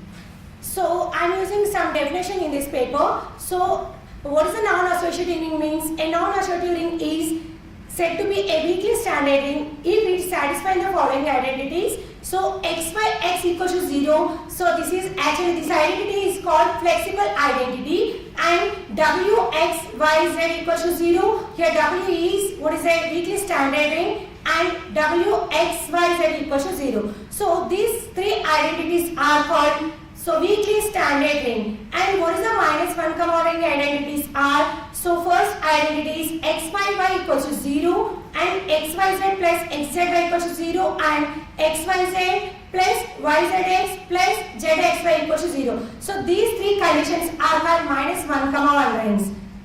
So actually throughout this paper all it denotes a weakly standard ring, and I am using here more identities means thick molar identity and weakly standard identity I am using, and commutative ring also I am using, and nucleus. So actually definition of nucleus is the nucleus N of R is a set of all elements in R such that N R R. So N R R means left ring, left nucleus identity, and R R N is right nucleus identity, and all NR equals to 0. So this is what is the middle identity. So and here the fourth identity you can see, this is thick molar identity. So WXYZ minus WXYZ plus WXYZ equals to W into XYZ plus WXYZ. So this identity is called thick molar identity. So actually main results of in this paper. So first lemma is if R is a prime non-associative weakly standard ring, then all commutators are in the center. So what is the proof form in this lemma form? Associators of 8 means 8 the identity I am using and 4 also, and linearizing these identities will get x by x r s that equals to xy x or s equals to 0. So lemma 2 also what is that? In a 2 divisible weakly standard ring R, s of x y z equals to 0. Okay, so here if we put y equals to x in equation 1 means identity flexible law, and applying y equals to x, so we will finalize that x equals to 0, and we get s of xyz plus s of xy equals to 0. So we get s of xyz minus s of xzy equals to 0. So actually I am using here flexible identity, and 2 torsion free I am also using here. So this is also lemma 2 proof.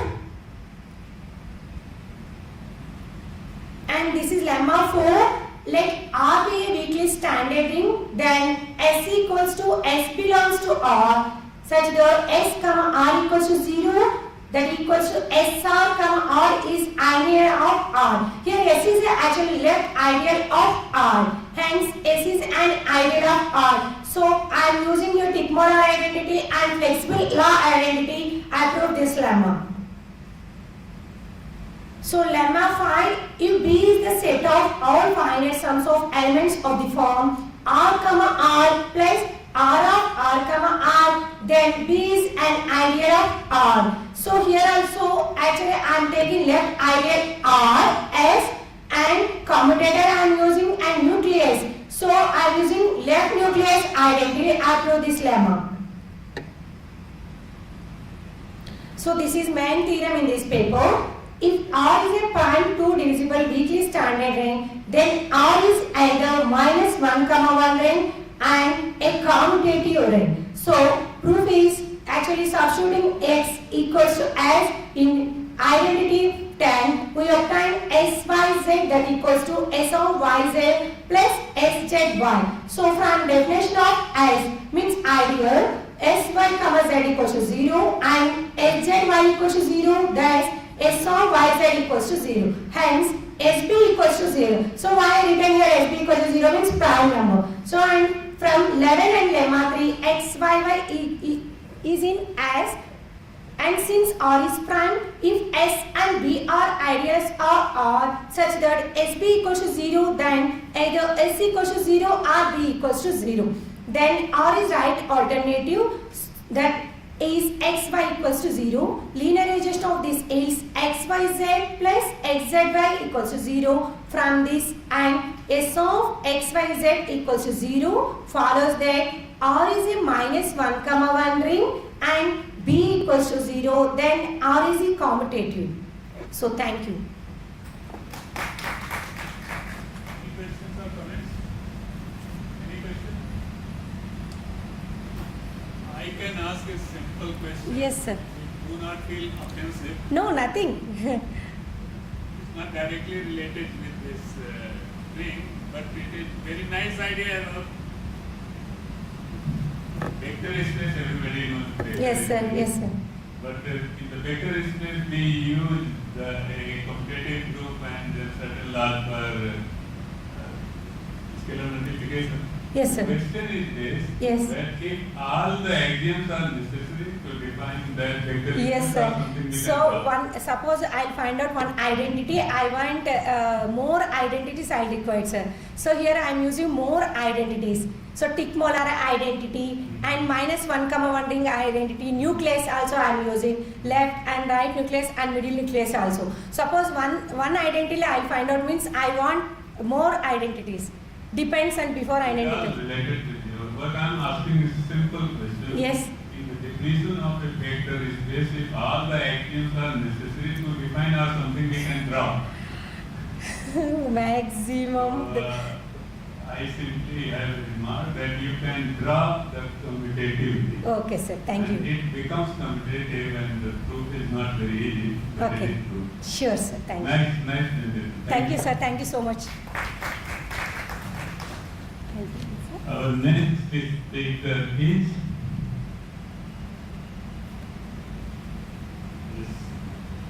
Stochastic. He will be talking about qualitative Thank you so analysis of the dynamic model. Thank you. Time starts now for 15 minutes.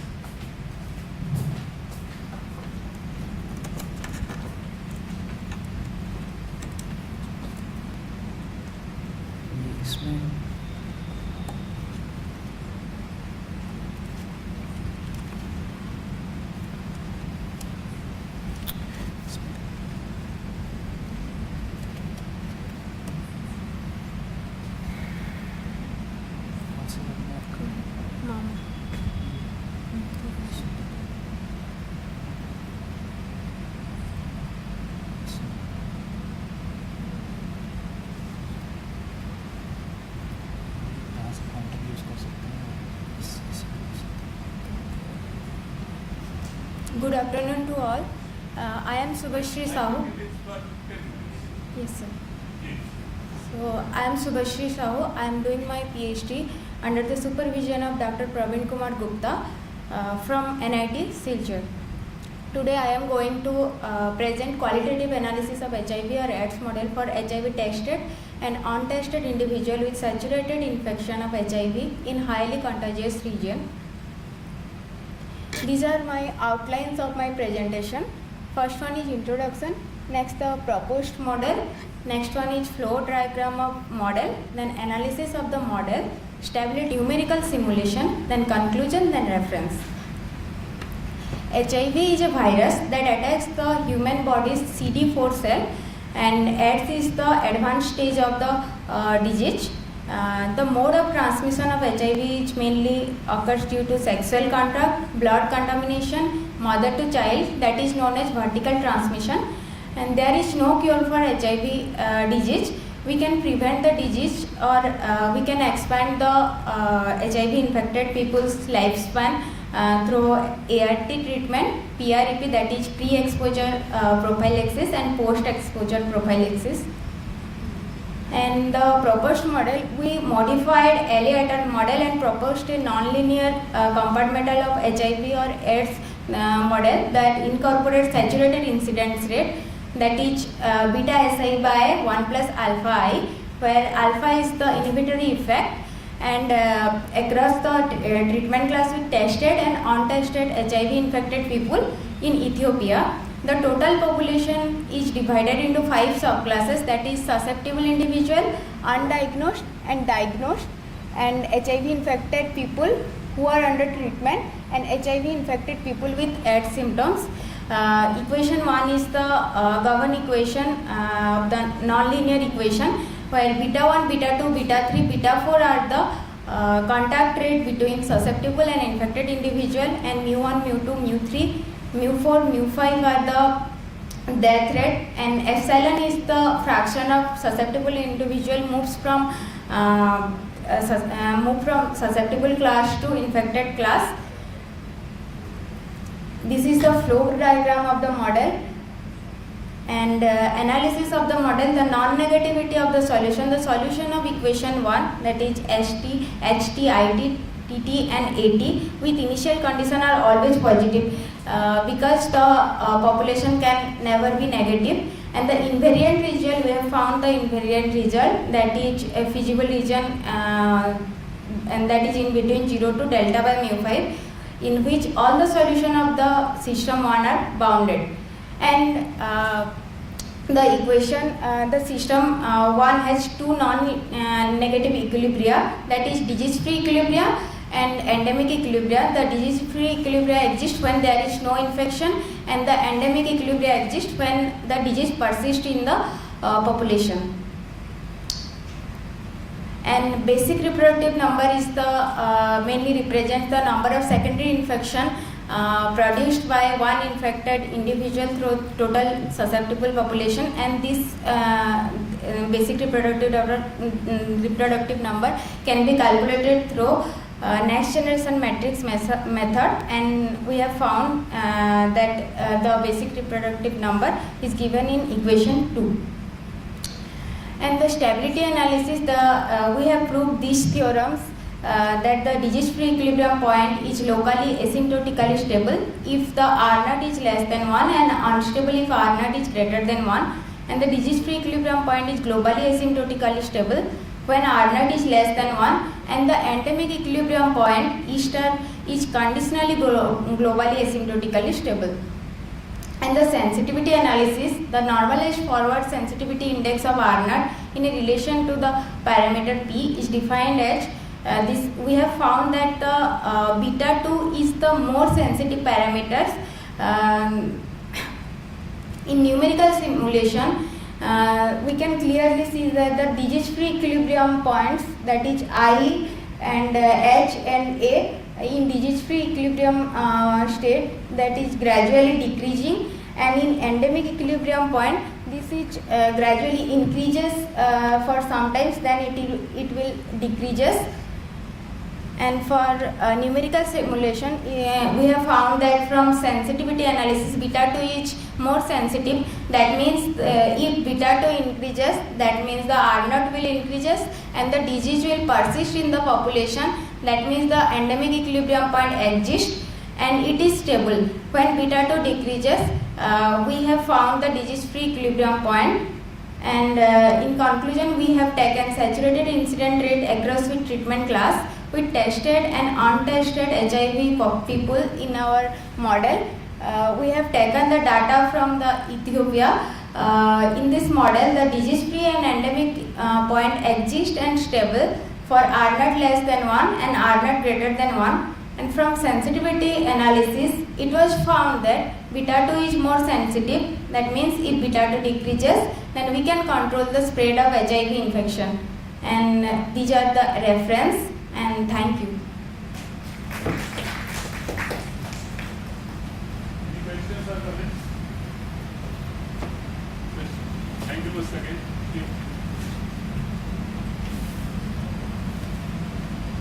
Next is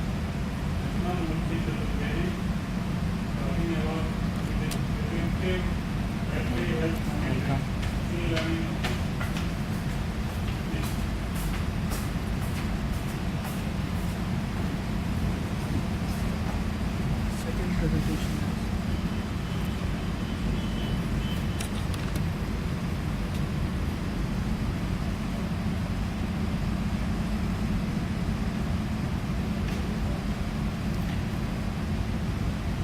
Is it here? In which folder it is? This is not my email.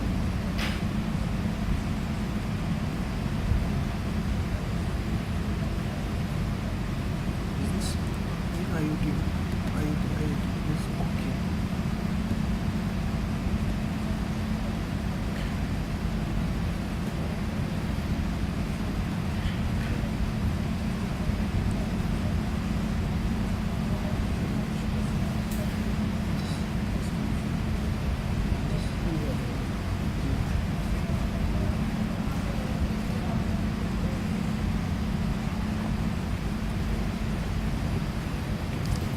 So good afternoon all the respected teachers and everyone.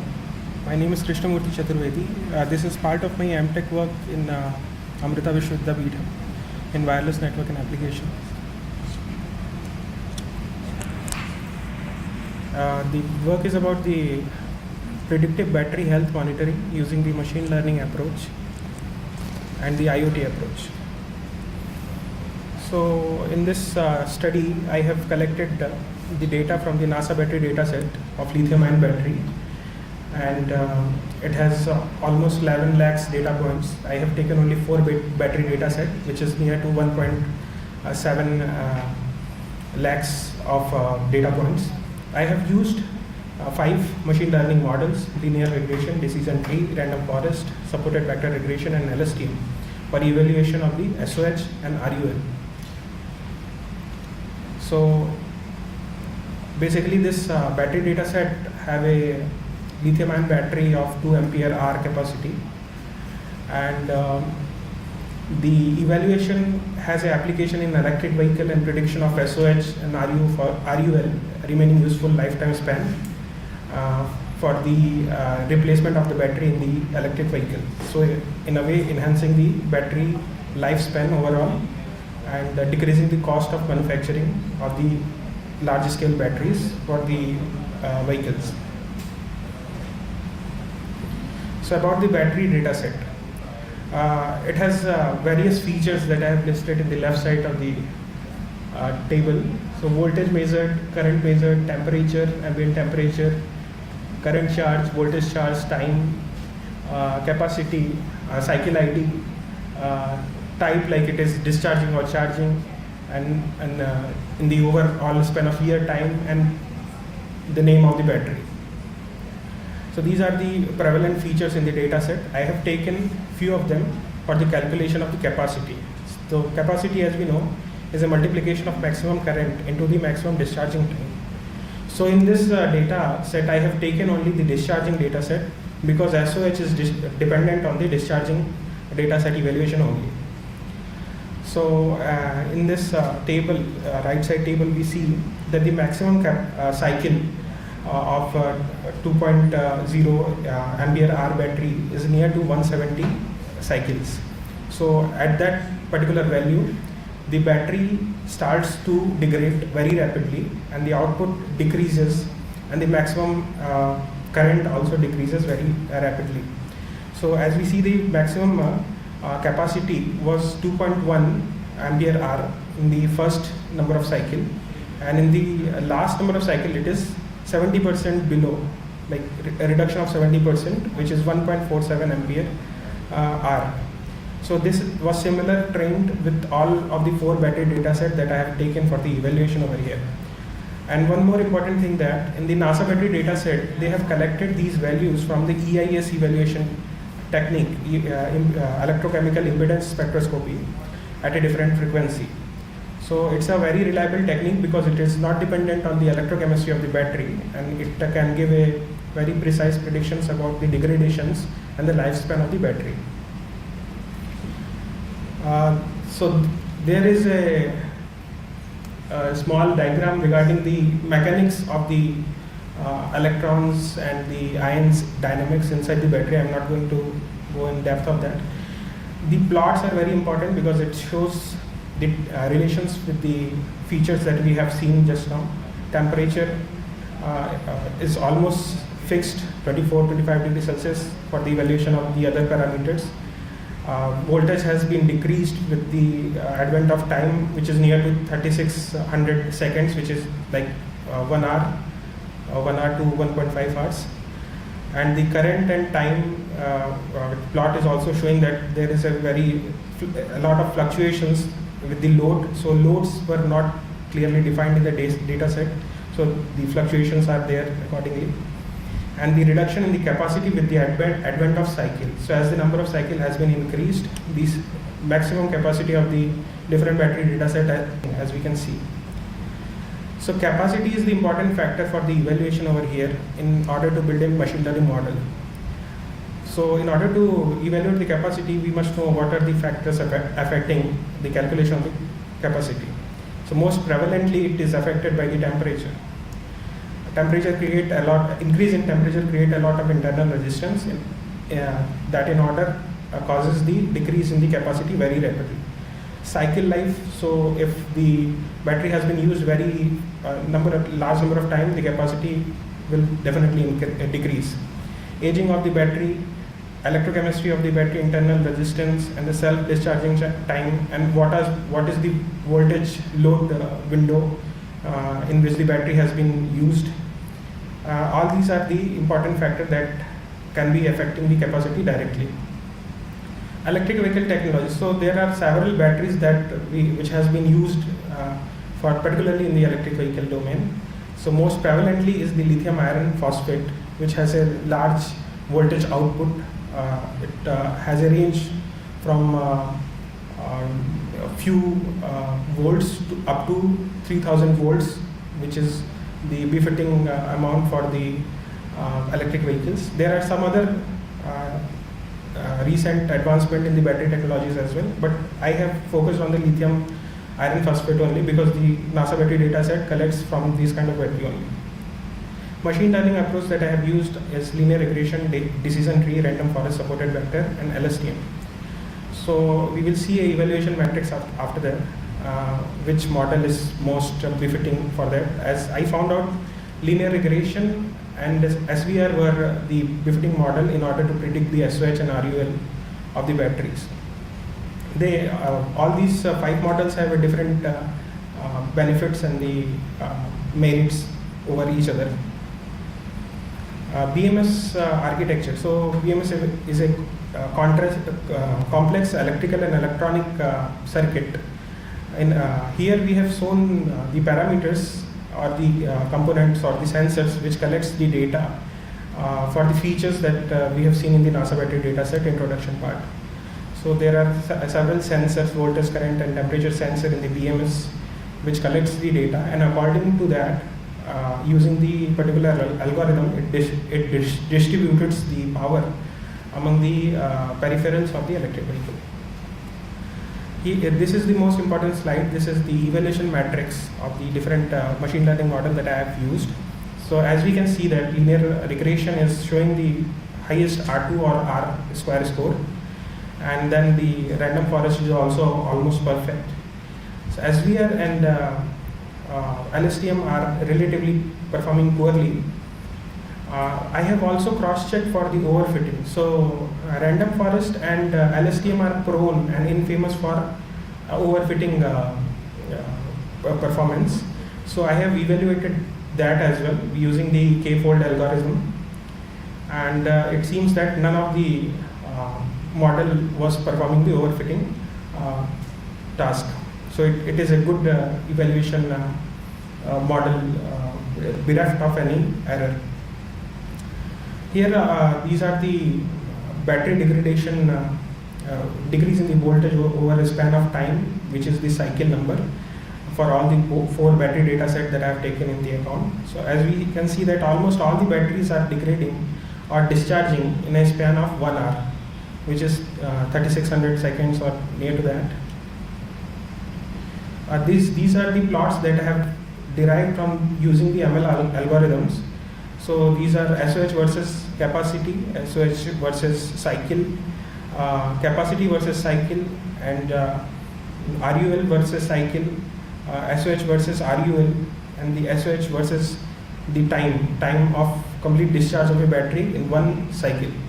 So we can see that the RUL and capacity as well as the SOH and capacity are linearly dependent, and according to formula also they are directly proportional, so the plot is showing accordingly. But with the SOH versus cycle, there are fluctuations that can be caused because of the variation of the loads that has been taken while registering this data set. And the discharging is as predicted for 2 ampere hour battery is maximum near to 3600 seconds, and with the advent of time when the SOH is decreasing below 75% or 70%, which is the threshold for the SOH values at which the rapid degradation or the discharging of the battery started to happen, is showing less than 2000 seconds, so not even 1 hour. So this plot is predicting the health of the batteries based on the SOH. Similarly, for different battery data set, this is the second battery data set, it is also showing the similar plots, where the red line is the threshold, 75% of the SOH. The trend is almost same. I am going for the third battery data set, which is also saying similar trend in the parameters. And this is for the fourth battery data set. This is to remember that all the battery data set contains near 50,000 to 60,000 data points. Mathematical parameters that I have calculated using the machine learning as well as directly from the data set itself. Is SOH, RUL, and the capacity and the cycle of the batteries. These are the very relevant and directly calculated ML-based calculations. The highlighted ones were derived or the secondary parameters that has been evaluated by the SOH and directly evaluated ML parameters. So all these are basically the health monitoring parameters, and we have formulations for each of them as well on the right side of the table. So the plots for each of them are very similar to the earlier one we have seen. With the advent of the cycle, there is a pattern of degradation of the battery, a decrease in SOH, capacity, RUL of the battery, and there is one parameter called SOP, state of power, similar to state of health, which I have taken directly from the data set itself, which kind of depend on the SOH, but which may not require the machine learning itself. This I have taken just to show that there is a variation of the loads while measuring the voltage and current and other features of the battery. So this is also showing the degradation only. And similarly, load profile I have plotted directly from the data set. So in the ideal data set, actually there shouldn't be any fluctuation in the maximum loads for the battery. But there had, as we can see, that there is a range of from minimum to maximum current of the load in the battery. And there is a BMS overload plot also, which basically predicts the temperature versus the cycle plot. So if the temperature is increasing above 40 degrees Celsius, then the overheating is being caused. So in that point, the BMS should stop the getting the power from the battery, and it should stop most of the peripherals in order to recharge the battery. Okay. So these are similar plots only. I am going first. The heat correlation, heat map is also about finding the relation between the features and finding the target variable. SAPE is also an algorithm similar to heat correlation map, and which also predict the most important features for the prediction of model variable. This is the flowchart that I have been using for the IoT project. It will take time to explain it. These are the values that I have got from the real-time scenario IoT based evaluations, which are very similar to the NASA battery data set, Although this prototype data is almost for 50 to 100 data points only, but it is showing the similar trend. This was the network architecture of IoT, and that I have made a prototype using Raspberry Pi and Arduino Uno, and these are the distribution layers of IoT architecture. I'm not going in detail. In conclusion, the machine learning model can be very helpful for the evaluation of the overall health prediction of the battery, not only predicting the SOP, RUL, but the other relevant parameters like SOC, SOP, and similar parameters as well, in order to predict the end of life of the battery. And these data can be calculated, can be captured and collected using the BMS, inbuilt BMS of the electric vehicle. These are the differences. Thank you so much.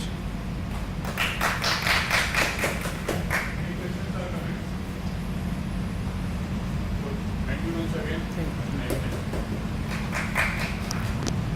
So by this we conclude this session. Thank you, MM Tripathi sir, for heading this session. Thank you, sir.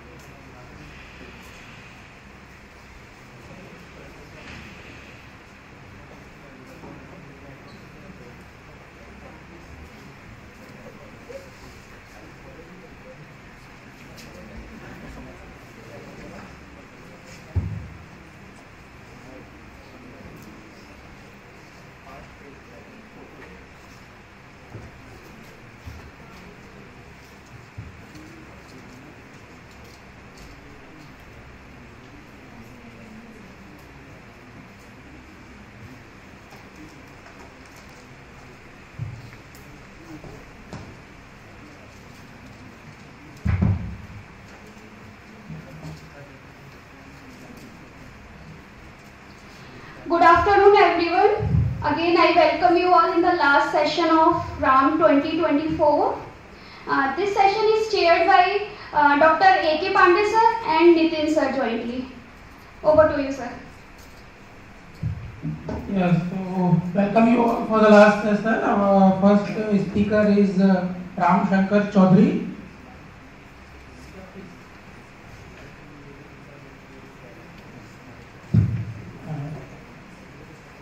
Yes, so you have 10 minutes. So try to finish your presentation within 8 minutes. Okay? So this is 2 minutes for question and answer.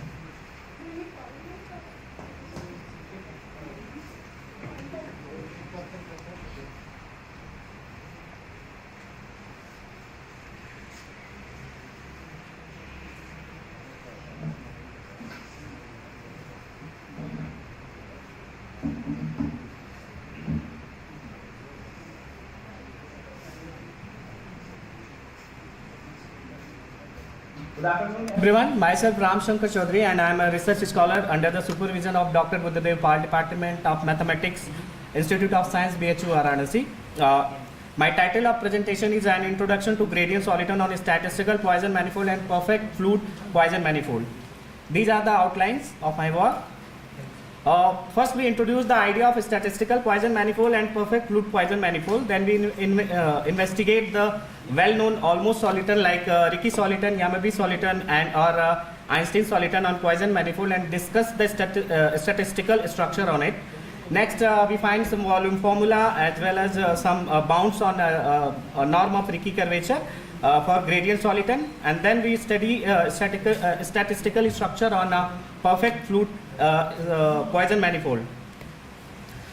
So first definition is a Poisson manifold. A Poisson manifold is a differentiable manifold equipped with a structure which is called a Poisson bracket, and this is simply a map from C infinity M cross C infinity M to C infinity M, where C infinity M is a collection of all the smooth function on a manifold M which satisfy the Leibniz identity this.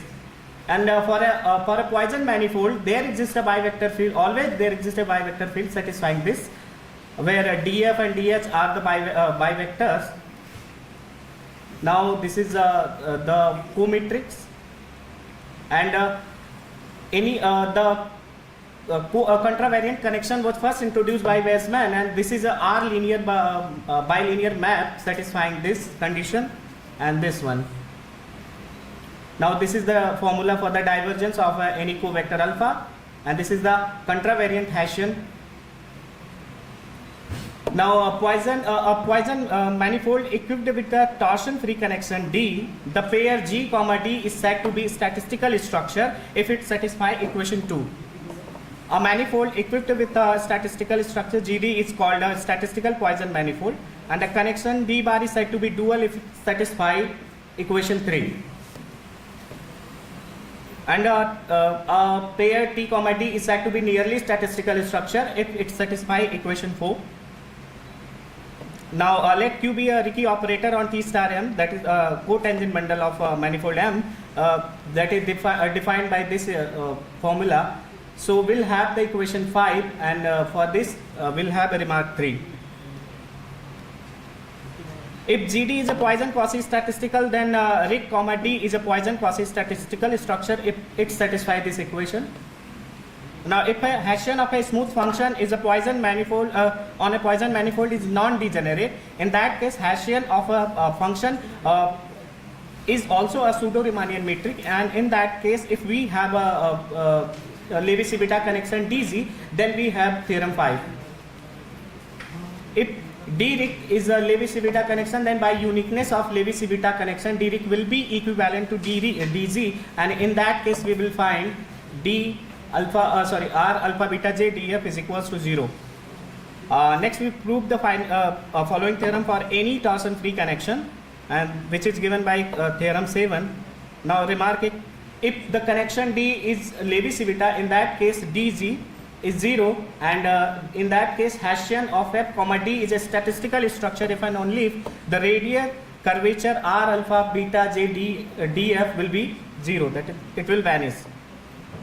Next we study the gradient soliton on Poisson manifold with a statistical structure. So the 4 tuple GF lambda D on a Poisson manifold M pi Z is said to be a gradient almost Ricci soliton if satisfy 8, almost Yamabe soliton if satisfy 9, and almost Einstein soliton if it satisfy equation 10. Now this is the proposition regarding some statistical structure. In the last proposition, means in this proposition 9, we have 3 different structure, that is G, D, Rick, D, and Hessian F, D. So remark 10 is in the last proposition, part 1 and part 3 consist of 3 pairs, G, D, Rick, D, and Hessian of F, D. So if any 2 of the pair are a statistical structure, in that case the third one will be automatically a statistical structure. Now we consider the almost Einstein soliton. In that case equation 13 will be satisfied, and the proposition 11 is related to this gradient almost Einstein soliton. Now if D is a Levi-Civita connection, in that case the equation 14, that is this, will reduces to this. Let GF lambda D be a gradient almost Ricci soliton with non-zero Ricci curvature tensor. Then Rick, D is a statistical structure if and only if equation 15 is satisfied. And if we take D is a Levi-Civita connection, in that case 15 will reduces to this. In the next proposition, we have taken GF lambda be a gradient Einstein soliton, and we have taken G, D be statistical structure. Then Rick, D is a statistical structure if equation 16 is satisfied.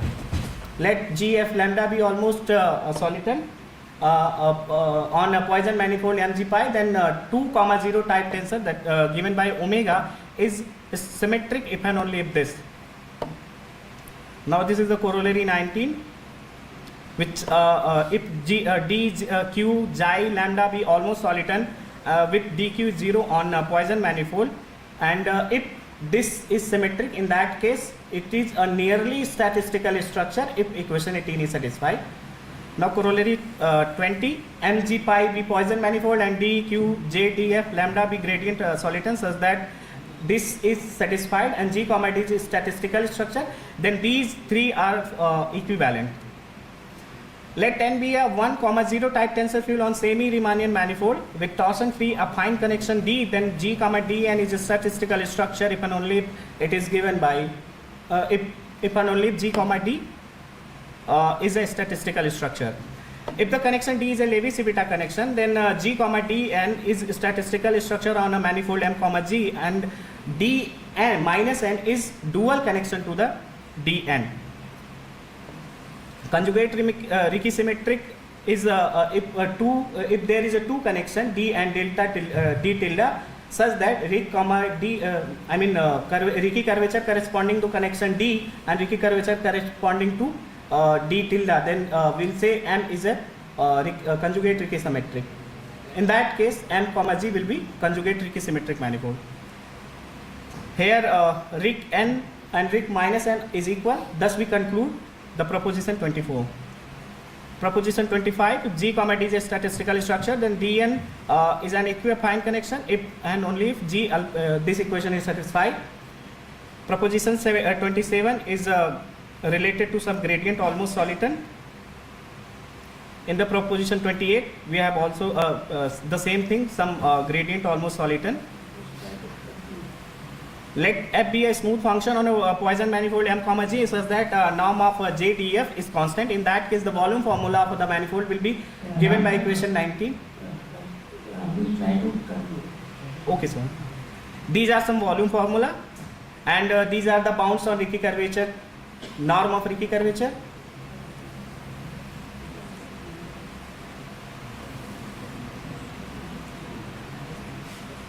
These are some references.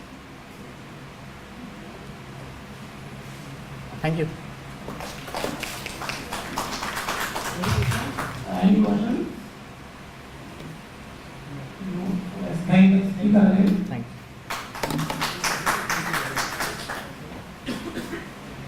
So our next speaker is E.T. Goel.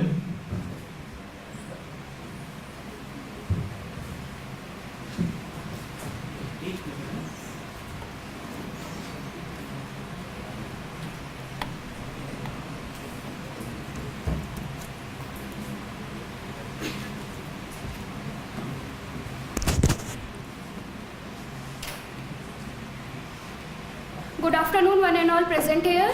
Myself, Preeti Goyal. I am working under the supervision of Dr. Rajesh Kumar Pandey sir from IIT BHU Varanasi.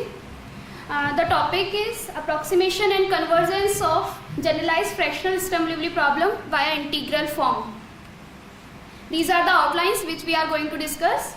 First one is introduction, then sturm-Liouville problem, then we will go through some literature survey. After this, we will go through the generalized fractional sturm-Liouville problem and so on. So, as we all aware, fractional calculus, it is the branch of calculus, it is the extension of a classical calculus which deals with the arbitrary order derivatives and the integrals, and it contributes in many fields such as electronics, electrochemistry, diffusion, signal processing and so on. These are the basic preliminaries of fractional calculus. Cauchy's formula for repeat integration is given as in equation 1, and from there the left Riemann-Liouville fractional integral is given in equation number 2. This is the definition of the left Riemann-Liouville fractional derivative. And next one is left Capito fractional derivatives. These are the basic definitions of the fractional calculus. After this, in 2013, Agrawal and et al. Has defined the generalized fractional integral, which is given equation number 5, in which they have used the scale function and the weight function. And in continuation of this, Capito generalized fractional derivative is defined as given in equation number 6. This is the weighted Laplace transform I am going to use in our paper, so I have mentioned here, which is defined like given in equation number 7. This is also defined in terms of the scale and weight function. It is the generalization of the Laplace transform. And this is equation number 8 or 9 present the basic definition, basic theorem and the corollaries, which will be helpful in the coming slides. So my main topic is this generalized sturm-Liouville problem. Let's discuss first what is sturm-Liouville problem.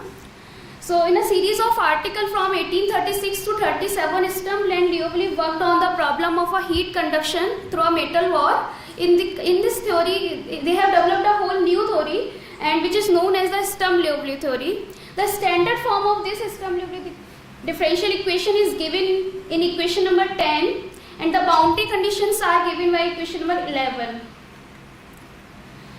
So, in recent years, many researchers have focused on the generalization of the Sturm-Liouville problem to the fractional one. Firstly, fractional Sturm-Liouville problem were proposed and discussed by Agrawal and Klimek, and in the consequences, the SLPs were numerically solved numerically and analytically. And further, Klimek and Agrawal in 13 defined the generalized fractional Sturm-Liouville problem, and motivated by this paper and all, I have defined generalized fractional Sturm-Liouville problem, which is defined in terms of the Capito generalized fractional derivative as given in equation number 12, and the order of the derivative is mu lies between 1 and 2 here, this one, and boundary conditions are as given in equation number 13.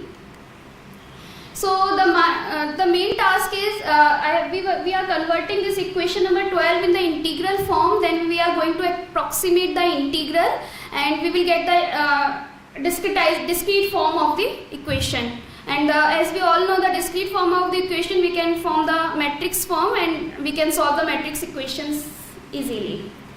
So these are the steps to convert the equation number 12 in the integral form. To convert this, I have taken the weighted Laplace transform on both sides of equation number 12, and using the some proper theorem and the corollaries which I have discussed earlier, we get the equation number 24. And after taking again the inverse weighted Laplace transform, we are getting equation number 15. And as I have discussed the general boundary conditions, so we are taking the 4 cases when C1 is not equals to 0 in the boundary condition 30. C1 is not equals to 0 and D1 is not equals to 0. We are getting the integral form as given in equation number 17. And for the case 2, where C2 is not equals to 0 and D2 is not equals to 0, we are getting the integral form as given in equation number 20, followed by this 21. Next, similarly for case 3, we are getting the integral form as in equation number 23, followed by this equation number 24. Similarly for case 4, Now the numerical algorithm, to apply the numerical algorithm, we have discretized our domain in n equal parts, and our task is to approximate the integral, because we have converted our differential equation into integral form.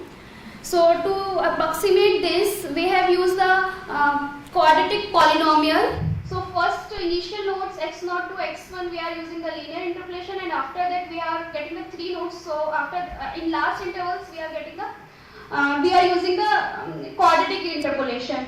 So after that we after the approximation, I have not mentioned the steps of the approximation here. I have directly written the approximation, which is given in equation number 28, and the values of these constants psi lk are given as in equation number 29, 30 and to 32.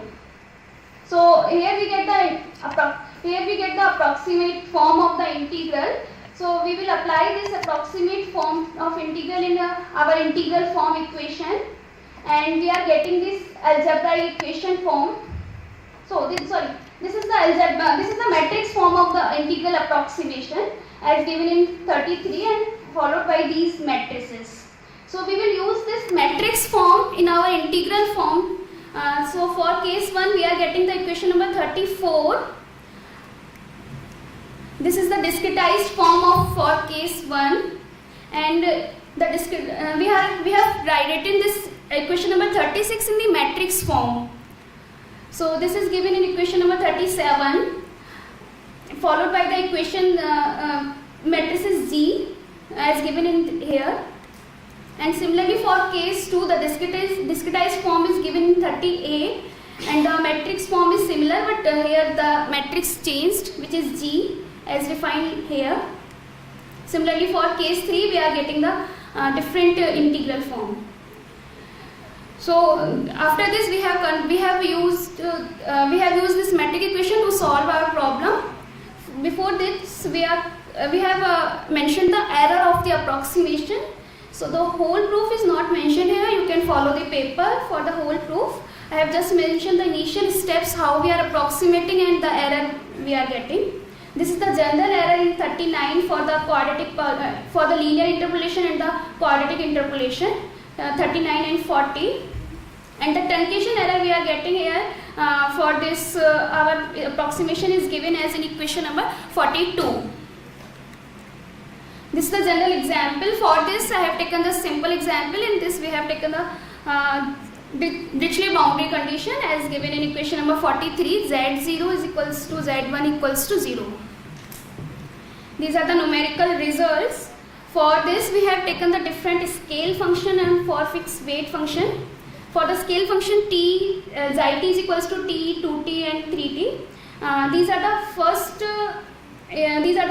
eigenvalue, initial eigenvalues we have find out. For n is equals to 50 to 800, and these are the order of convergence. So it is approximately equals to 3 for all cases.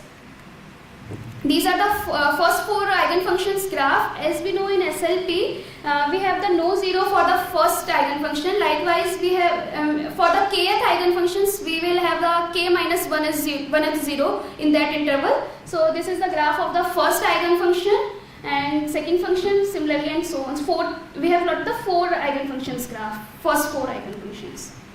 So in this whole 5 minutes, 10 minutes, we have discussed the numerical technique to solve a Sturm-Liouville problem. Basically, it is an eigenvalue problem. So I have converted that in integral form. Then we have approximate our integral, and using that we have formed the matrix equation.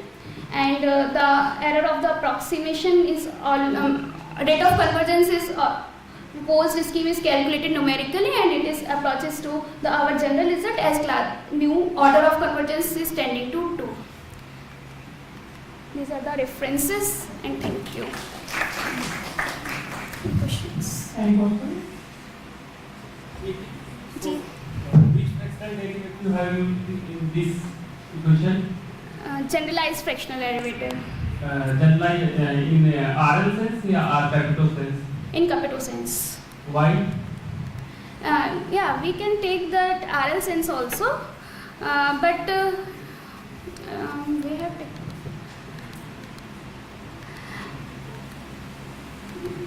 Okay, good. Just Yeah, we can try for that also. do you know basic difference between RL and capital? Yeah, for the constant differentiation of RL, Yeah. we get the 0. For that, for capital, it is not the 0 constant. For capital, it is 0. Sorry, yes. For capital, it is 0, and for RL. Very nice. Thank you.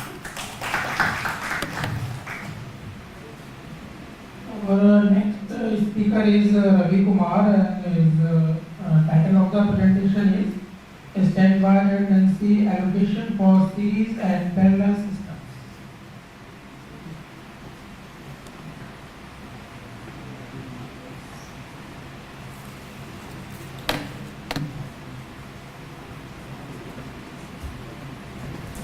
Hello. Good afternoon, everyone. My name is Ravi Kumar. I am a PhD scholar in Department of Mathematics in IIT Hyderabad under the supervision of Dr. Shamin Naqvi. Here, my topic is standby redundancy allocation for series and parallel system. First of all, we tell that what is series system and parallel system. Suppose a system, series system, if at least one component fails, the system will fail. And for parallel system, at least one of the component work, then system will work. That is the basic difference between series and parallel system. Now come to the why this redundancy allocation is important. So we come across in our world as systems like computer, mobile phones, everything. It is composed by the different components. So everybody engineer want to enhance the system lifetime with limited cost. So this is our main goal. Suppose, so there is one also way to enhance the system lifetime. One is called redundancy allocation. Suppose a system has two components C1 and C2 and we have two redundancies R1 and R2 and we want to allocate one at a time. So we have option that we allocate R1 with C1 and R2 with C2. And the second way, we can allocate R1 with C1 if we have not any budget issue, then we can allocate two at a time. R1 with C1, R2 with C2, else R1 with C2 and R2 with C1. So these are the two possibilities for one at a time and two at a time. In this discussion, we will discuss these two problems. So now come across some basic definition. So we know that if we have real numbers, so we can order them. But the component we know that of a system is random variables, in random due to many reasons. So we cannot order them. So for comparing the system lifetime as well the component lifetime, we have some partial ordering and we will call stochastic orders. So first we will discuss these definitions. So first is called most popular usual stochastic order.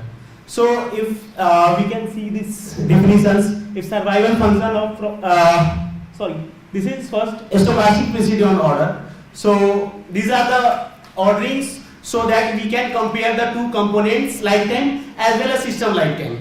So these are the stochastic order. First stochastic precedence order, second usual stochastic order, third hazarded order, reverse hazarded order, and others like increasing concave order, increasing convex order.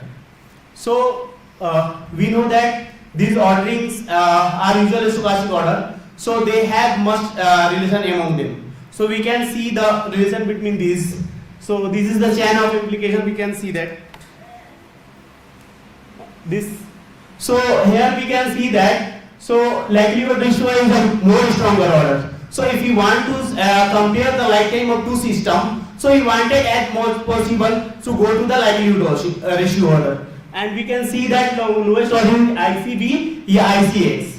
So now come to the some definition, log concave order.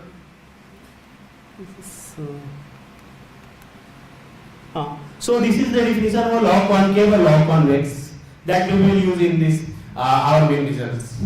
So moving forward, this the first definition is the problem is the two component system and two redundancies but allocating one at a time. So this theorem tells that if we attach a stronger redundancy to the stronger component, system will give the better lifetime. We can see that if we attach a stronger redundancy y2, with a stronger component x2, then system will give better lifetime. So we can go forward. Is it because we have compared with the usual stochastic order? The question is that if we go for higher stochastic ordering, stronger stochastic ordering, result is still holds or not? The answer is not. So we can see the next theorem. This is the example. So I am skipping due to the time. So see, we can see that it is not the case for hazard rate order. Sorry, reverse hazard rate order. See here, y2 is the redundancy. We are attaching with x1, then system will giving the better lifetime. So we can see that it is not always the case. A stronger redundancy should attach to the stronger components. Now moving forward to the now we are coming to the model where two components are there and two redundancy where we are allocating two at a time. So here we are also comparing the two systems with usual stochastic ordering. Now we can see that here this is also happening. If we are attaching a stronger redundancy to the stronger component, the parallel system gives the better lifetime. So now this is the example of that theorem, and this is for the second model for series system. But the story is changed for the series system. We can see here that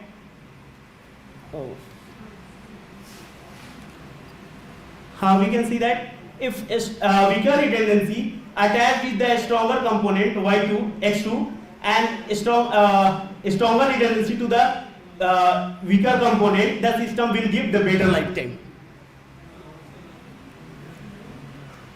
So this is the example of this theorem.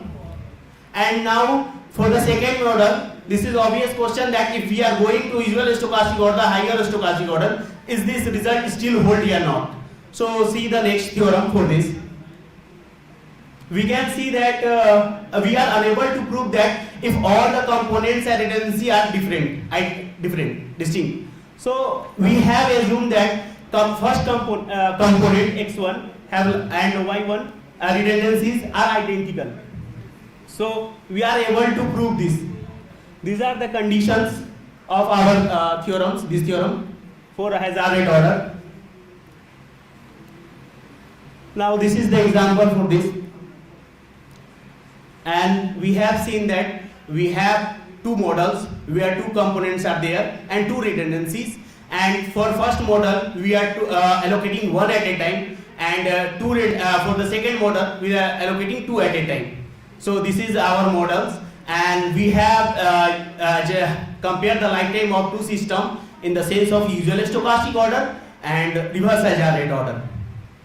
So this is my all conclusion, and the last thing, like one can go for the dependency framework, as we know that components and components of a systems are dependent due to the multiple of reason. So one can go through this. Thank you. Is there any question? Sir.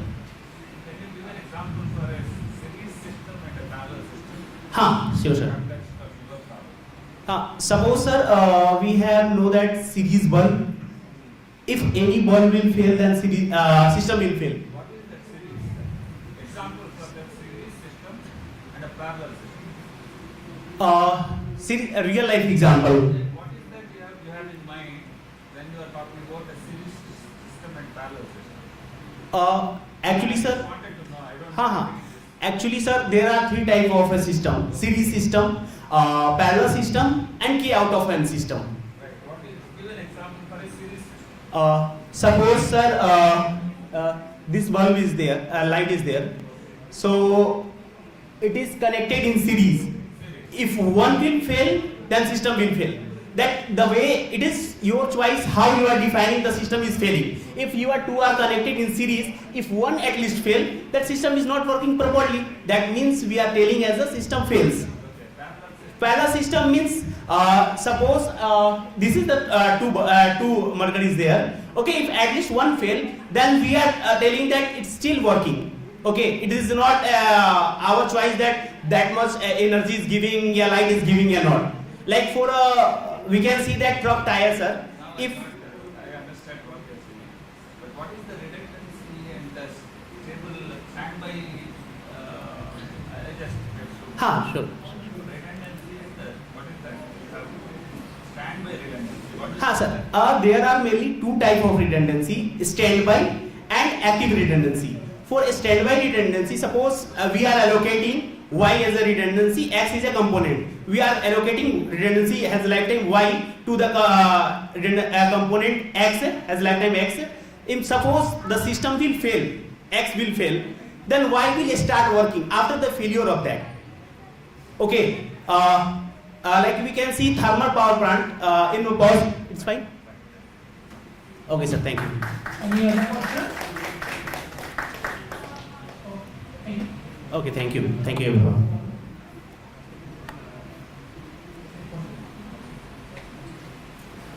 So our next speaker is Kaushik Gupta, and his title of the presentation is Bayesian and non-Bayesian estimation of the inverse generalized linear failure rate model based on generalized order statistics.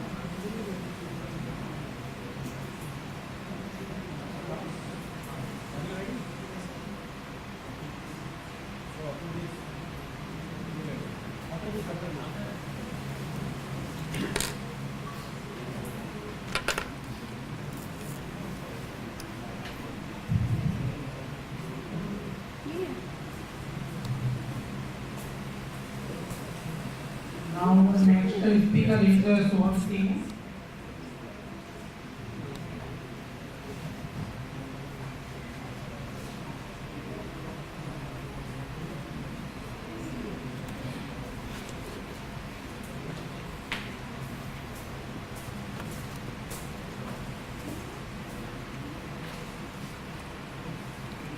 Okay.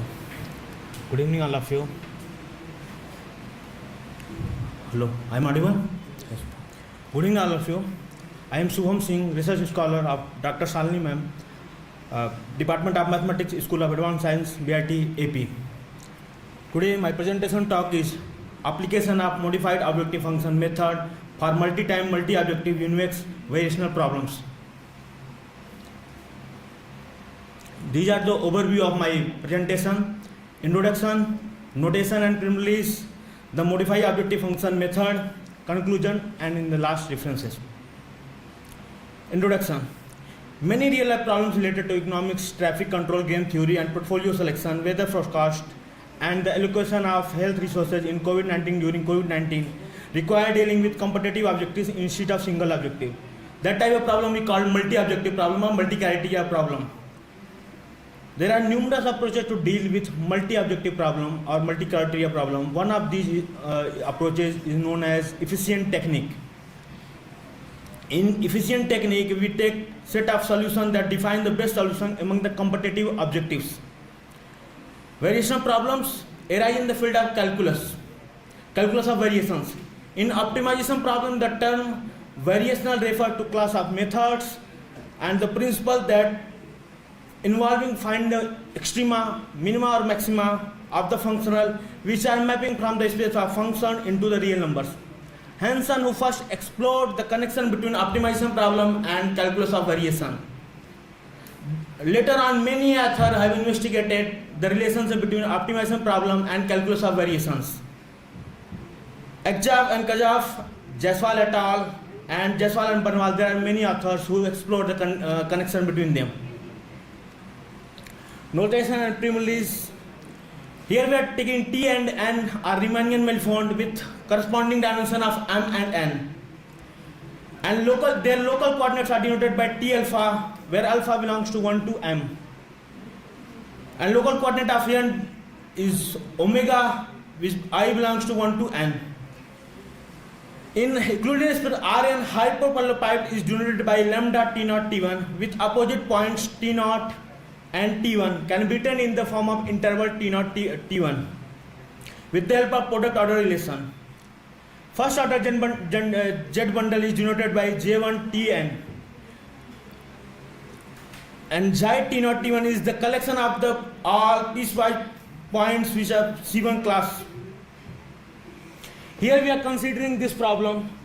We call this problem multi-time, multi-objective variational problem, in short MMBP. Here we are seeing the problem is multi-objective. So whenever we talk about multi-objective, we have to find efficient solution or Pareto optimal. Here del is denoted a collection of all feasible points of the problem MMBP. Since the problem is multi-objective, then we talk about efficient solution. These are the definition of efficient solution or Pareto optimal solution, and weak efficient solution or weak Pareto optimal solution. So since we are deriving optimality condition using the necessary optimality condition and using this definition of univaxity. So this is the definition of univaxity. The function is called univaxity if this inequality holds. This is the necessary optimality condition. Here lambda and V alpha are Lagrangian multiplier. If these three conditions hold, then we call the necessary optimality conditions. An efficient solution is said to be normal if we take lambda not equal to 0. Without loss of generality, we are taking lambda bar, which is Lagrangian multiplier of objective function, we can take 1. Here one remark is given, we use in our proofing. So using modified objective function approach, we convert this previous initial this problem using modified approach, we can convert this problem into this form. Since remark 2 tells that the set of feasible solution of problem, initial problem and modified problem are both are same, we called MMBP eta omega bar for modified problem. Now we are going to prove necessary and sufficient condition between the initial problem, considered problem and modified problem. So here about the theorem first.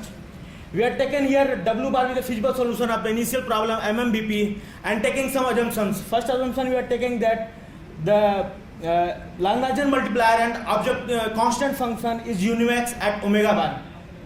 And second assumption is we are taking here eta is 0 at both the same point. And we are also using the necessary optimality condition. If this condition holds, then we can say that the modified problem MMBP eta bar is also have the efficient solution omega bar. Here we can, so we are using here contradiction method. Let us suppose that we have omega bar is not efficient solution. So there exists another point omega hat which satisfy these conditions.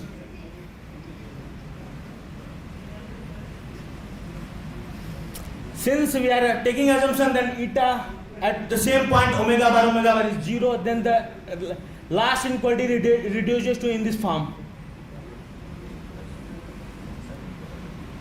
By assumption Lagrangian multiplier we are taken positive, so the last above inequality is reduces to in this form inequality 8. After using remark first. After using optimality condition 3, the inequality 8 rewritten as in the form given here. Using optimality condition 4 and 5 for point omega hat and omega bar belonging to delta, we get this inequality. And we are using also one hypothesis, monotony increases. If A is less than equal to 0, then phi j is less than equal to 0 also. So we can, using this hypothesis. Okay, sir. So using the contradiction method, we can say that the necessary optimality condition 3 is given absurd condition. So our assumption is wrong. So that omega bar is also efficient solution of the modified problem. In next theorem, we are just converse of that result. Here we are taking omega bar is an efficient solution of the modified problem, and we can prove that similarly omega bar is the efficient solution of initial problem. Here we are not going to deep. So we are giving a numerical justification of our result, first result. Here the dt alpha here denote the multi-time, problem is multi-time. So here we are taking one example. Here we are taking some assumptions phi j, eta, bj. We are taking W bar is an efficient solution. We can see in the figure W. We are using efficient technique, and in efficient technique every point is an efficient solution. So omega bar equal to 0 is also an efficient solution. Here we can see by figure also. So by modifying approach we can modify the initial problem into this form. After using modify approach, here in the next figure we can also see that the omega bar is also efficient solution of the modified problem. So in the conclusion, we have considered non-convex multi-time multi-objective variational problem using a modified objective function approach. We derived optimality condition for this multi-time multi-objective variational problem under the assumption of univexity. These are the references of my presentation. Thank you all of you. Any questions? Is there any question? How to check the efficiency of your work? Sir, here we are using efficient technique. Here the objective functions are opposite, means every point in efficient technique, every point is efficient solution. We can see by graph. Like problem, if you are taking x minus x, the condition of efficiencies are given here. The definition of efficiency. Sorry, sir. Yes, sir. That definition is certified. You check on MATLAB, sir. Okay. Thank you. Okay, thank you very much, sir. Any question? Thank you all of you, sir. Thank you very much.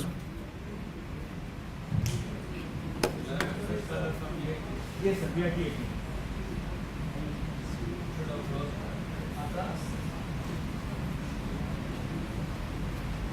Our next speaker is Akash Swain and Sabina Ram. Akash.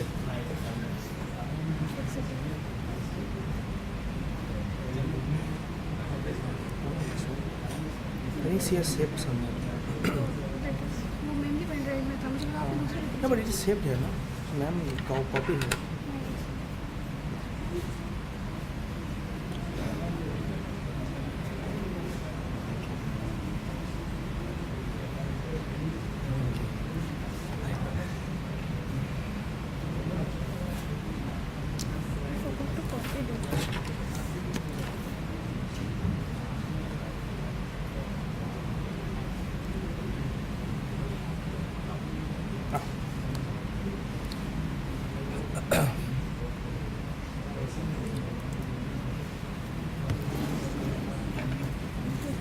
Hello.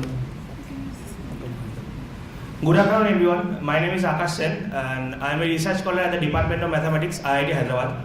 So this is a joint presentation. Me and my collaborator Pradyumna from IIP Vizag will be presenting. So our presentation is on data-driven approximation for non-negative least squares problem. So what is non-negative least squares problem? Suppose you have a matrix system Ax equal to B. Now we want to obtain X, which is non-negative entry-wise. Now if we pose this into an optimization problem, it will look like this. So H is the matrix and X is the signals and S is the target, which has to be non-negative. Now there are many classical algorithms available to solve this problem, but the challenge is that sometimes they are really slow, because sometimes what happens is they are iterative in nature, and sometimes in each iteration a matrix system has to be solved, which is really slow. And another challenge is that you have to find a perfect step size to obtain good results. Okay, so we wanted to solve this problem specifically via deep unrolling. So why we are choosing this method? Because in literature we have seen that the deep unrolling methods have outperformed the classical algorithms. So I'll start by one of the simple models of deep neural networks. So So any functions of this form is known as deep neural network if d is strictly greater than 2. Okay, so what is an unrolling? So in unrolling, what happens is you take one iterative algorithm and you map that a particular iteration into one single neural network layer. That is known as deep unrolling. So you can see in this diagram here. So this is the iterative algorithm here, and we have transformed into a deep neural network. So one example is that unrolled proximal gradient descent method. So this work we have published in IEEE ICASP, and we have presented this in COL this year. So consider proximal gradient descent method for solving that problem. So this is the kth update step, which is xk plus 1 is equal to this, and we have just replaced I minus this thing with W1 and another matrix as W2. Ultimately, we are learning the inverse map A inverse here via some neural network. So this is the unrolling we did here. So this is just an example, but in this work, what we have done is, so in some paper we saw that, so authors of that paper, they have run gradient descent on this over-parameterized loss function, and the update state looks like this. So what we did is, so we just replaced the matrices using weight matrices, that's it. So this is the nth layer of the unrolled network. So now Pradyumna will discuss about algorithm and the applications of our work. Yes. Thank you, Akash. So as Akash discussed about the unrolling of algorithm, and this is a particular Lth layer iteration, Lth layer of the UOGD network we have defined. So you can see, like if you see the iterative process, the Lth layer is looking like SL plus 1 is equal to SL minus that eta L times W1 SL minus W2X SL P minus 1, where that dot circle is nothing but the hard-word product. So here what we have done, we have considered the one Lth layer is like this, where W1 and W2 are the learnable parameters. So we can, by giving the data, we can learn this W1 and W2 parameters. Now the algorithm is looking like this. If you consider capital L number of layers in a concatenation way, then the network looking like this, like we are combining all the layers to make a network.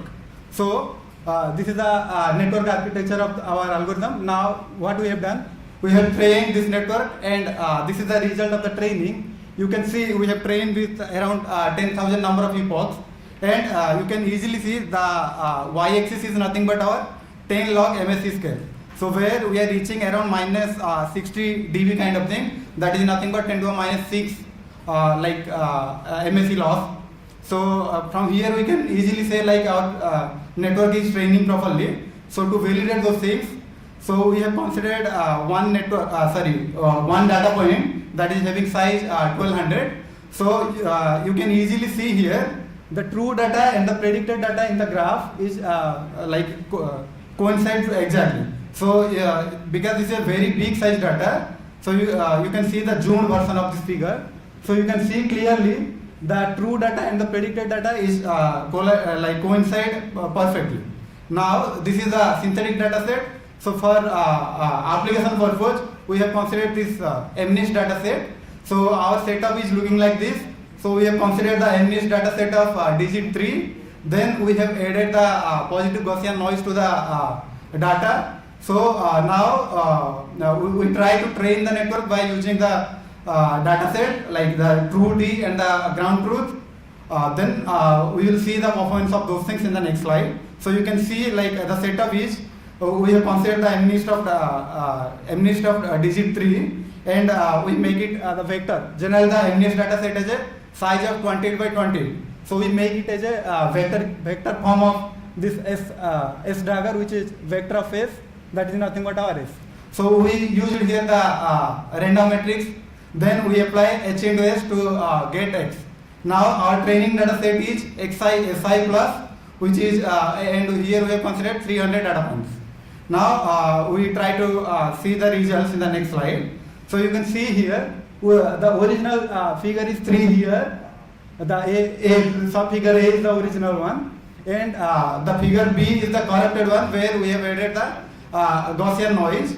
And you can see the UOGD is our current algorithm where we are able to recognize 3, and this is the UPGD, the previous one, which is not able to recognize properly.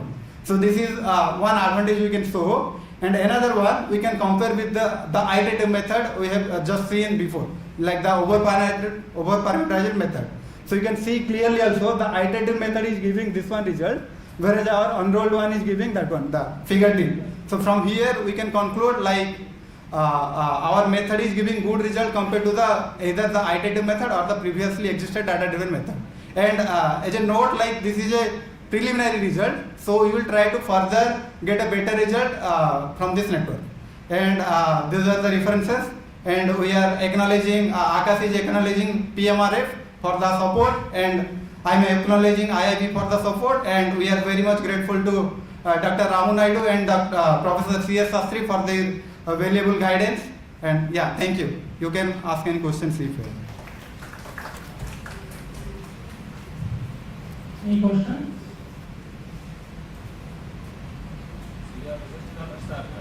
Yeah.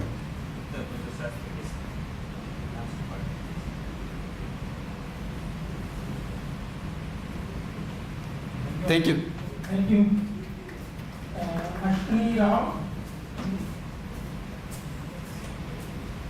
So our next speaker is Ashwini Rao, and the title of the talk is Riesz transform on Gaussian IO type spaces.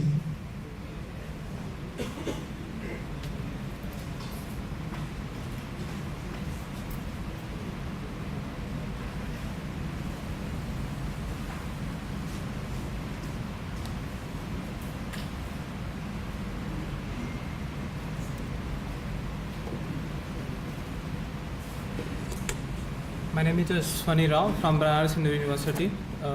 My today's talk on Riesz transform on Gaussian silo type spaces. This is contents of my talk. The development of the Riesz transform can be traced early 1990s when Mallet and Zhang introduced the concept of a series of papers. In 1998, Candice made significant contribution to the image processing by introducing the concept of the Riesz transform. And he recognized the limitations of traditional methods such as Fourier transform in capturing the directional properties of the signal and images. The Riesz transform integrates directional information from the RAAM transform and multi-regional analysis from the wavelet transform to represent the data with elongated curvilinear features. The distributional framework for Riesz transform was developed by Kostadinova in their work. The contributions was substantial as they established a link between RAAM transform, Riesz transform, and wavelet transform. They define Riesz transform for distribution in Lysorkin spaces. Lysorkin spaces is a subset of Schwarz space which have all moments equals to 0. The spaces of type as Friedman and Gaussian silo discuss Fourier transform, and Pathak investigated wavelet transform. First, here we introduce this. Employ these symbols h and yn plus 1. Here s is unit sphere for dimension n, and the spaces S alpha consist of all infinitely differentiable function satisfying condition 1, where a and c alpha depends on the function psi. The space S alpha imposes constraints for decreasing of fundamental functions as zeta tends to infinity. The space S beta consists of all infinitely differentiable functions satisfying condition 2, where the constant b and c depends on the function psi. The space C beta imposes constraints for decreasing for the growth of derivative of the function psi. And space S alpha beta consists of the function psi, which is also smooth and holding condition 3, where a, b, c depends on the function psi. This spaces consist both for the decreasing for the fundamental functions and the growth for the derivative of the function psi. For further discussion, we need these types of spaces. This space S tilde rho, which is defined as this conditions. We have defined here 3 similar types of spaces, like we have earlier discussed this Gaussian silo type spaces S alpha beta and S alpha beta. So The Riesz transform we define for f when in L1 and psi in Schwarz space in equation 4. Here the Riesz function defined over the Rn to C. Here the delta is location parameter, eta is delta is scale parameter, and eta is location parameter, and u is orientation parameter, which belongs to the unit sphere. And equation 5 is the relation of Riesz transform in terms of Fourier transform. We can get this by applying one-dimensional wavelet transform over the return transform. Here f hat is denoted for Fourier transform of f. The major contents of my paper is these theorems, where we have proved the Riesz mapping is continuous over these types of Gelfand-Shilov spaces that we define here. The similar result have been discussed by Roop Kumar, where they did not consider for small decay values for a to the power minus s. And for the generalized function, we have take the dual of the Gelfand type Shilov spaces, and then like as these theorems, we have the similar theorem 7 we can prove. And for the ultra distribution, we have the Riesz transform on ultra distribution more than general than those we have discussed in previous section. Suppose we have two arbitrary sequences an and bn holding these 5 conditions. So this is the Gelfand-Shilov spaces over the ultra temporal distribution, which is SAN and SBN and SBNAN holding these conditions, where phi is also smooth functions.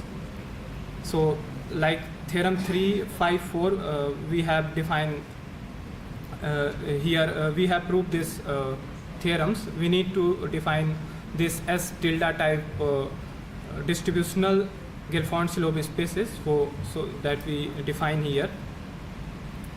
And we also discuss an application of Riesz transform in image processing. This is in noisy image model, where IN represent noisy image and IO original image and eta is noise. For solving IO in the above equation considered an ill-posed problem, we can get a unique solution for IO. To obtain good estimation for this, there have been many techniques developed by many researchers. So we have conduct our experiment by using well-renowned Barbara images, where we have add a Gaussian noise over the image, and then we reconstruct the final denoised image by using Riesz transform. Riesz transform is the application of one-dimensional wavelet transform over the Redan transform. So first we approximate the Redan transform over the image, that is computed as first we apply 2D fast time Fourier transform on image and then we change Cartesian coordinate to polar coordinate, and then we compute a one-dimensional inverse Fourier transform. We can see in the flow graph, this is the image where we have applied fast time Fourier transform of 2 dimension. Then the Cartesian coordinates converted in the polar coordinate, and then we applied fast time Fourier transform to convert this into the Redan domain, and then we applied one-dimensional wavelet transform over the Redan transform. Then we get Riesz transform. And this is the original Barbara image, where we have add the Gaussian noise, and after denoising we get image C. And this is the comparison of our PSNR and SNR values of original versus noisy image and original versus denoised image. This is our flow chart of the image denoised using the Riesz transform, where we have the original image, and then we add Gaussian white noise, we get noisy image. Then we apply the denoised filter derived from the Riesz transform, and then we applied inverse Riesz transform to get denoised image. These are our references we have seen. Thank you.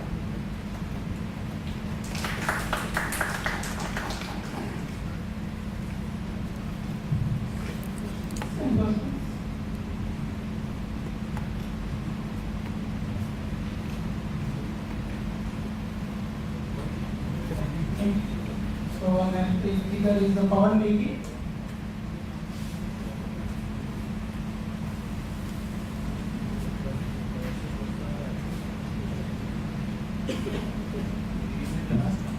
Yes, sir. Kaushik Gupta is there. Kaushik Gupta.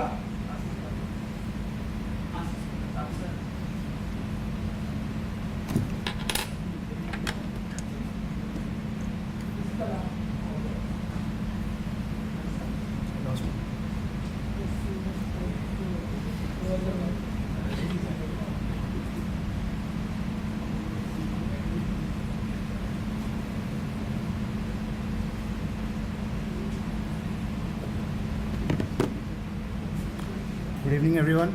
Today, myself, Pawan Negi from the Department of Ocean Engineering and Naval Architecture will be presenting on the surface gravity wave interaction with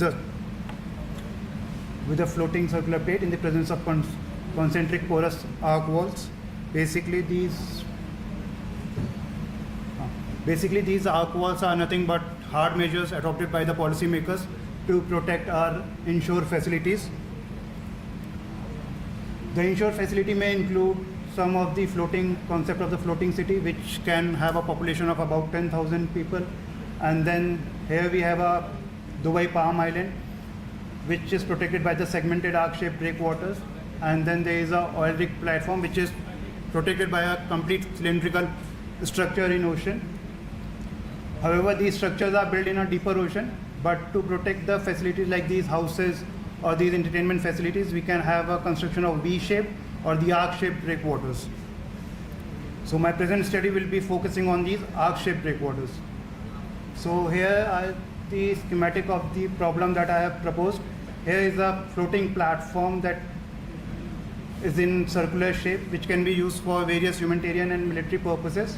And these are the two arc-shaped breakwaters placed at a radial distance A and B from the plate. And the plate radius is C. And we have assumed that the direction of the incident wave travels from the negative x-axis, making an angle beta. So this is the planar view of the same problem, and we have considered the bottom bed to be rigid and impermeable. These plate will be modeled using the Euler-Bernoulli beam equation, and we have used this small amplitude wave theory and structural response to model the whole physical problem in consideration. So coming to the mathematical formulation, as we have assumed the fluid to be inviscid and incompressible, we have this governing equation, and the bottom boundary condition basically is a rigid impermeable condition, and then these are the standard kinematic and dynamic condition on the open water region and the plate covered region. Here my D represents the fractional rigidity of the plate, and Q is the compressive force which will be acting on the floating elastic plate. Now on the outer breakwaters and the inner breakwaters, they are assumed to be porous and follows the Darcy's law. So accordingly, we have these two boundary conditions where G1 and G2 are the porous effect parameters, and their limiting cases for G equals to 0 will implement a rigid barrier, whilst for non-zero it will represent a permeable barrier. And then here my K0 is the plane progressive wave number with which the incident wave travels. Also along the pseudo boundary, basically the leftover boundary, and on the outside and the inner side, we have the continuity of pressure and velocity for the angle minus alpha 1 to alpha 1 and minus alpha 2 to alpha 2. Along the plate edge, this is our floating plate, so we have considered the continuity of pressure and velocity along the plate edge also. And then this plate is not moved, it is freely floating, so we have the vanishing of bending moment and shear force here. Again, the far field behavior is given by this. Basically, the far field behavior is assumed such that the wave propagates with its initial wave number K0 at the far field.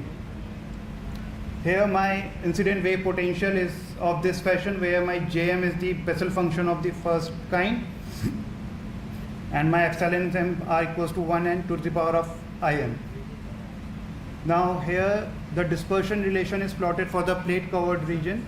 So here we can see as the compressive forces increase, we have the occurrence of saddle point A, and then if we increase the compressive force beyond this limit, we have the occurrence of these maxima and minima, which are referred to as the blocking point, because at these points the derivative of d omega by dp vanishes, which is nothing but the group velocity. And in between these maxima and minima, we can see for the pink color curve, we have the occurrence of 3 propagating wave modes, R0, R1 and R2.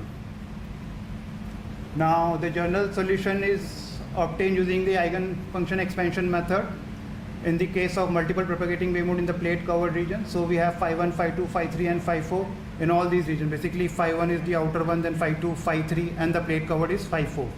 And these are formed using the Bessel function of the first kind and the Hankel function of the first kind. And here my EMs are nothing but the x and z coordinate of the incident wave potential. Here I present the validation and verification of the model. So the model was validated by plotting the force in the x direction on the inner breakwater, and it was validated with Chu et al. In 2014.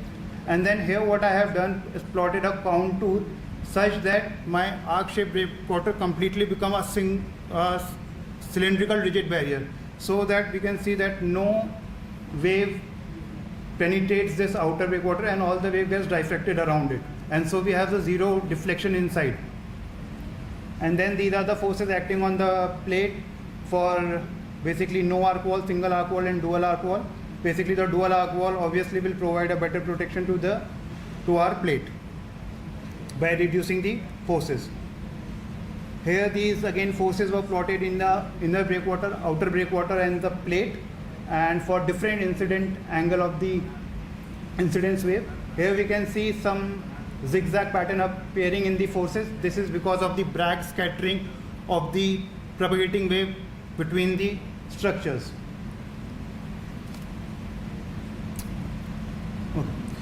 Here again these forces were plotted for different values of G1 and G2 was fixed to be 0.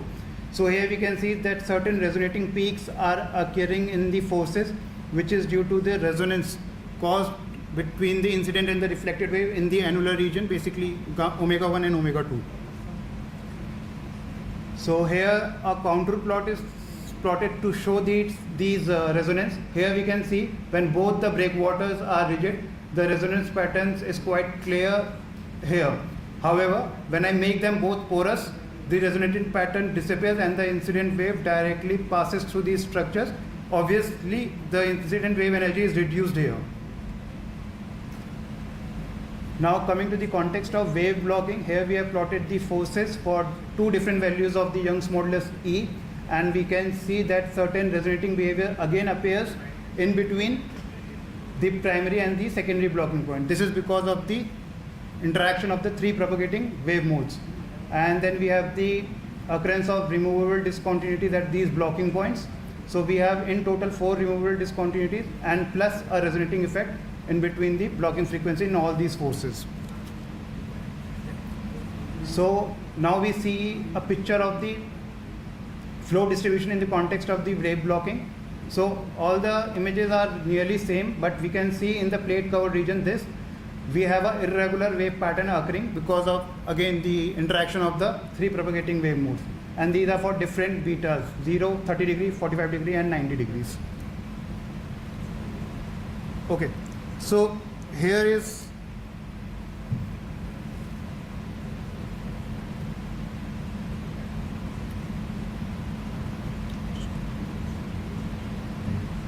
okay.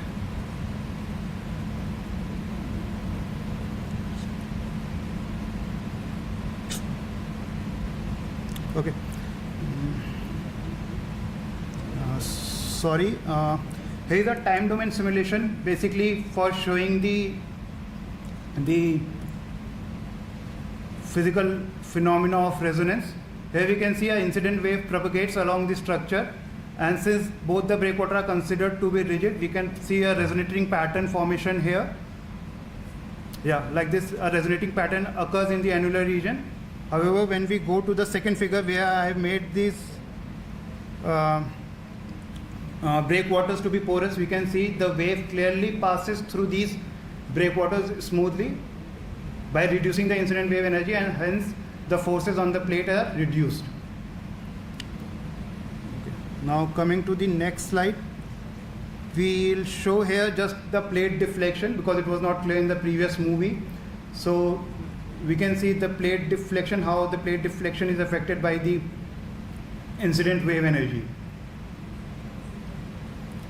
And at the last, I have a movie presenting incident wave traveling at a 45-degree angle and passing through the breakwater.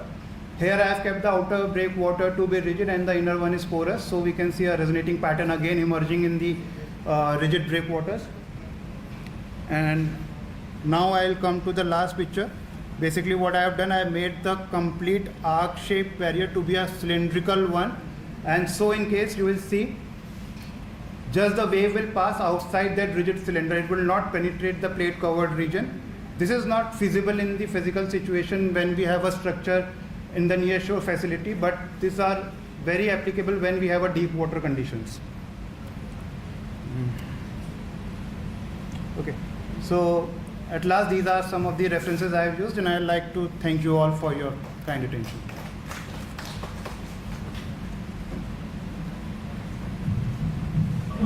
Yes, sir.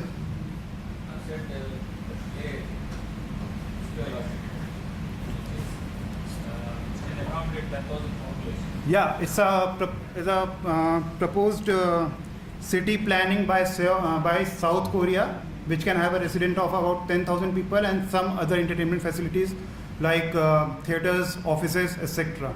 They are planning to build it by 2050, but the status is still unknown. In fact, the Indian government has now launched a Sagarmala project, which will be used to boost up our blue economy in the context of the Indian coastline. So, and yeah, Sagarmala project. And in fact, these floating houses in India you can find in Tehri Dam in Uttarakhand. Although it is built in a dam, but still that is the initial step which is taken.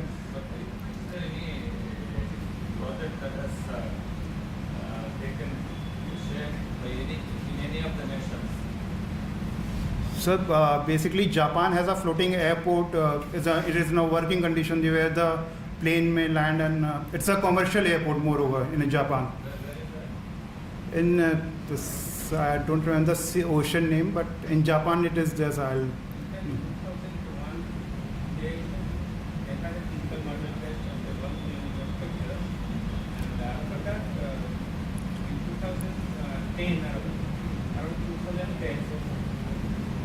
Japanese government earmarked to have a floating structure, but then this structure could not take place because the budget.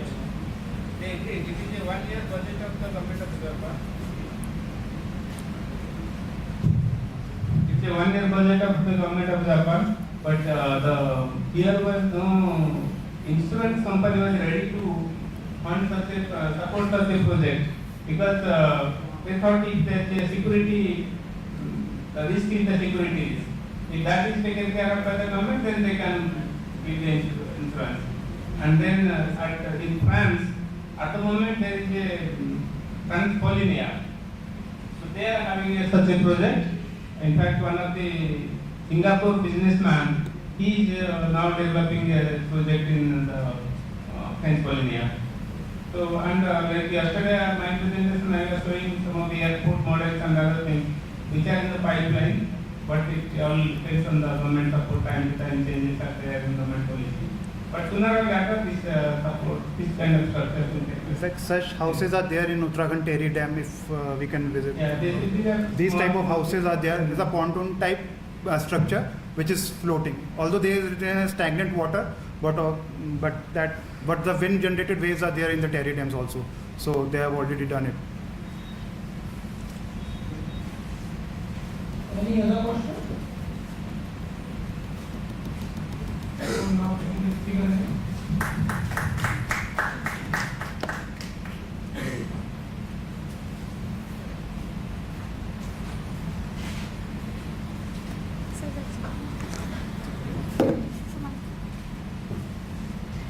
This was the last presentation of this session. I am thankful to chairpersons Navneet sir, Avdesh sir and Harin sir. And we are forward to our time. It's 3:45 and we have 15 minutes. So I request PVS and Murthy sir. Sir, जा रहे हैं क्या? Sir, कुछ बोलिए? So we have 15 minutes, so I request PB SN Murthy sir, please come on the stage and let's remark this event and conclude this. I can't speak for a long time. 15 minutes is too much. First, as organizers have indicated that there is going to be a valedictory session starting at 4:30, okay, maybe in this room. Okay. So this is the last session. In the other sessions also, once that is done, then at 4 o'clock we have a general body meeting, and after that we have. I hope you all have enjoyed the presentations, your presentations. I know the time given is small for research scholars to present their work, but your efficiency, it is going to be a test for your efficiency. See, you work for 4 years for your PhD, 5 years for your PhD, but ultimately you are given maximum 1 hour for presenting all the work that you have done for 4 years or 5 years, right? But in that 1 year time, you are able to make a presentation. If that is the case, then a part of that work, maybe which is done for an year or so, it can be easily presented in 10 to 12 minutes time. Okay, 10 minutes time is not small, but the thing is you need not present everything. Okay, what is that you are aimed at, and what are the gaps? Okay, so how you are attempting to fill the gaps?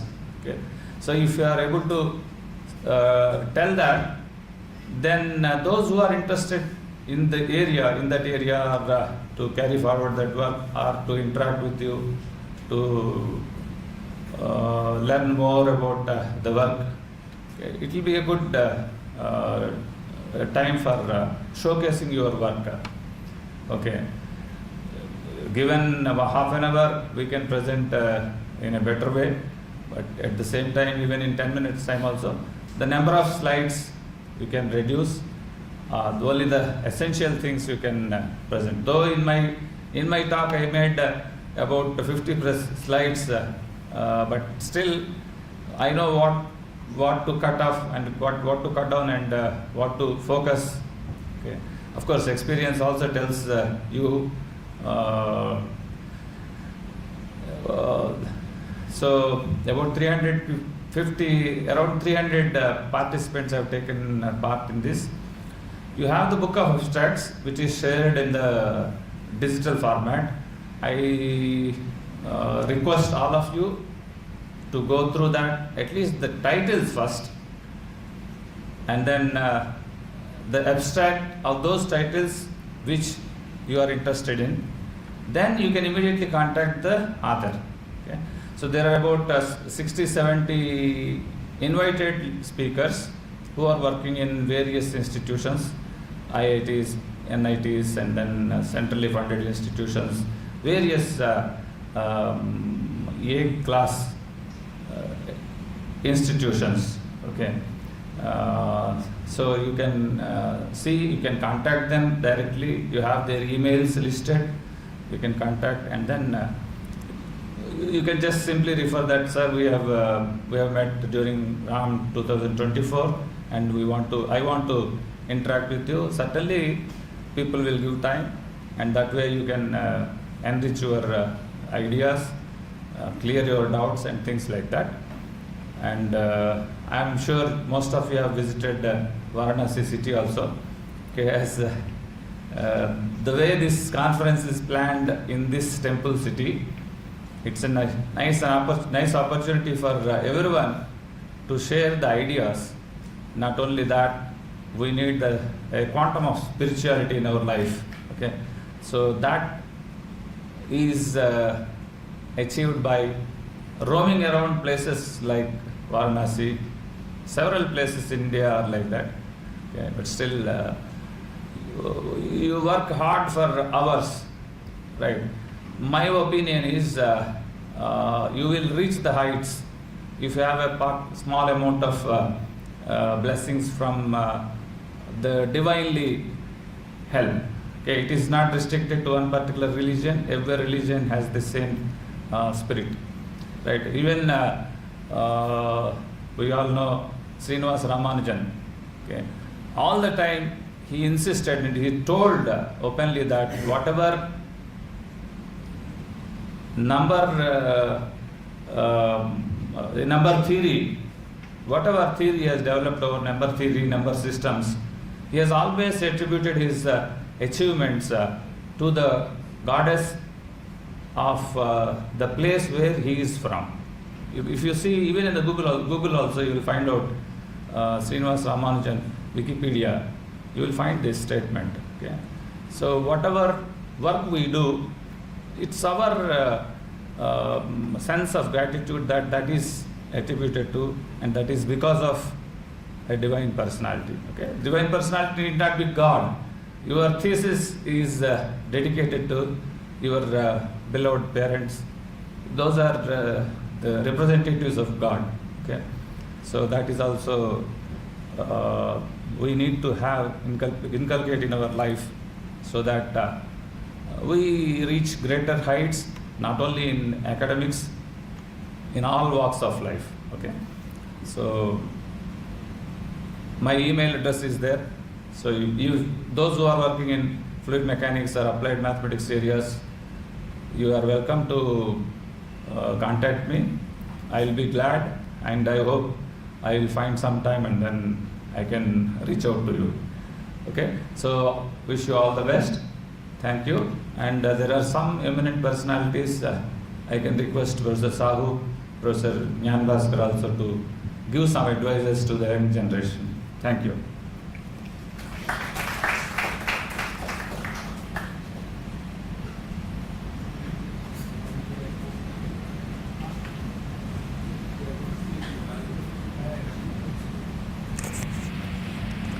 Thank you, Professor Murthy.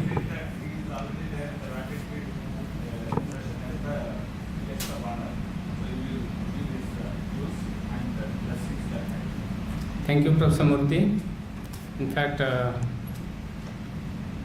as you have seen that the last speaker was talking of a problem which is highly applied problem, but after first or second slide, you could see a set of differential equations and boundary conditions, and finally the solutions. So here a lot of theory is involved, mathematical theory like the theory of Bessel functions, Fourier Bessel series, basically the application of it. Similarly, those who were there in my talk yesterday, they might have seen various applications of Fourier series and allied methods. See, many times this is a question which is asked, students ask at many forums, that to learn so many theorems, lemmas, what is the use of these theorems and lemma? We don't know. If you can use them properly at a later stage by looking into problems which are highly applied in nature, you will see that you will utilize all the theory what you have learned till your MSc. And I think any applied problem, a background of applied mathematics up to MSc is essential. Left and right I use Riemann-Leibniz lemma, Parseval's identity. All these things are we use left and right, Fourier theorems and other things. We are using left and right. Even if your Fourier transform, Laplace transform, all other transforms we use left and right.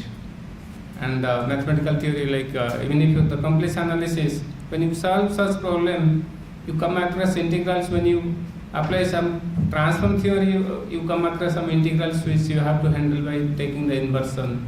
So Fourier inversion, Laplace inversion, in the process you come across the use of Cauchy residue theorem and other things. So what I say that having a strong background of applied mathematics up to MSc and then switching over to areas of application is a very good idea. Here I want to tell another issue. If you are working today, many times we as a young faculty also they face this is an issue that you ask for funding agency for a research project. If you do only theory, there are a lot of applications, but the fund is limited. So few people are given the fund, others are denied. Sometimes the committee will say this is not in the domain of what the ACRB is interested or the funding agency is interested. Same problem, you look at it as an applied problem. Just give a feeling of application, and then the country says, the policymakers say, there is a dearth of money, there is no limitation of money. And sometimes we say that if there is no limitation of money, where it is, why we are not denied. So have to do something where some application component you have to show that it is applied here. Today as we have many challenging issues, population growth, environmental issues. You see, till today we have not got the rain, it is almost, we have reached July. Prediction and what measures can be taken to mitigate such effect.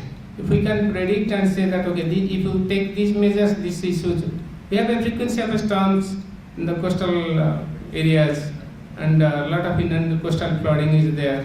So look at those issues. If you can say that my model, I have a mathematical background, I have developed a model, and I say my model is working so well, it will work, and then that will perhaps be helpful to the country and to the world community, and at the same time you will be able to use your mathematics. So this is what I want to say, that always look for problems where you can have a little application, and then scholarship is not an issue, funding is not an issue. I'll tell you one experience of mine. In 2014, one project was rated to ACRB, and the project was 35 lakh. The committee reviewed the project. One of my scholar who become a faculty in IIT, he has gone for that project meeting. 35 lakh was denied to him. What we did, we changed the title of the project to an application, with certain application, just introduction, and then the content remains almost the same. ACRB panel, ACRB has different panels. We put it in the environmental panel, the climate change panel.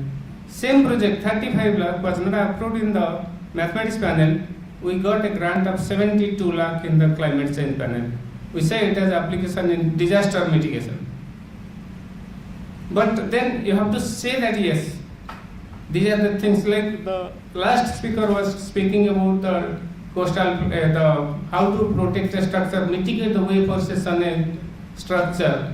It has a high application in. So people who are interested in such engineering problem, they will definitely try to fund such a thing or try to take such a problem. So even if getting a, today in the world, getting a postdoctoral position, students are looking for after their PhD, it's there are a lot of positions if you do a little applied work. So here I want to say, wherever you are working, do a problem which has a certain applications, and if you can convince, there's no problem at all.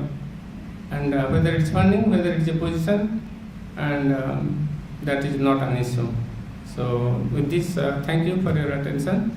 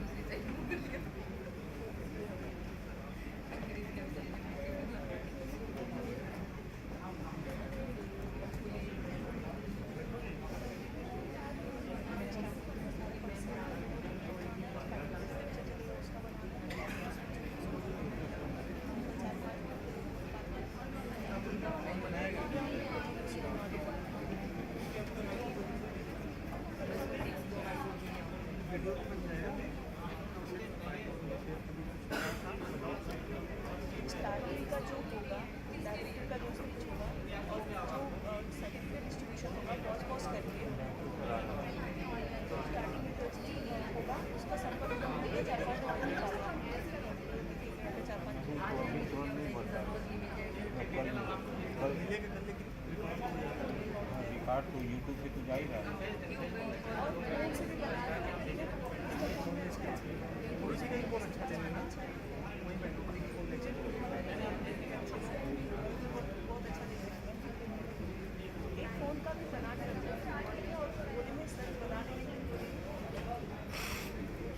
आप बना दोगे ना starting में sir आप समझ गए हो क्या करना है।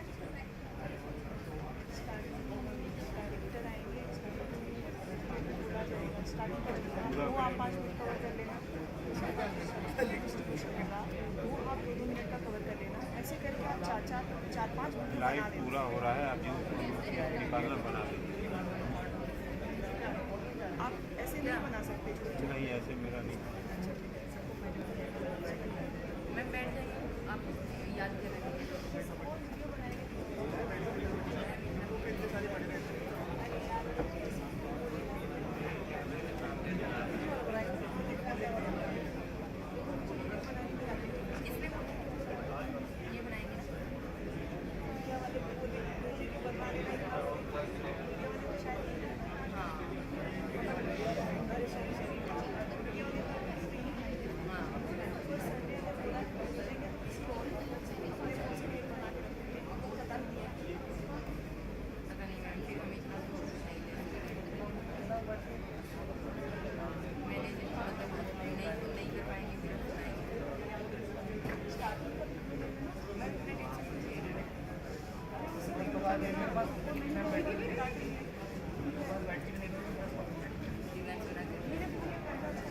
आप लोग यहाँ शुरू करेंगे, सारा लाइव में जा रहा है, जितना आप बात करेंगे सब हाँ लाइव चल रहा है।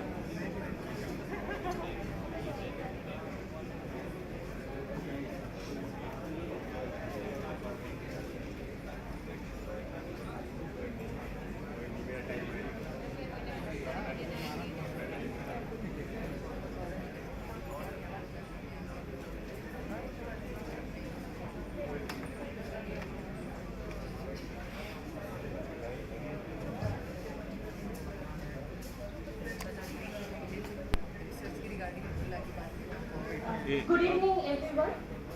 It gives me immense pleasure to welcome you all once again to this valedictory function or valedictory session of this 3-day event, the second international conference on recent advances in applied mathematics, RAAM 2024. So on behalf of the organizing committee, I believe that this conference was the culmination of 3 days of fruitful deliberations, knowledge sharing and research presentations by subject experts, scholars and researchers from all over the India and abroad. So with this, I would like to call upon the dignitaries on the dais.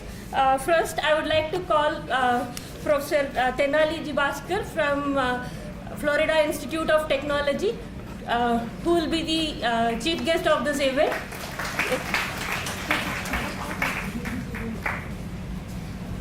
Welcome, sir.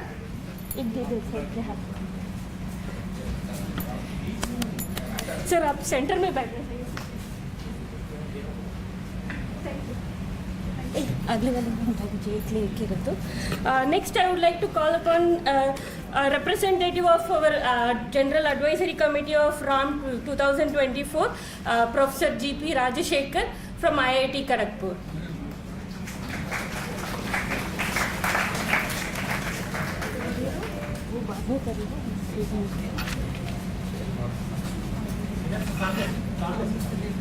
सामने से दे दो. Welcome, sir. Next, I would like to call Chairman and our head of the department, Professor Sanjay Kumar Pandey, for to occupy this seat.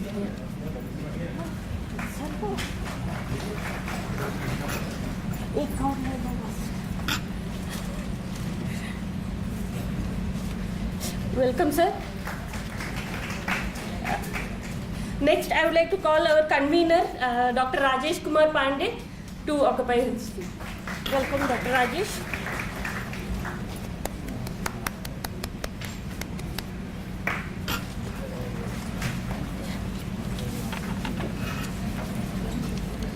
So I believe that this conference has been successful in providing a platform where the interaction of diverse viewpoints created a reservoir of knowledge capable of shaping the future of education, especially in applied mathematics. And I was also able to see like a true sense of collaboration was visible during the working and conduct of the conference. So now I request our convener, Dr. Rajesh Kumar Pandey, to give a brief update of the proceedings and give the welcome address.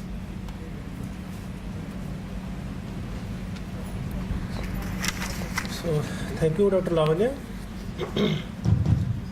Dignitaries on the dais, our chief guest, Professor Tenali Bhaskar from Florida Institute of Technology, USA, and representative of the advisory committee, Professor G.P. Rajasekhar, a senior professor from IIT Kharagpur, chairman of the conference and our head of the department, Professor S.K. Pandey, all the participants, dignitaries of the dais, Professor M.M. Tripathi, head of the department from Department of Mathematics, BHU, Professor S.P. Tiwari from IIT Dhanbad, Professor Sri Hari Rao from JNTU Hyderabad, Professor P.V. Shanmurthy is one of our, we can say, for mentor for RAAM 2024, and Professor S. Srinath and Professor Triblojan Sahu from IIT Kharagpur.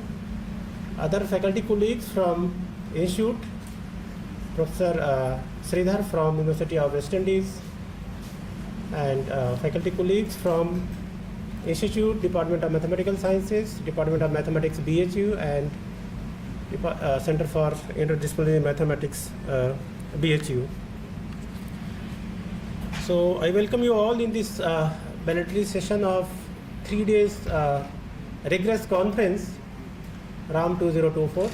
So we didn't have even time to interact, to talk. So full day from the morning 9 a.m.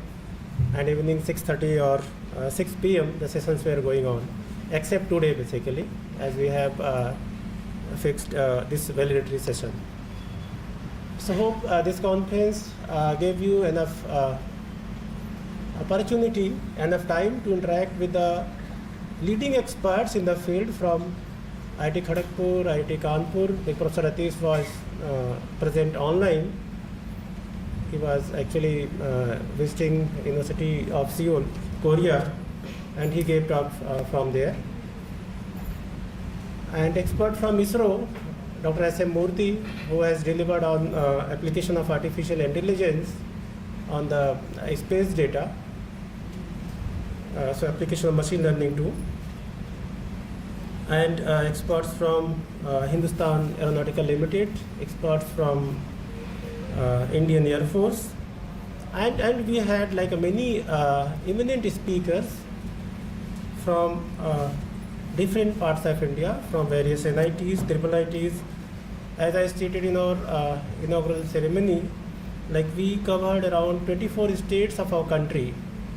So covering basically all the states, we had participants, and they shared their current research, they shared their ideas, their hard work, whatever they have gained, means hard work of several days, or you can say like maybe for a couple of years also. And those ideas definitely, I assume like you'd have got enough opportunity to get a critical feedback for further improvement with the leading experts from various IITs or ISRO or various government organizations. So I'm sure you would have definitely benefited out of all these. Also, we had participants from Tribhuvan University, Nepal, University of West Indies, University of one university in South Africa, and University of Namibia, and several others. So hope like these 3 days were very much fruitful to you in gaining the experience, sharing your knowledge, and having interactions with the leading experts. Also, there were actually active participations of a few senior professors. They were involved in this 3-day event as a session chair, if they have not taken about, but they were present as session chair. as like Professor M.M. Tripathi sir and Professor A.K. Misra sir had already discussed, given the lecture, and few more from organizing committee of the department.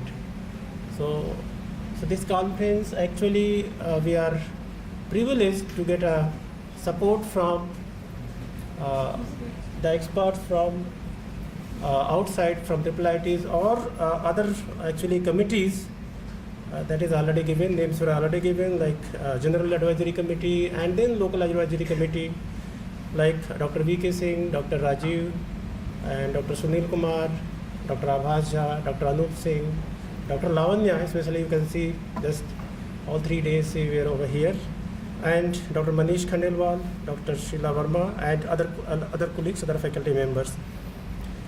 So especially like their contribution, their continuous actually involvement in all these 3 days. So that is actually even I say like that won't be complete just for appreciation. So they deserve more than that. And support from institute, from our director, and especially our dean and our head of the department, Professor S.K. Pandey sir. So actually we are doing this conference means we were involved in since last 6 to 8 months. I see every time I used to go to him for signing the paper, starting few like papers that he read, after that he started actually signing without reading all the papers. So just actually, so that is more than whatever that we expected from HOD for or a chairman of this conference that is to be. So it is not just like because there are many things basically that a person that is on position that he is going to go through. Without that, even I won't sign. But many times sir said, Rajesh, lao yaar theek hai, jo bhi la rahe ho theek hai. So even it could be done like if you evaluate the success of the conference. So it's not like what happened in these 3 days, but more than that, what actually we have actually done in the past 6 months. So already wrote to several funding agencies and then writing them, responding them, a lot of communication, and that couldn't be happen because such a support from the department, especially from institute and faculty colleagues of institute, and even the support from our director that we received in last just 1 month, as he is newly joined. He joined over here in last month. So we have got like such event won't be actually organized in this manner without their support. So actually I have to finish in very short. So I wanted to speak. So few colleagues have come recently, like so I welcome them also, like Professor S.C.S. Rao, Professor A.K. Misra sir from Department of Mathematics, Dr. Chandan Upadhyay, Professor Chandan Upadhyay, Professor V.K. Singh, and other colleagues that I could see over here. So welcome you all. So I'll just present a brief report of the conference.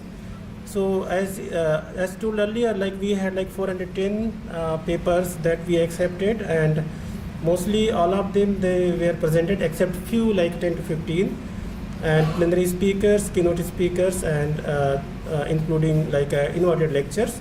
Also there were 30 participants. They attended this conference, 3 days conference. So it was a basic report for this one. So now I'll talk about for the this conference RAAM 2025. So we have briefly discussed in the General Organizing Committee with the committee members. So there are few choices for RAAM 2025 that I am going to tell you, like in 2025 where it is going to be scheduled. And Professor Rajan Kumar Sinha from IIT Guwahati, he is actually requested to be a mentor for this, to be the representative advisory committee for this conference RAAM 2025. And the options that we have explored, that is not yet finalized. We'll choose one through some more round of discussion that we are going to have, like university and the facilities over there, other hospitality, and other information that is required for the participant to be actually means that is required at that place. While so this conference this time, the first conference held in BITS Pilani Dubai campus. So second one was held in India, here in IIT VHU Varanasi.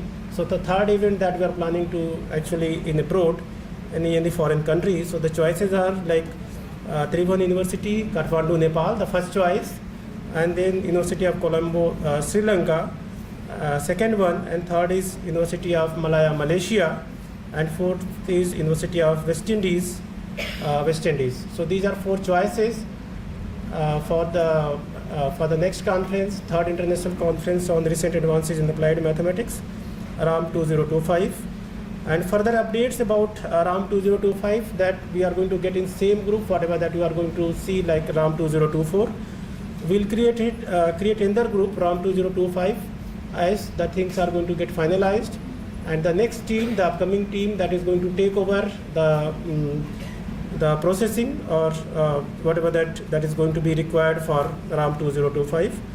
So Professor Rajan Kumar Sinha sir is requested to take a lead in this for RAAM 2025 that we are going to finalize in any of these actually 4 universities that we have discussed. So with these words, as I have to finish because few experts they are going to leave by very shortly by 5 o'clock. So again I thank you very much for your presence over here in this valedictory session, especially the dignitaries on the dais and off the dais, Professor C.S. Rao, Professor Srihari Rao, Professor A.K. Misra sir, Professor P.H.N. Murthy, and Professor Srinath, Professor Tilachan Sahu, Professor Satyajit, and faculty colleagues from the institute, Professor P.C. Pandey and Professor A.K. Singh sir, and Professor Ghosh, Professor V.K. Singh, Professor Chandan Upadhyay, Professor Tripathi, Professor Sridhar Rao, and Professor S.P. Tiwari, and many more actually I see. So it is going to take more time. So I hope like other experts, they are not going to mind like if I have not taken the name. So with these words, I thank you all for your enthusiastic participation in this conference, especially the students. Actually, they about more than 200 students actually they participated in this event, and that was the main focus of this conference, to get the student more benefit, to get the actually more space, more time to interact with the leading experts in the different areas from the country and abroad. Special thanks basically for, I'm not going to thank, basically thank will be given by the person who is going to give vote of thanks, but I'll convey my regards to Professor Tenali Bhaskar and Professor G.P. Rajasekhar for being with us in this event. So thank you very much. Thank you all.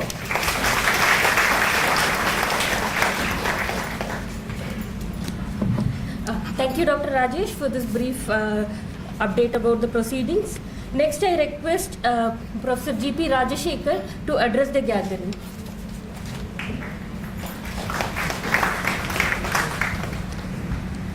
So very good afternoon, everyone. Professor Gnan Bhaskar, Professor Sanjay Pandey, and then Professor Pandey, and distinguished colleagues, young friends, good afternoon.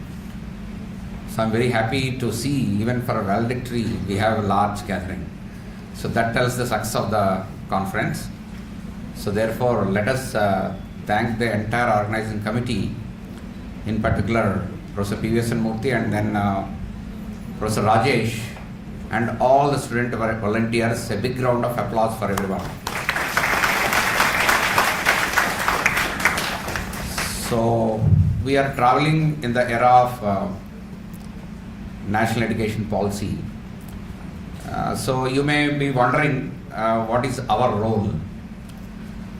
In fact, all along things were very monotonous. Let us say MSc mathematics student can only get into math department, or you have to do only sticking to your field. So with MEP, I think there is a greater avenues. There is a possibility that mathematicians can get into engineering departments. No wonder, it's very soon going to happen. So in order to achieve those kind of things, I think this particular conference is very fruitful, because you see the spectrum of various applications that a lot of speakers, even young colleagues, have contributed. So therefore, It's a great opportunity when we are traveling also in the era of cyber physical systems and national quantum computing mission, where government is declared in the first one 12,000 crores, in the second one 600 crores. So therefore, computations with numerics and AML combo is going to come in a big way. So even combinatorics and algebra are combining on one side towards quantum computing, and GPU computing etc. are coming in big way to contribute to quantum computing. So the powerful engineering problems which earlier we used to solve using normal CFD tools, they are no longer sufficient. So we are developing towards GPU computing. So mathematicians have a big role. So I am very glad that many youngsters are already started, and then I think coming years is yours. So you have a big thing. So the success of the conference, in my words, yes, you deliberate and all that, but down the line, say within 6 months or 1 year, when you are communicating a paper, you write it in the acknowledgements that this particular idea was developed because of the interactions on so and so conference and further consequences. This is the manuscript has come. So that will tell the success of the conference. Okay. So I hope many youngsters would take it. And without wasting much time, so I have a quote which I am trying to push it. The way farmer spends blood and sweat to feed us, we have to do science the same way, with the same commitment. There is no shortcut to do science. We have to work hard the way farmer spends blood and sweat. So therefore, youngsters have to definitely work hard and then try to take it further heights. And if you don't mind, I can just give a small piece of advice and then close it. So many of our colleagues, when they start the career, so they are trying to immediately switch over to the paper without understanding the fundamentals. Please do not do that. And how do we take our paper to the next level, to higher quality journals? When you give a proper physical interpretations. So that is lacking. So don't plot something and then try to see this is increasing, decreasing. You first think what physics I should extract, then only you do the reverse engineering. So then we get a good quality manuscript. So once again, glad to be here, and thanks for all the hospitality. Thank you very much. Good luck.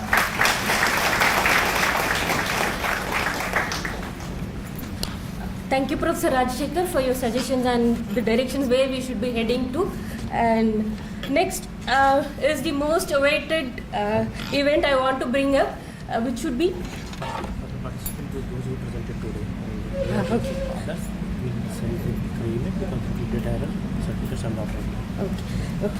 So we'll now have the certificate distribution for those who presented today. Okay. For those only today, so don't think bad, like there was some data error that we couldn't print it out. For others, it will be sent through email. So as I call your names, please come forward and collect your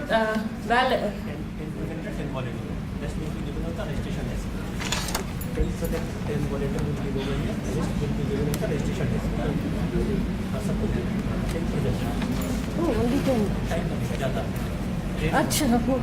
Okay, so for whosever name I'm calling here, please come and collect your certificates. Okay, and others you can collect it at the registration desk after the event is over.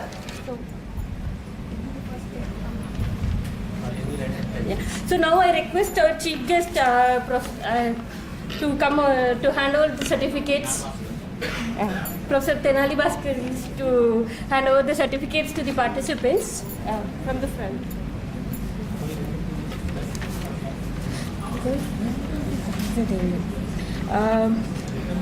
दे दीजिए, बाकी registration desk पर ले लेंगे. तो कर लिया, we do that.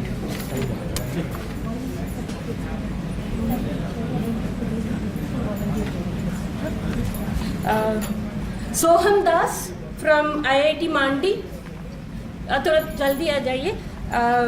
Harsil Pandya from Gujarat Technological University, Harshit Sakaria from Sardar Vallabhai National Institute of Technology, Surat,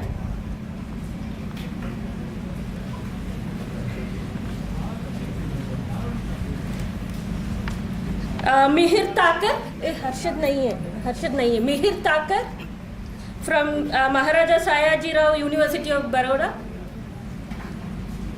Babli Yadav from BITS Pilani campus, Anjuman from IIT BHU Varanasi,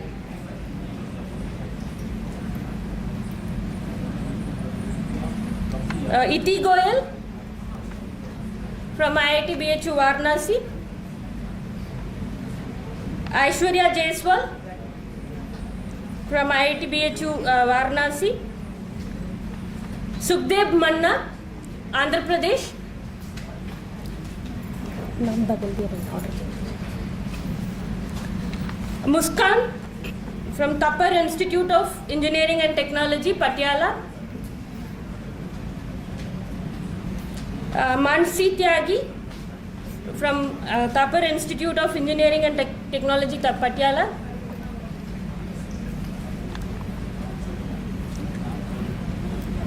Anand Singh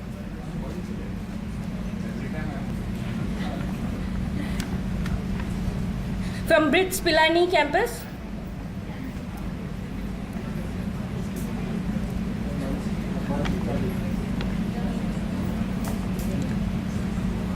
Dr. Vinish Kumar from Siddharth University, Siddharth Nagar. Danjeet Singh from IIT Kanpur. Neha Kumari from NIT Patna. नहीं अच्छा हाँ रेगाना Manohar Prasad from oxen university. अच्छा नीलम from NIT Warangal.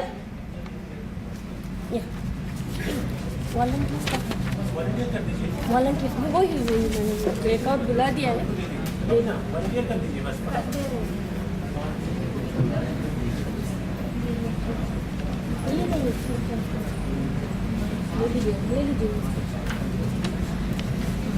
So next we would like to honor our volunteers who have served for this conference from day one. Yeah. And I request all of you to give them a big round of applause for all their services. They have been working day and night. So Shruti from IIT BHU Varanasi. Yeah. Anupam Kumar Pandey. Aishwarya Jaiswal. Volunteers, please come forward, guys. Come on. Anjuman, Richa Singh, Priyanka, Anjali Srivastava,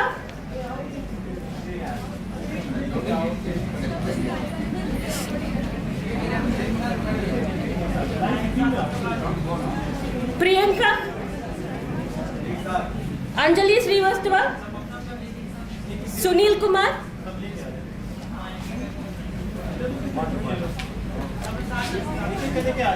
क्या करना है?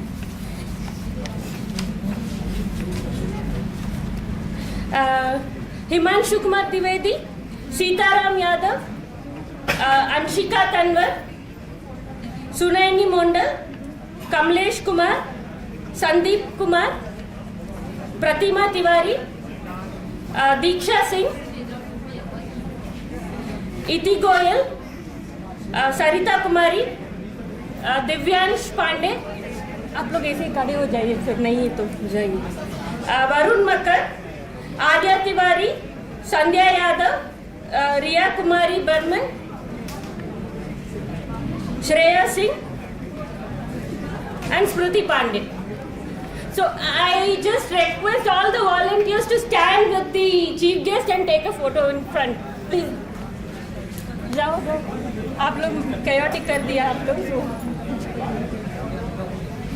जाइए.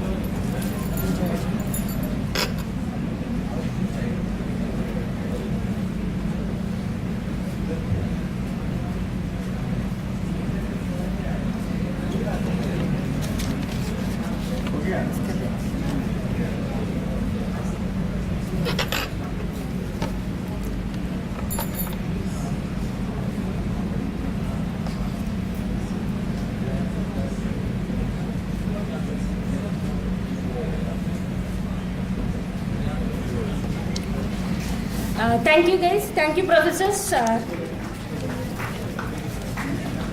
So now okay, 1 minute. So I'll add one more thing. For the next RAAM 2025, Professor Satyajit Pramanik from IIT Guwahati will be the organizing secretary or convener, whatever, for RAAM 2025. Professor Satyajit Pramanik, can you stand up? Are you here? Yeah, he's here. Yeah, please. So I welcome him for taking the pain for RAAM 2025. Handed over to him now. So for RAAM 2025. But I'll be always with you whenever that you can.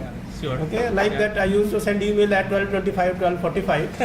So I will help you. Okay, No yeah. need to worry. Okay, so welcome for RAAM 2025. Yeah, thank you.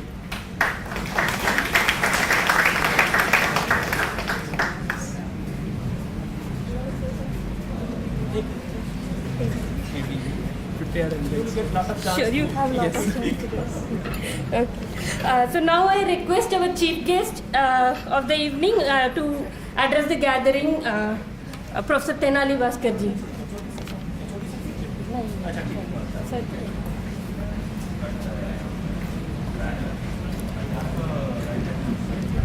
Well, at the outset, I would like to congratulate all the organizers of the conference, and most particularly Dr. Rajesh Pandey and his team. You have all done a phenomenal job of taking care of all the guests who came from outside of BHU IIT, and I must say that you have all done a great job. And I'm sure for the past 3 days, all the speakers, which includes those who are research scholars as well, have had an opportunity to share the results that you have been working on, and also listen to other researchers as to what they are doing and what are the things that are important for them and what kind of results they are trying to prove and produce. So I'm sure there's a lot of learning that can take place in a conference like this. First of all, we'll realize that we are not just one person sitting in some corner of the country, in some small or big university, just spending numerous hours trying to read, write, compute. There are many others like us who are trying to do the same thing, trying to discover things, trying to push the boundaries of knowledge. So that awareness and to be in the presence of such a gathering itself is an inspirational thing. So I do hope, therefore, that most of you found this gathering to be here for 3 days to be inspiring and also illuminating in many ways. So you learn how to present, how not to present, what not to present. Like Dr. Murthy was saying, you work hard for a year, or in some cases more than 3 to 4 years, and you want to come here and share the results of your work of 3 or 4 years in the span of 20 minutes or 15 minutes, and sometimes even 10. And that is a challenging task. And so you ask yourself, what is the most important thing in this work that I have done? And then try to convey that, right? So these are all skills that we learn when we attend such conferences. And I'm sure that this will not be the last conference you will be attending. You will be attending many more conferences in the years to come, and you will see that the same people will keep, you will keep meeting the same people again and again. And then you will also see how you are growing and how they are growing, and and you build a lifetime of relationships. So that is what we are actually. Some of us we have known each other for 40 years or more.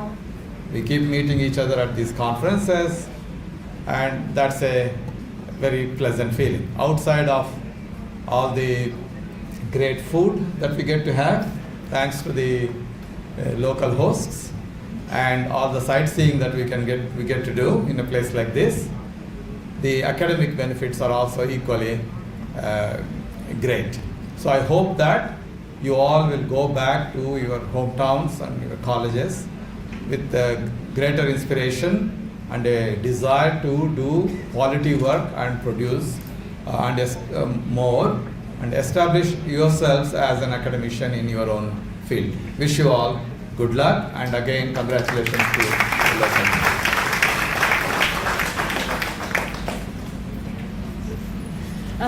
So now I request our head of the department and chairman of RAAM 2024 to give his concluding remarks about the conference.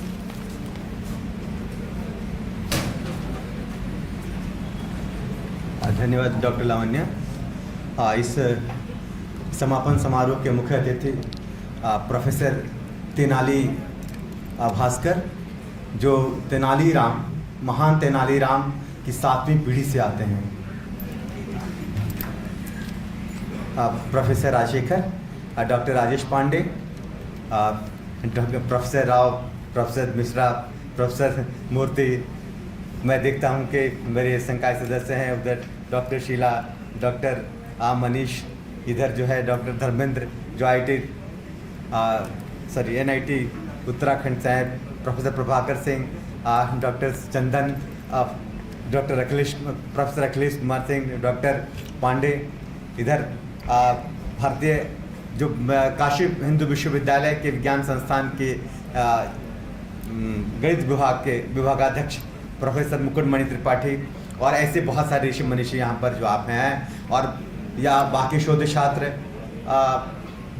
युवा वैज्ञानिक, स्वयं सेवक और स्वयं सेविकाओं, ये संचार माध्यमों से जुड़े उनके प्रतिनिधि, ये छाया चित्रकार, और संख्या बहुत बड़ी है। आप सबों का मैं स्वागत करता हूं, और चूँकि संध्या काल है, मैं आप सबों का सांध्य अभिवादन करता हूं। इस महामनीषी मालवीय जी की इस भूमि पर और इस प्रांगण में एक महासमरसा यह महायज्ञ था, जिसका समापन बड़ी शांति से हुआ। अब तक तो यही लगता है। इसमें निश्चित रूप से ये जो हमारे ऋषि मनीषी हैं, इनका आशीर्वाद ही काम आया है। तो चलिए हम एक साथ मिलकर इस याज्ञिक डॉक्टर राजेश कुमार पांडे को धन्यवाद देते हैं और इनकी विजय कामना करते हैं। मैं आप सबों से निवेदन करूंगा कि आप परमपिता परमेश्वर से प्रार्थना करिए कि डॉक्टर राजेश कुमार पांडे जैसे युवा वैज्ञानिक और याज्ञिक जो है जीवन भर सफलताएं प्राप्त करते रहें। इस राम 2024 का अध्यक्ष होने के नाते मेरा ये दायित्व बनता है कि मैं पता करूं कि आपको कोई असुविधा तो नहीं हुई। मैं मानकर चलता हूं, मुझे प्रतीत होता है कि आप सब आनंदित रहे हैं, अन्यथा ऐसे किसी समापन समारोह में कोई सभागार भरा हुआ हो, ऐसा मैंने आज तक तो नहीं देखा। दूसरी बात है कि आज हमारे निदेशक महोदय नहीं हैं, नहीं तो वे सोचने को बाध्य होते कि नहीं, जो उस दिन उन्होंने कहा था कि यह चैलेंज में, आज उनको लगता है कि नहीं, उनको अब करना पड़ेगा ही। देखिए, फिर भी अब कुछ असुविधाएं हुई होंगी। हम तो वैसे लोग हैं जो अपने भुजाओं के विस्तार में समस्त संसार को समाहित करने का लक्ष्य लेकर चलते हैं। फिर भी कुछ सीमाएं हैं, कुछ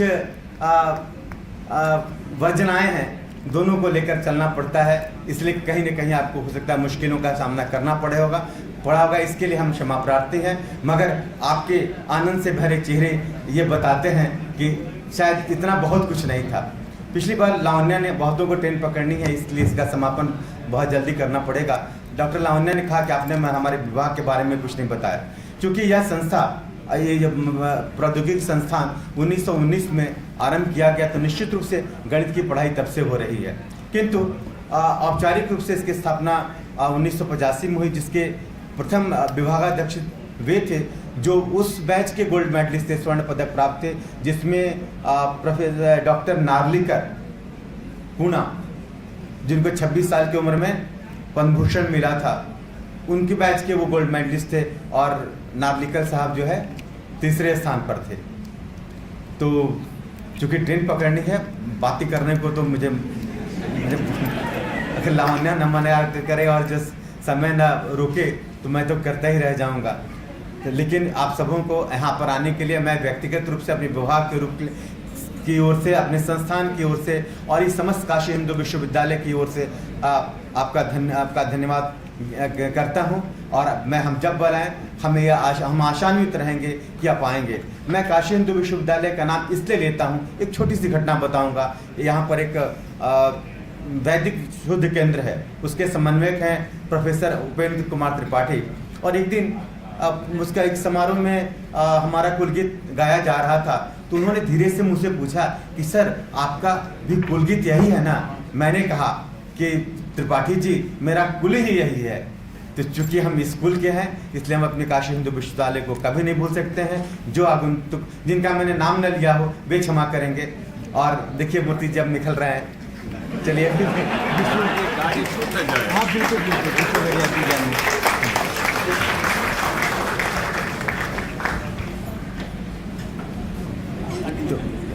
ठीक है, चलिए जिनको ट्रेन पकड़नी तो ट्रेन पकड़ देखिए।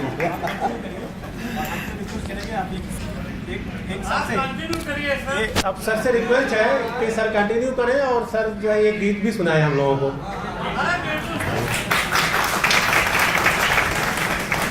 विदा के क्षणों में तो रोदन का गीत ही होता है यार, क्या कर रहे हो? ठीक है, फिर भी अगर किसी का ट्रेन हो तो वह पकड़ने के लिए स्वतंत्र है ना? मैं जो बातें नहीं करूंगा अपने किसी कविता या गीत से। तो यार कैसा गीत सुनना चाहते हो पहले, या कविता सुनना चाहते? मालवीय जी पर विषय गंभीर है और शब्द गंभीरतर होंगे। न समझ में आए खुश होइएगा, न समझ में आएगा खुशिएगा मत, खामोश रह जाइए, बाद में मुझे मेरे कानों में आकर बता दीजिए। तो चलिए आप आए थे, इसका मैं धन्यवाद आपको देता हूँ। और हम लोग कृतार्थ हैं कि आप आए हैं और समारोह में भी हैं।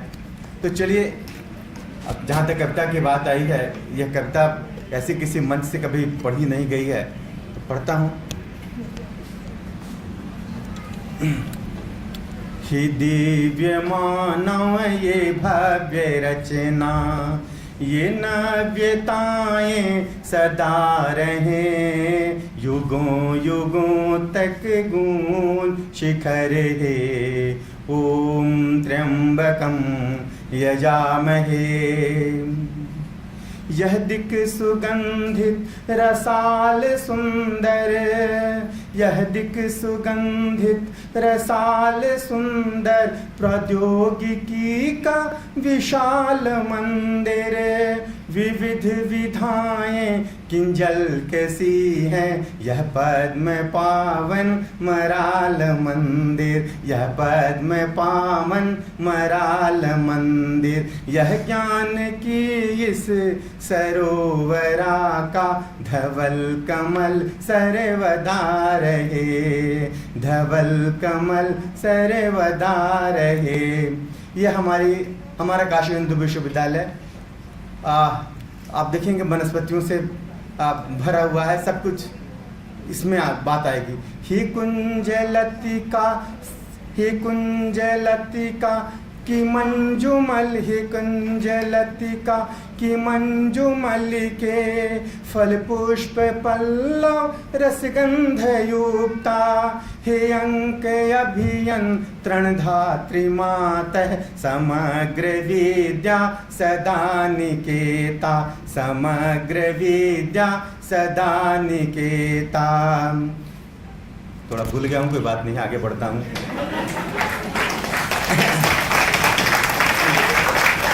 आगे बढ़ता हूँ, लिखना है ना। मृदा प्रौद्योगिकी भैषजिकी की, मृदा प्रौद्योगिकी भैषजिकी की, यांत्रिकी और विद्युतिकी की, यही प्रणीता अवर्णिता ये अनूपे अद्भुत प्रौद्योगिकी भी, तथैव जंगम तथैव अनुपम तथैव नूतन तथा रहे, तथैव नूतन तथा रहे। समस्त स्नातक हूँ विश्वकर्मा, अगस्त बृहस्पति इन्हें समारे, हे सांध्य वंद्या हे प्रात वंद्या हे सांध्य वंद्या, हे माँ सरस्वती सिवा तुम्हारे, है कौन दाता यश विद्वता का, है कौन दाता यश विद्वता का, वरदायिनी वर सदा रहे, वरदायिनी वर सदा रहे। ये शिव की काशी बने न प्यासी, यह शिव की काशी बने न प्यासी, इसीलिए फिर गई तराशी, यह ज्ञान गंगा महान नगरी, है मुस्कराती स्वयं बरासी, है मुस्कराती स्वयं बरासी, यह गर्व गौरव यह सर्व कलरव, जयति जयति सर्वदा रहे, जयति जयति सर्वदा रहे। और अंत में, ये दीप प्राणों के हम जलाए, ये दीप प्राणों के हम जलाए, ये गीत परहित के गुनगुनाए, युगों युगों के लिए धरोहर महामना हम यहाँ हैं आए, महामना हम यहाँ हैं आए, हितार्थ जन जन सुखार्थ जन जन, हितार्थ जन जन सुखार्थ जन जन, ही धर्म कर्म संपदा रहे, ही धर्म कर्म संपदा रहे, ही धर्म कर्म संपदा रहे। ही दिव्य मानव ये भव्य रचना, ये दिव्य मानव ये भव्य रचना, ये नव्यताएं सदा रहें, युगों युगों तक गूंज शिखर है। ओम त्र्यंबकं यजामहे सुगंधिं पुष्टिवर्धनम्, उर्वारुकमिव बन्धनात् मृत्योर्मोक्षयमामृतात्।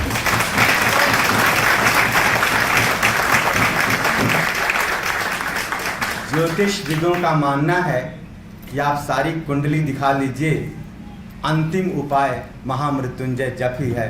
तो हम महामृत्युंजय को जपना चाहते हैं इस संस्था के लिए, इस काशी हिंदू विश्वविद्यालय के अक्षुण्ण बनाए रखने के लिए। धन्यवाद।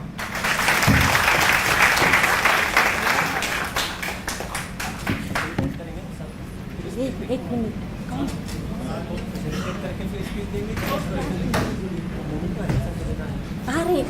I thank you all. I would like to request if anybody would like to give any feedback from the participant side. If anyone is interested, please raise your hands. They'll bring a mic around.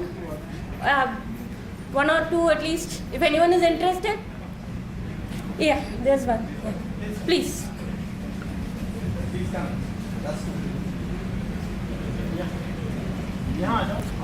चलिए hello, नमस्ते sir. Sir पहले तो firstly sir thank you so much for organising a very wonderful conference, and I have learned a lot from you sir and various research scholars who came here. So thank you so much for organizing such a wonderful conference. Thank you. Anyone else? Oh, PJ, we go ahead. Good afternoon, everyone. I am very grateful to the organizers for organizing such a wonderful conference. I have got the opportunity to meet different people in my research field and interact with them. I make some good friends in this conference and share my research work. I am truly very grateful and willing to attend the next conference. Thank you, sir, for organizing such a great event.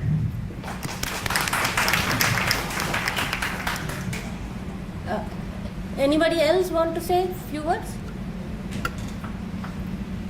Okay, thank you, Shruti. Next, we would like to felicitate the dignitaries on the dais. So now I request Dr. Manish Kandelwal to felicitate our chief guest, Professor Tenali G. Bhaskar from Florida Institute of Technology.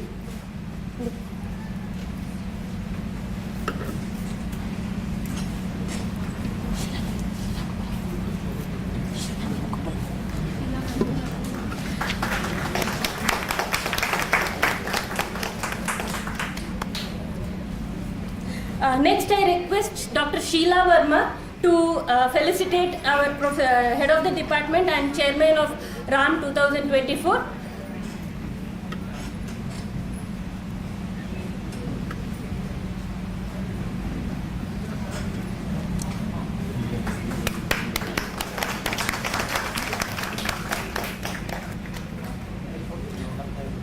Next, I request Dr. Abbas Kumar Jha, faculty of our department, to felicitate Dr. Rajesh Kumar Pandey, convener of RAAM 2024.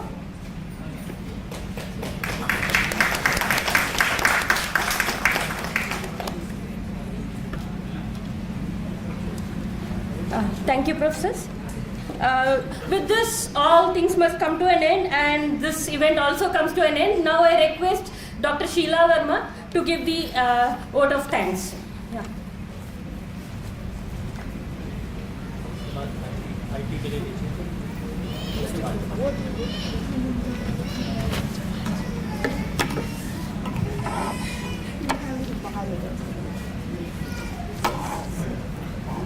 So, good evening, respected Chief Professor Tenali Bhaskar, Professor Sanjay Kumar Pandey, Chairman RAAM 2024 and HOD of Department of Mathematical Sciences, ITBHU, and Professor Raja Sekhar, IIT Kharagpur, representative from Advisory Committee of this conference, Dr. Rajesh Kumar Pandey, who is the convener of the second international conference on recent advances in applied science mathematics, RAAM 2024, and all the speakers, participants, colleagues from IIT BHU, DST, CIMS, and friends from media. So as we have come to the conclusion of this insightful and enriching conference on behalf of the organizing committee and Department of Mathematics, IIT BHU, it is my honor to deliver the vote of thanks to all those who made this conference, this event possible. So first of all, I would like to thank all the speakers, all the participants who take time from their busy schedule to join this conference. And then I would like to thank our chief guest, Professor Tenali Bhaskar, for gracing this occasion and for his wonderful words and for his kind words. Then sincere thanks to Professor Raja Sekhar for his moral support and all insightful words during this conference. Then we are thankful to the National Advisory Committee of this conference and especially to Professor PVSN Murthy for giving us this opportunity to host this conference at the Department of Mathematical Sciences, IIT BHU. I'm grateful to Professor Amit Patra, Director of IIT BHU, and Professor Vikas Kumar Dubey, Dean R&D, for inaugurating this conference and for their support and guidance to conduct this conference. And I'm thankful to Professor Sanjay Kumar Pandey, HOD of our department, for all the support that he has extended during this planning and preparation of this conference to make this event a grand success, and also for such wonderful and insightful Geet. And I extend my thanks to all the delegates who came from different places to make this conference successful. Then we would like to thank our institute IIT BHU for all the support, especially learning and teaching cell, IDAP, and the officials who are directly and indirectly involved in organizing this conference and for providing live coverage of this conference. Then we are thankful to the generous sponsors, SERB, NBHM, DRDO, IDAP, and Blacksmith Industries for providing financial support to organizing this conference, without whose support it is hard to conceptualize such conference. And as Dr. R.K. Pandey mentioned that the team was working from last 6 months, organizing such a big event requires a lot of planning and background work. And this could not have been possible without the hard work and efforts by the convener of this conference, Professor R.K. Pandey, and his team, to all the students, volunteers from our department who have worked tirelessly around the clock, making this conference a mega event.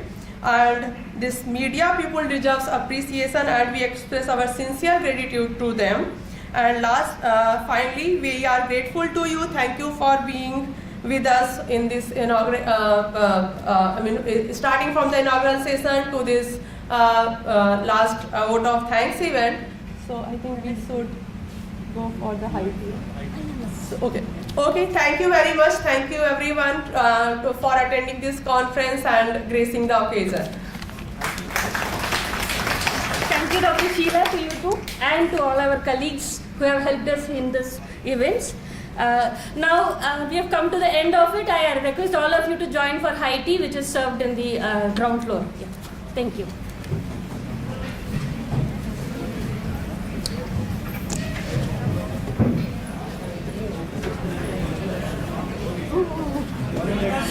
Sorry guys,